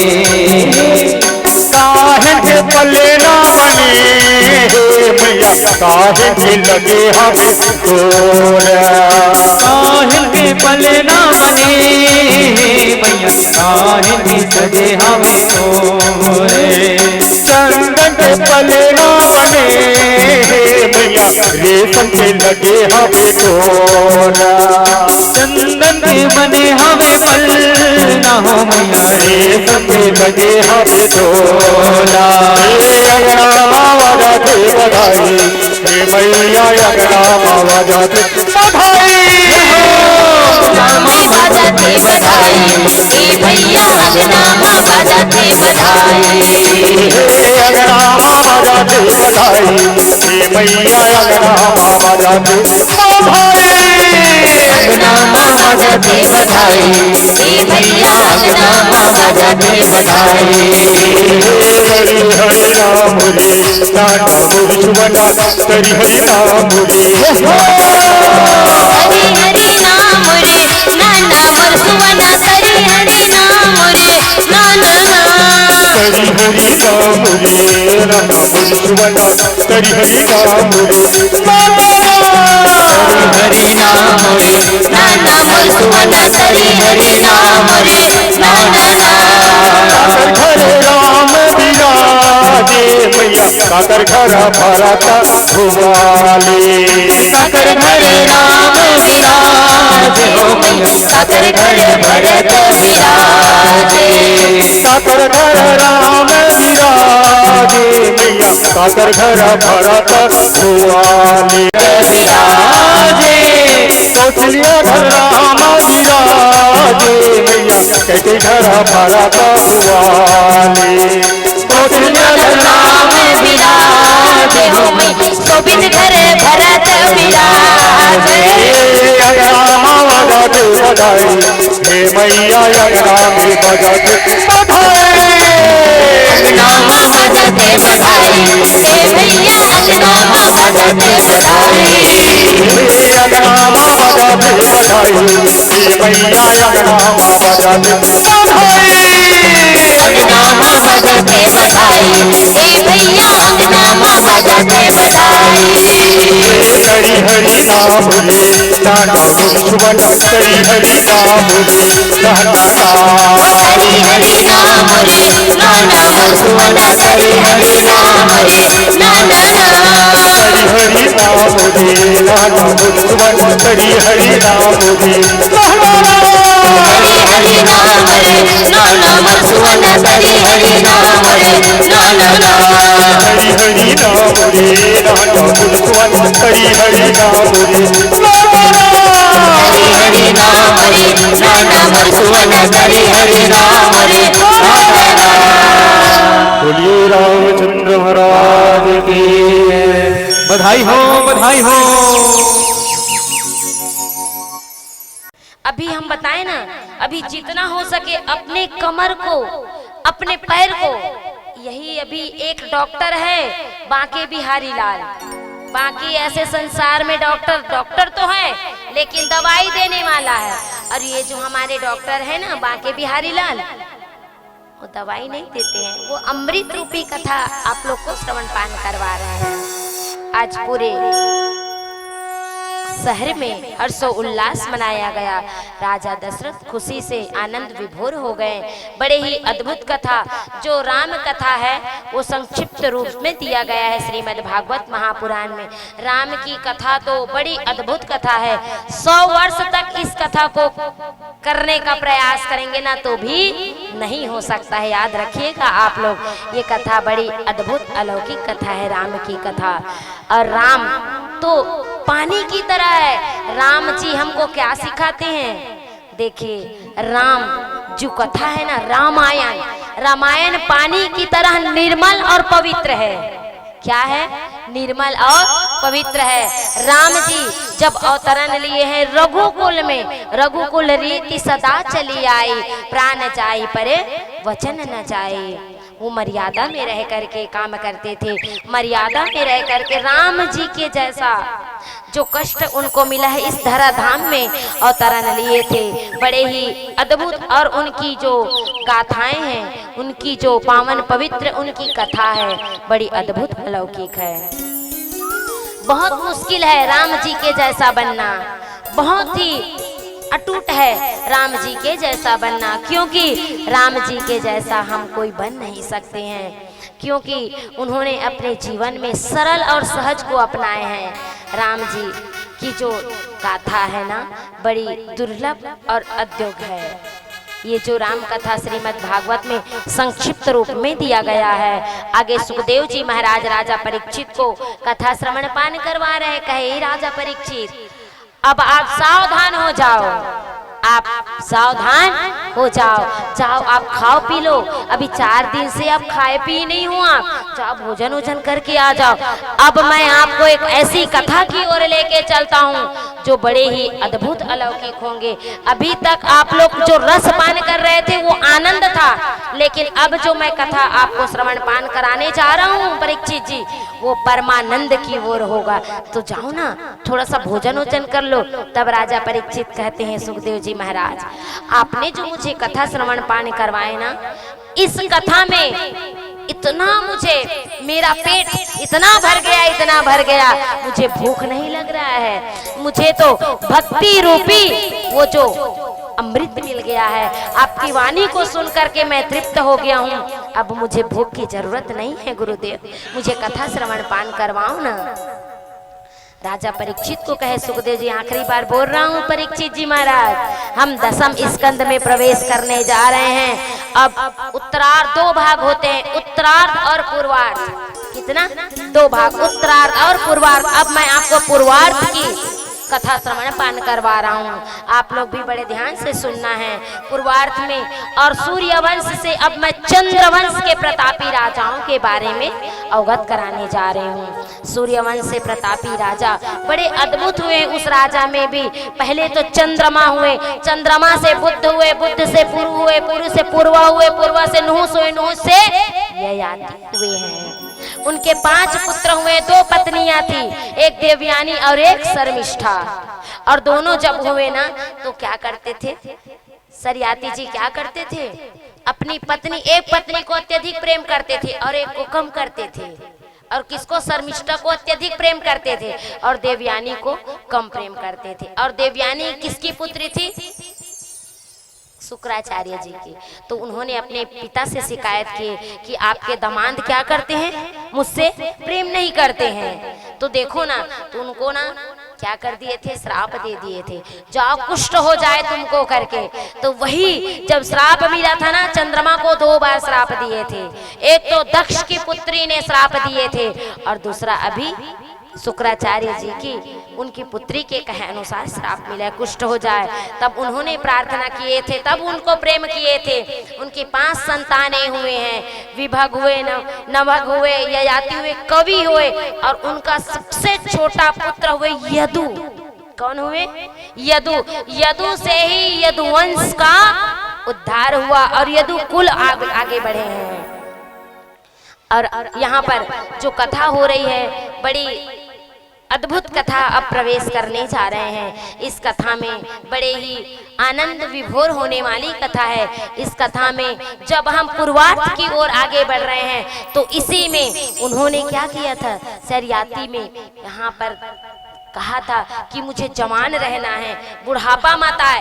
तो वही जो यदु है अपना जीवन अपने पिताजी को दे दिया था ताकि हे पिताजी आपको बूढ़ा मत हो, आप जवान ही रहो। जब जवान ही आए, मृत्यु निकट नहीं आए, तब आखिरी में ब्रह्मा से वरदान मांगे, नहीं मैं आज अपने जो पुत्र है उनसे मैं सुख में हूँ और उनको मैं वरदान देता हूँ कि मेरे पुत्र से ही यदुवंश आगे बढ़ेगा। तो उसी यदुवंश में आइए आज हम सूर्यवंश से चंद्रमा की ओर आगे बढ़ते हैं। चंद्रवंश के प्रतापी राजाओं के बारे में दो भाई थे, देवक और उग्रसेन नाम का 2 भाई थे। दोनों में अत्यधिक प्रेम थे और देवक के 7 पुत्री थी और उग्रसेन के कितने पुत्र? 9 पुत्र थे। और सबसे पुत्र का नाम था कंस। कंस का नाम सुने हो? कौन कौन है कंस गांव में? है नहीं है ना? सब राम है ना? हाँ, रहनी चाहिए। तो कंस जी हुए सबसे 9वां पुत्र और देवक की जो 7वीं पुत्री थी देवकी। अब देवकी जब बड़े हुए थे तो उनके लिए सुंदर वर ढूंढना चाहे और बताना चाहेंगे कंस अपनी बहन चचेरी बहन से बहुत प्रेम करते थे। उनकी प्रेम को देख करके दोनों भाई खुश हुए। उनके विवाह का समय आया तो अपने बहन के लिए सुंदर दामाद ढूंढे हैं और वो दामाद का नाम देवकी के, उनके पति का नाम क्या है, क्या नाम है, वासुदेव जी। वासुदेव को बताया, देखो वासुदेव, हम अपने बहन से बहुत प्रेम करते हैं, इनको कोई भी प्रकार की तकलीफ आंच ना आए, ऐसे करके भाई समझा रहा है। बताइए, उनका जो होने वाले दामाद को समझा रहे वासुदेव जी को। आज सुंदर देवकी और वासुदेव का विवाह होता है, संपन्न होता है, कन्यादान होता है। तो क्या हुआ, कंस अपनी बहन को नहीं छोड़ पा रहे थे, तो अपनी बहन को छोड़ने के लिए रथ में तैयार होकर के देवकी वसुदेव को वहां अपने ससुराल लेके जा रहे थे। उसी बीच में देवता लोग देखने लगे, कहे देख रहे वे कंस को, अपनी बहन को कितना प्रेम करते हैं, देखते हैं अभी परीक्षा लिया जाए। आकाश ने परीक्षा लिए हैं पहली बार। ये कंस पानी के बुलबुले के समान अपनी बहन को प्रेम करते हैं, देखते हैं कितना परीक्षा लेते हैं और वो परीक्षा में कितना संपन्न होते हैं। उसी पर जैसे रथ में बैठे थे देवकी मैया और वासुदेव जी बैठे हुए थे, उसी समय आकाश मंडल में गड़गड़ाहट होती है और बिजली चमकती है और उसी गड़गड़ाहट के साथ में एक आवाज आती है, अरे कंस, जिसको तू जीवन पूर्वक लेकर के सम्मान पूर्वक अपनी ससुराल छोड़ने के लिए जा रहे अपनी बहन की, वही बहन और दामाद के 8वें पुत्र आपका काल बनेगा। जैसे काल का नाम लेते हैं, आओ देखा ना था वो कंस अपनी बहन के बाल को खींच करके जमीन में धड़ाम से पटक देते हैं। बताइए कितनी प्रेम रही होगी, बताइए। पानी के बुलबुले के समान प्रेम था कंस को अपनी बहन में। परीक्षा लिए आकाश में और वहां पर गड़गड़ाहट होकर के भविष्यवाणी कर दिए, देवकी और वासुदेव की 8वीं संतान आपकी काल बनेगी।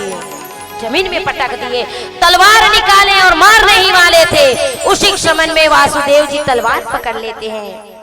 हे राजा, आप तो इतने बड़े प्रतापी राजा हो, आपको तो हमारे बच्चे से तकलीफ है ना, तो एक काम करो ना, हम अपने जितने भी संतान होंगे आपको प्रदान करेंगे, मेरी पत्नी को, आपकी बहन को छोड़ दो। तब उस कंस ने कहा ठीक है, नहीं मारूंगी आपकी पत्नी को, लेकिन आपका संतान मुझे चाहिए। तो वो कंस ने अपने बहन और दामाद को अपने ही कारागृह में डाल दिया और कारागृह में डालने के बाद हाथ की मेहंदी भी नहीं छूटी थी, कहाँ विदा करके लेके जा रहे थे। बताइए कितनी दुर्भाग्य की बात है। भाई हो तो कंस जैसे कभी नहीं होना चाहिए। याद रखना, सब अपने बहनों को पानी के बुलबुले के समान प्रेम मत करो, क्योंकि एक माँ के गर्भ से हम जन्म लिए हैं, लेकिन भेद हो जाता है, प्रेम में ही भेद हो जाता है। आज कंस कारागृह में डाले, जैसे ही दिन बीतते गए हैं, प्रथम साल में माता देवकी गर्भवती हो जाती है और जैसे गर्भवती होती है तो 9 महीने के अंतराल में एक सुंदर से बालक का प्रादुर्भाव होता है उस कारागृह में। जैसे बालक का प्रादुर्भाव होता है, बालक जैसे आवाज करने लगते हैं, द्वारपाल दौड़ करके कंस के पास जाते हैं और जाने के बाद कहते हैं, हे महाराज जी, एक बालक का जन्म हो गया है, आपका काल जन्म ले चुके हैं। दौड़ करके गए, कंस ने हाथ से छीन लिया बालक, छोटा सा 3 घंटे का बालक था। कितने घंटे का? 3 घंटे का। वो बालक आया और गोदी में रखे हुए हैं और देख करके प्रथम बालक माता देवकी के, उस बालक का नाम था कीर्तिमज। क्या नाम था? कीर्तिमज। जैसे ही वहां पर बालक को देखे और देखने के बाद कह रहे राम राम, इतना छोटा सा 2 घंटे 3 घंटे का ये बालक मेरा क्या बिगाड़ पाएगा? और मुझे बोला था कि मेरी मौत का कारण ये बालक बनेगी, इतना छोटा सा बालक मेरा क्या बिगाड़ पाएगा? जैसे ही बोले देने वाले थे, नारायण जी आ गए। नारायण नारायण नारायण। कंस को कहती, ये क्या कर रहे हो कंस? क्योंकि उनके पाप के घड़े को भरना था, इसलिए नारद जी आ गए हैं वहां पे। ये नहीं बोले हैं कि मार डालो बच्चे को, क्या बोल रहे हैं सुनिएगा आप लोग। कहे कंस जी, ये बच्चा को आप देख रहे हो, हाँ ये नारद जी, ये बच्चा मेरा क्या बिगाड़ेगा? इतना छोटा सा बच्चा है, 6 घंटे का 3 घंटे का बच्चा है, और ये तो पहला संतान है, आखिरी संतान नहीं, 8वां संतान। तब नारद जी ने एक पुष्प उठाया और एक पुष्प उठा करके कहे, हे कंस, अब प्रथम पंखुड़ी से लेकर 1 2 3 4 5 6 7 8 काउंटिंग करो तो 8 कहाँ पे आ रहा है, यही पे आ रहा है। फिर इधर से गिनो 1 2 3 4 8 इधर आ रहा है। जहां से भी गिने गिनती वहीं पर आएगी। जैसे आप लोग लकीर खींचिए 1 2 3 4, ऊपर से गिनोगे 1 2 3 4 8, अब नीचे से गिनो तो 1 2 3 4 8। कौन आगे कौन पीछे समझ में आया? नहीं ना, शुरुआत भी वही अंत भी वही है, और अंत भी वो है शुरुआत भी वो है, तो दोनों में बस इतना ही बोले हैं। कंस समझ गया नहीं, मेरा काल यही भी हो सकता है। नारद जी चले गए नारायण नारायण करते हुए। अब उधर जैसे ही गए हैं उसी समय में सुंदर से बालक को लेकर के वो कंस ने धड़ाम से जमीन में पटक देते हैं, और पटकने के बाद वो बालक का प्राण पखेरु उड़ जाता है। रोने लगती है देवकी। ऐसे करते करते 2 बालक हुए, 3 बालक, 4 बालक, 5 बालक, 6 बालक। 7वें बालक को योग माया के द्वारा रोहिणी के गर्भ में स्खलित करवा दिया गया। अब माता देवकी 8वां गर्भवती हो गई, 8वें नंबर की। धीरे धीरे दिन बीतते गए। उसी समय ब्रह्मा ने उस चतुर्भुज रूप को प्रारंभ किए देखे हैं। उस चतुर्भुज रूप को देख करके मेरे परमात्मा को प्रारंभ किए कि हे परमात्मा, आप ही सत्य हो, त्रिसत्य सत्यम परम धीमहि, आप ही सब कुछ हो। अब आपका आगमन का समय हो गया है प्रभु, अब देर न लगाओ। तो उसी समय में माता देवकी अपने वासुदेव को कहते हैं, हे स्वामी, आज पता नहीं मुझे ऐसा आनंदित हो रहा है। अर्धरात्रि ठीक 12 बजे था, और वो दिन कौन सा था? भादो मास अष्टमी तिथि, दिन बुधवार, रोहिणी नक्षत्र, वृषभ लग्न था। कौन सा दिन था? भादो का महीना था, अष्टमी तिथि थी, दिन बुधवार था, रोहिणी नक्षत्र था, वृषभ लग्न थी। वो ऐसा चराचर एक साथ कुंडली मिला हुआ था। उसी अर्धरात्रि में देवकी मैया प्रार्थना कर रही है, हे परमात्मा, मेरे गर्भ में आओ। आज वो मदमस्त ऐसा वातावरण था, हवा तूफान चल रही थी, कड़कड़ाहट बादलें गरज रही थी, इतनी घना घोर अंधेरी रात थी, और उसी रात में वो दृश्य बड़ी अद्भुत थी। ऐसा लग रहा था कि अब बारिश होने वाला है, आकाश भी फटने वाला है। और आप थोड़ा सा बाहर निकल के देखना क्या स्थिति बना हुआ है। अभी 5 मिनट कहीं लेट हो गए ना, तब तो फिर राधे राधे है, कोई अपने घर नहीं जा सकते। आज दिन भी देखिए कितना मंगल दिन आया हुआ है, और आज के दिन में आज सुंदर से प्रादुर्भाव होता है, और प्रादुर्भाव होने के बाद में, और आज दिन कौन सा है? मंगलवार है। कल के दिन होना था ना, एक दिन आगे आ गए। चना लूने के लिए आ रहे हैं हमारे गोविंद भगवान, है ना। तो दिन बुधवार था, और माता देवकी प्रार्थना की, चतुर्भुज में मेरे नारायण आए हैं। उनके सामने में आने के बाद में देवकी मैया वहाँ पे कहते हैं, प्रभु छोटे रूप में आ जाओ। और उसी समय यकायक अर्धरात्रि में माँ देवकी के उदर से एक सुंदर से बालक का प्रादुर्भाव होता है, और वहाँ पर वासुदेव जी के हथकड़ी खुल जाती है, बेड़िया खुल जाती है, द्वारपाल योग माया के द्वारा सो जाते हैं। सूप में उठा करके बालक को कहाँ लेके जाते हैं?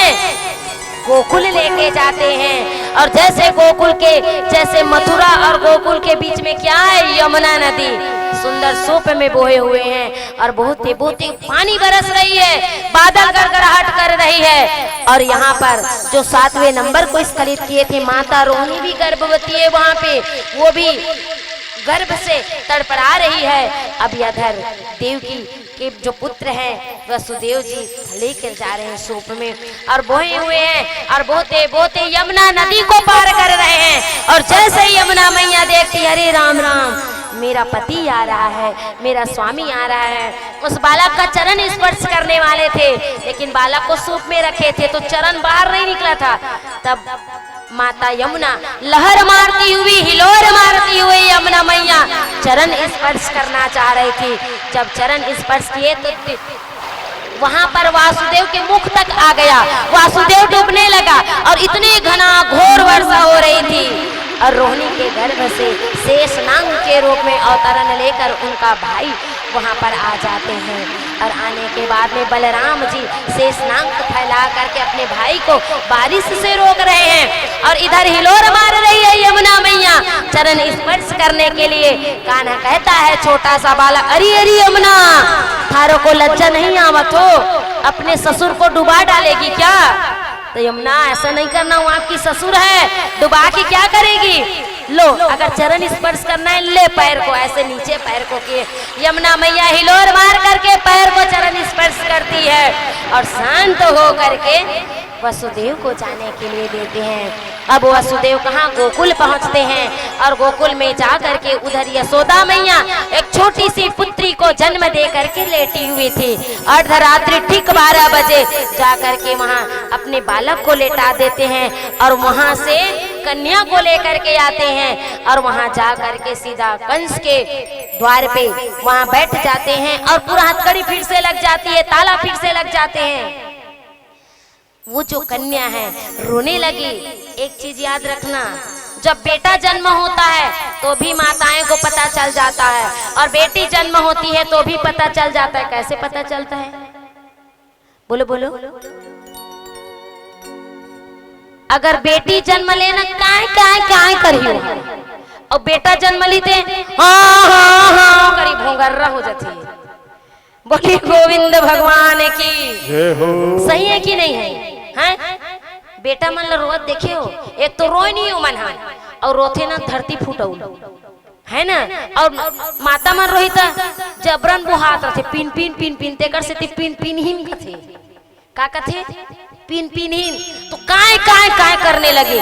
तो वहां पर दौड़ करके द्वारपाल को भेजे और देखने लगे और देखते हैं क्या छोटी सी कन्या है, कंस पकड़ लिए हैं। देवता ने मेरे साथ में बहुत बड़ा छल किया है, ये कन्या मेरी क्या बिगाड़ेगी? ऐसे करके फिर सोचे हैं कंस ने, अगर यही मेरी मौत का कारण है तो मैं इसको नहीं छोड़ने वाले। और जैसे ही उस कन्या को उठाए हैं, उठा करके जमीन से धड़ाम से पटकने वाली थी, वो कन्या अष्टभुज रूप में होकर आकाश में प्रकट हो जाती है, चतुर्भुज रूप धारण करके, और कहती अरे कंस, तुझे मारने वाला गोकुल में जन्म ले चुका है, क्या मुझे मारेगा?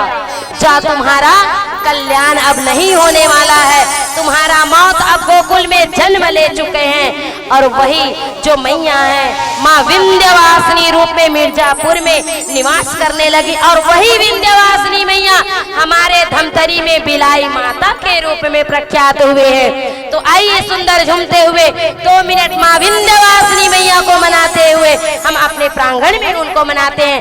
बोले विंध्यवासिनी मैया की जय हो, आदि शक्ति जगत जननी मैया की जय हो। जगमग हो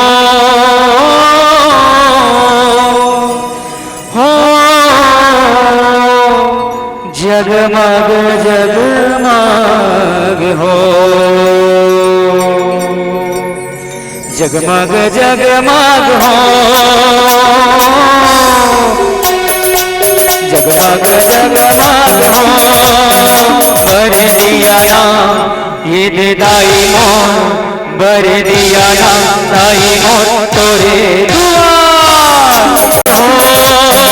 बर दिया नाम ये दे दाई मोर, बर दिया नाम दाई मोर तोरे दुआर।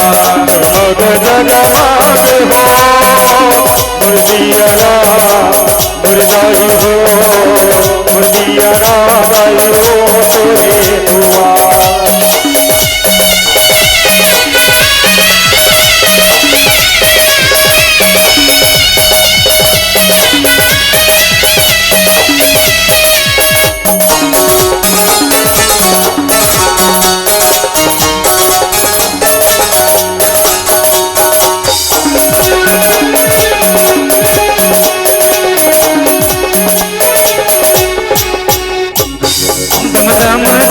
दम मंदार बजते इदे मंदार बजते इदे दाई हो तोरे दुआर। दम दम मंदारा बजते मंदारा बजते दाई हो तोरे दुआर। दम दम दम दम मंदार बजते इन माना बजते इन दाई हो तोरे दुआ रामा रामा रामा मानारा बजते मानारा बजते दाई हो तोरे दुआ हजूर मेरे आरती उतारे हो ये दे मैया हो ये दे दाई हो तोरे दुआ जगमग जगमग हो जगमग जगमग हो भर दिया राई हो तोरे दुआ भर दिया राई हो तोरे दुआ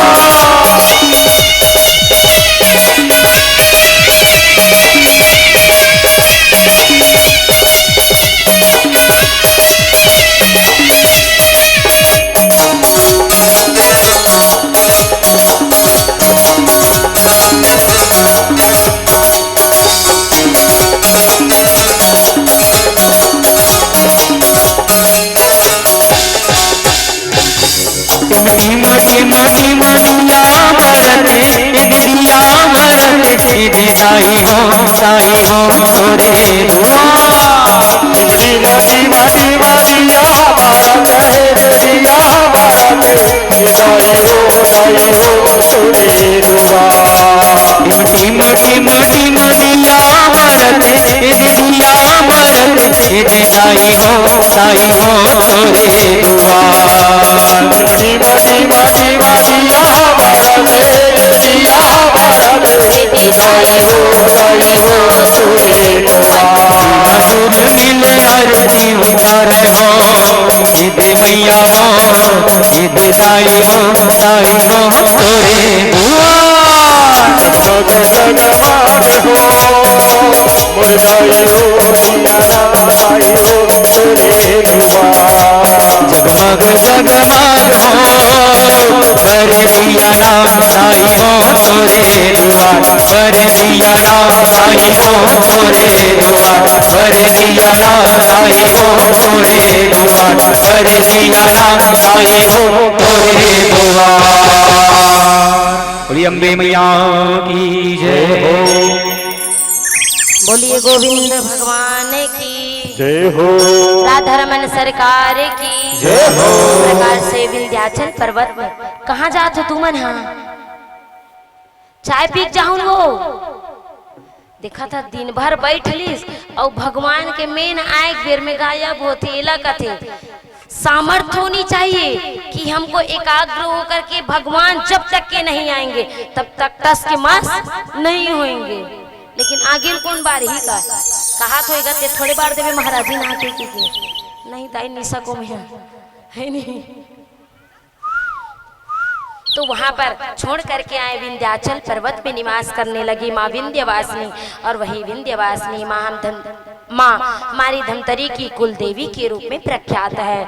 अब इधर गोकुल में नंद बाबा गौ माता को चारा दे रहे थे और गौ माता को चारा देते देते नंद बाबा कह रहे हैं गौ माता आप भी गर्भवती हो, आपके गर्भ से बछड़ा होगा, उनको चराने वाला मेरे घर में एक ग्वाला आ जाए ना। ऐसे जैसे ही बोले हैं अब इधर प्रसूति कक्ष में यशोदा मैया लेटे हुए थे।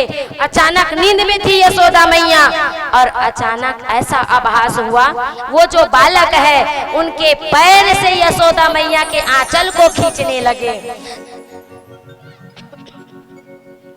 जैसे ही आंचल को खींचने लगे तो यशोदा मैया अपनी ननंद को बुलाते हैं, अरे वो सुनंदा, अरे वो सुनंदा।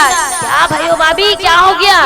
देख तो सुनंदा मेरे आंचल को कौन खींच रहे हैं? आंख बंद की है ना यशोदा मैया, देखो ना सुनंदा मेरे आंचल को कोई खींच रहे हैं। जैसे ही सुनंदा रूम को प्रसूति कक्ष में गए हैं और प्रसूति कक्ष में जा करके जैसे दरवाजा को खोलते हैं लाइट वापस आती है, उजाला आती है। उसी बीच में एक सुंदर से सांवरा सलोना नटवर नागर एक छोटा सा पुत्र को देखता है और जैसे ही वो पुत्र को देखते हैं सुनंदा की आंख फटी की फटी रह जाती है। क्या हुआ सुनंदा, कुछ बोलेगी? क्या हुआ? क्या बताऊं भाभी, आपको बताने लायक नहीं है। लाला भयो है लाला। क्या लाला भयो है लाला? दौड़ करके सुनंदा अपने भाई के पास में गए हैं। नंद बाबा के पास में, ओ नंद बाबा, ओ नंद बाबा, रोकना सुनंदा गौ माता को 4 दिनों गर्भवती है, बछड़ा आने वाला है, मैंने वचन मांगा है कि आपके बछड़ा को चलाने वाला मेरे यहाँ ग्वाला आ जाए। नंद बाबा बधाई हो, बधाई हो। क्या हुआ, मेरे बछड़ा तो अभी जन्मे ही नहीं है, क्या हो गया? बोले बधाई हो नंद बाबा, बधाई हो, लाला भयो है लाला। पूरे गोकुल में बंदरबार बनाने लगे, बधाई बांटने लगे और ऐसी मस्ती के साथ में झूमने लगे, ऐसा लग रहा था कि वहाँ होली का त्योहार है। दूध दही मक्खन मिश्री से एक दूसरे में उड़ेल रहे थे। जैसे ही देखे हैं गोपियां अहेर चोहरियां सब नृत्य करने लगे और नंद बाबा को बधाई देने लगे। बधाई हो, बधाई हो, बधाई हो, बधाई हो, बधाई हो। आप सबको, समस्त कातलवोड़ वासियों को और समस्त हमारे सोभी साहू जी के साहू परिवार को राम जन्म और कृष्ण जन्म की बधाई हो, बधाई हो, बधाई हो। और मेरे कृष्ण जी का आगमन होने वाला है। सब झूमते हुए मस्ती के साथ में, शर्म बिल्कुल नहीं करना है, जे कर ही शर्म है नहीं वैसने तो भैया और तुमन में कुछ करूं तब चकाचक दिखी जाऊं, ऊपर में बैठार दे हो और तुमन तो ऐसे करत हो तब वो नहीं दिखत हो, तो तुमन ला अंधियार में कस के नाचना है जैसे घर में छठी होते नहीं। और कल अभी तो गोविंद भगवान की आगमन है, कल वही गोविंद भगवान की छठी, फिर डबल काके चाय बनेगा, फिर काके चाय पिएंगे और छठी मनाएंगे 1 बजे। और कल तो आनंद ही आनंद होने वाला है। उनके छठी का कार्यक्रम और 56 भोग लगेंगे, जो माताओं को भोग प्रसादी लेकर के आना है, गोविंद भगवान के चरणों में अर्पण करना। और कल सब माताओं को लाल साड़ी पहन करके आना है और सब भाइयों को लाल कुर्ता पजामा पहन कर। और द्वारका नाथ का विवाह का भी दिन है। और काका लाभ थे बिहाव में,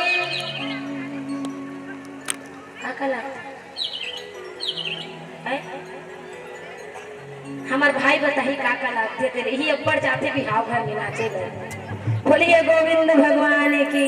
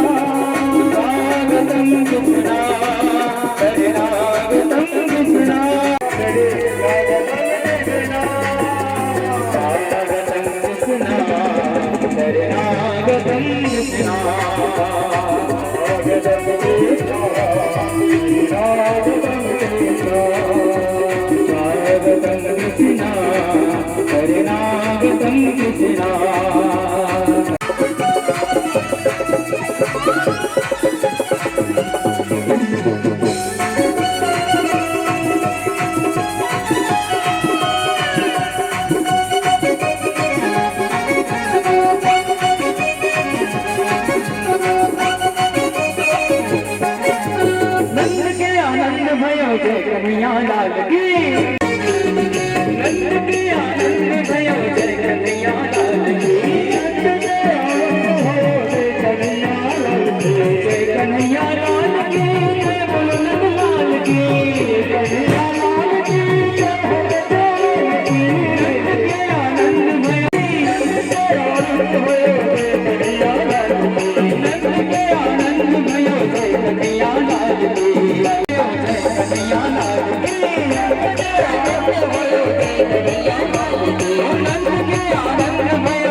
कन्हैया लाल की।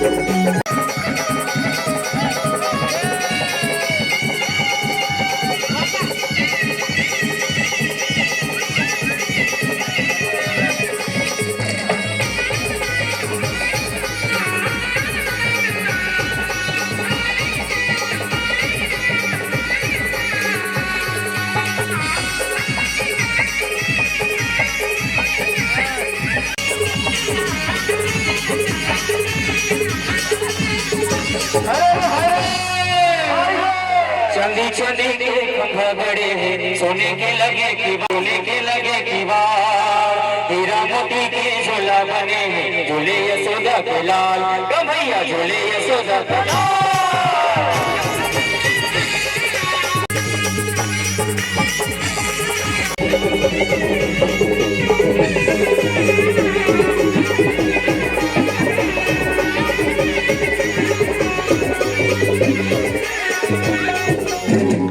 मुख मुरली बजा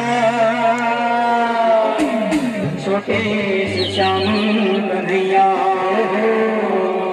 मुख मुरली बजाए, मुख मुरली बजाए छोटे से श्याम कन्हैया, छोटे से श्याम कन्हैया, मुरली बजाए, मुख मुरली बजाए छोटे से श्याम कन्हैया, मुरली बजाए, छोटे से श्याम कन्हैया, छोटे से श्याम कन्हैया हो, नानक श्याम कन्हैया,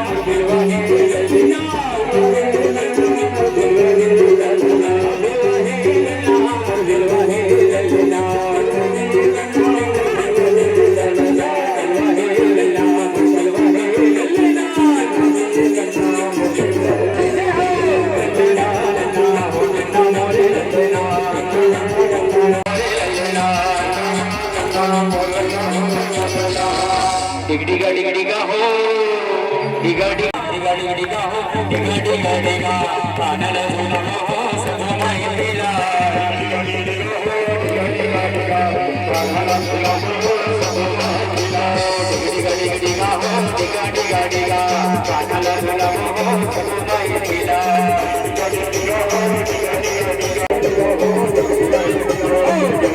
डिगा हो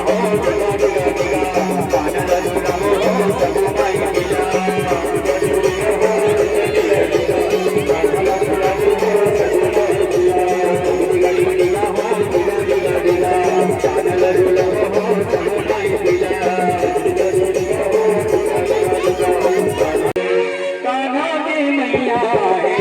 सब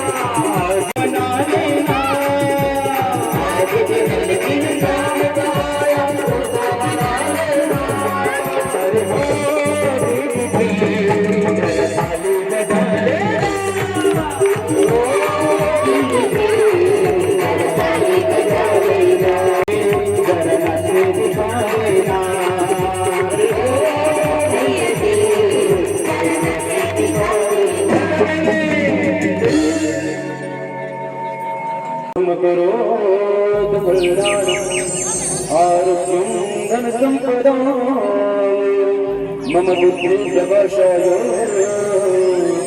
सांख्यदीपं नमोस्तुते। प्रेम से बोलो श्रीमद्भागवत महापुराण की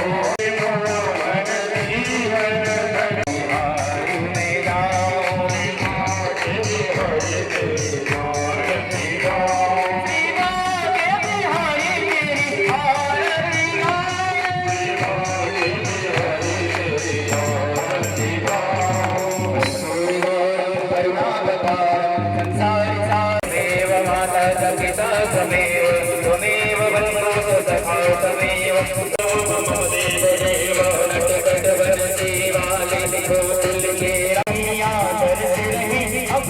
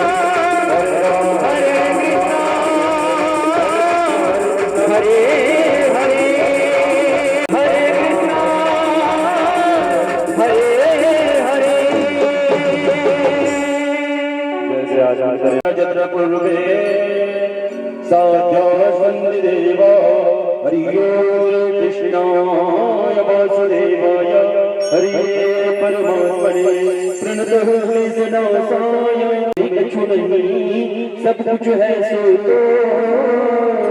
तेरा तुझको सौंपता प्रभु जी क्या लागे है वो क्या लागे है वो सब कुछ दिए हुआ बने क्या वक्रतुंडाय धीमहि तन्नो दन्ति प्रचोदयात् हरि ओम नारायणाय धीमहि वासुदेवाय धीमहि तन्नो विष्णु प्रचोदयात् हरि ओम तत्पुरुषाय धीमहि महादेवाय धीमहि तन्नो रुद्र प्रचोदयात् हरि ओम तन्न विद्महे तम पूजयामि जगदीश्वर मे प्रसीदा तम पूजयामि जगदीश्वर मे प्रसीदा सुमन सुगंध सुमन उता सुमन भक्तिया पार पुष्पांजलि हो स्वीकार सिंह चढ़े दुर्गा मिले गरुड़ चढ़े भगवान बैल चढ़े बाबा मिले पूर्ण हो काम प्रेम से बोलो श्रीमद् भागवत महापुराण की जय। हाथ उठा करके बड़ा भाव स्थान में जयकारा लगाएंगे। ओम नमः बाबा कष्ट दुख कार्य भय पार्वती के हर हर हर महादेव शिव शंभो धर्म की विश्व का गौ माता की गौ माता की प्रेम से बोलो हमने वैदिक तत्नाथ धर्म की ओम नमः पार्वती पतये हरि ओम शांति शांति शांति शांति भवतु समस्त तेरा दर तो हकीकत में तेरा दर तो हकीकत में दुखियों का सहारा है दुनियों का दरबार तेरा बाबा दरबार तेरा बाबा जन्नत का नजारा है बाकी बेला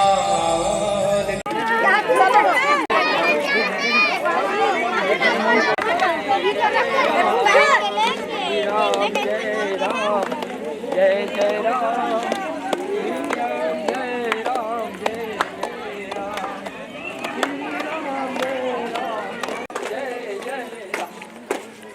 राम जय राम जय राम जय जय राम वनवागी बिहार की जय राम जय राम जय राम जय जय राम।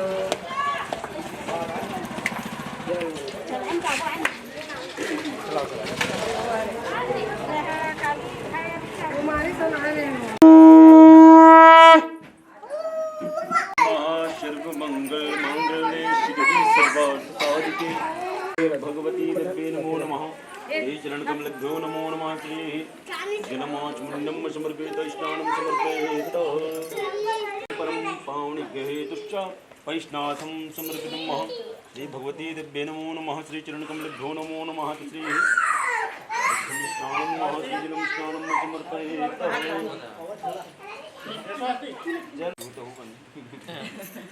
आधा गिलास नहीं मिले महाराज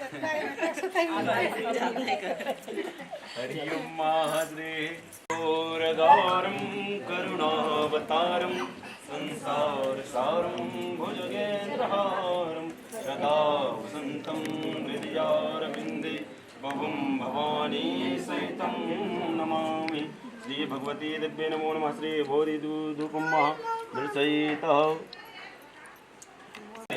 सुगन्धिनी मालिनी वै प्रभुहमाय तानि पुष्पाणि श्री दिव्ये हस्तं समर्पयेतः भागवत महापुराण की जय श्री वृंदावन बाग बिहार की जय बालकृष्ण भगवान की जय राधे राधे श्याम से राधे राधे राधे श्याम से राधे भगवान की जय श्री राधा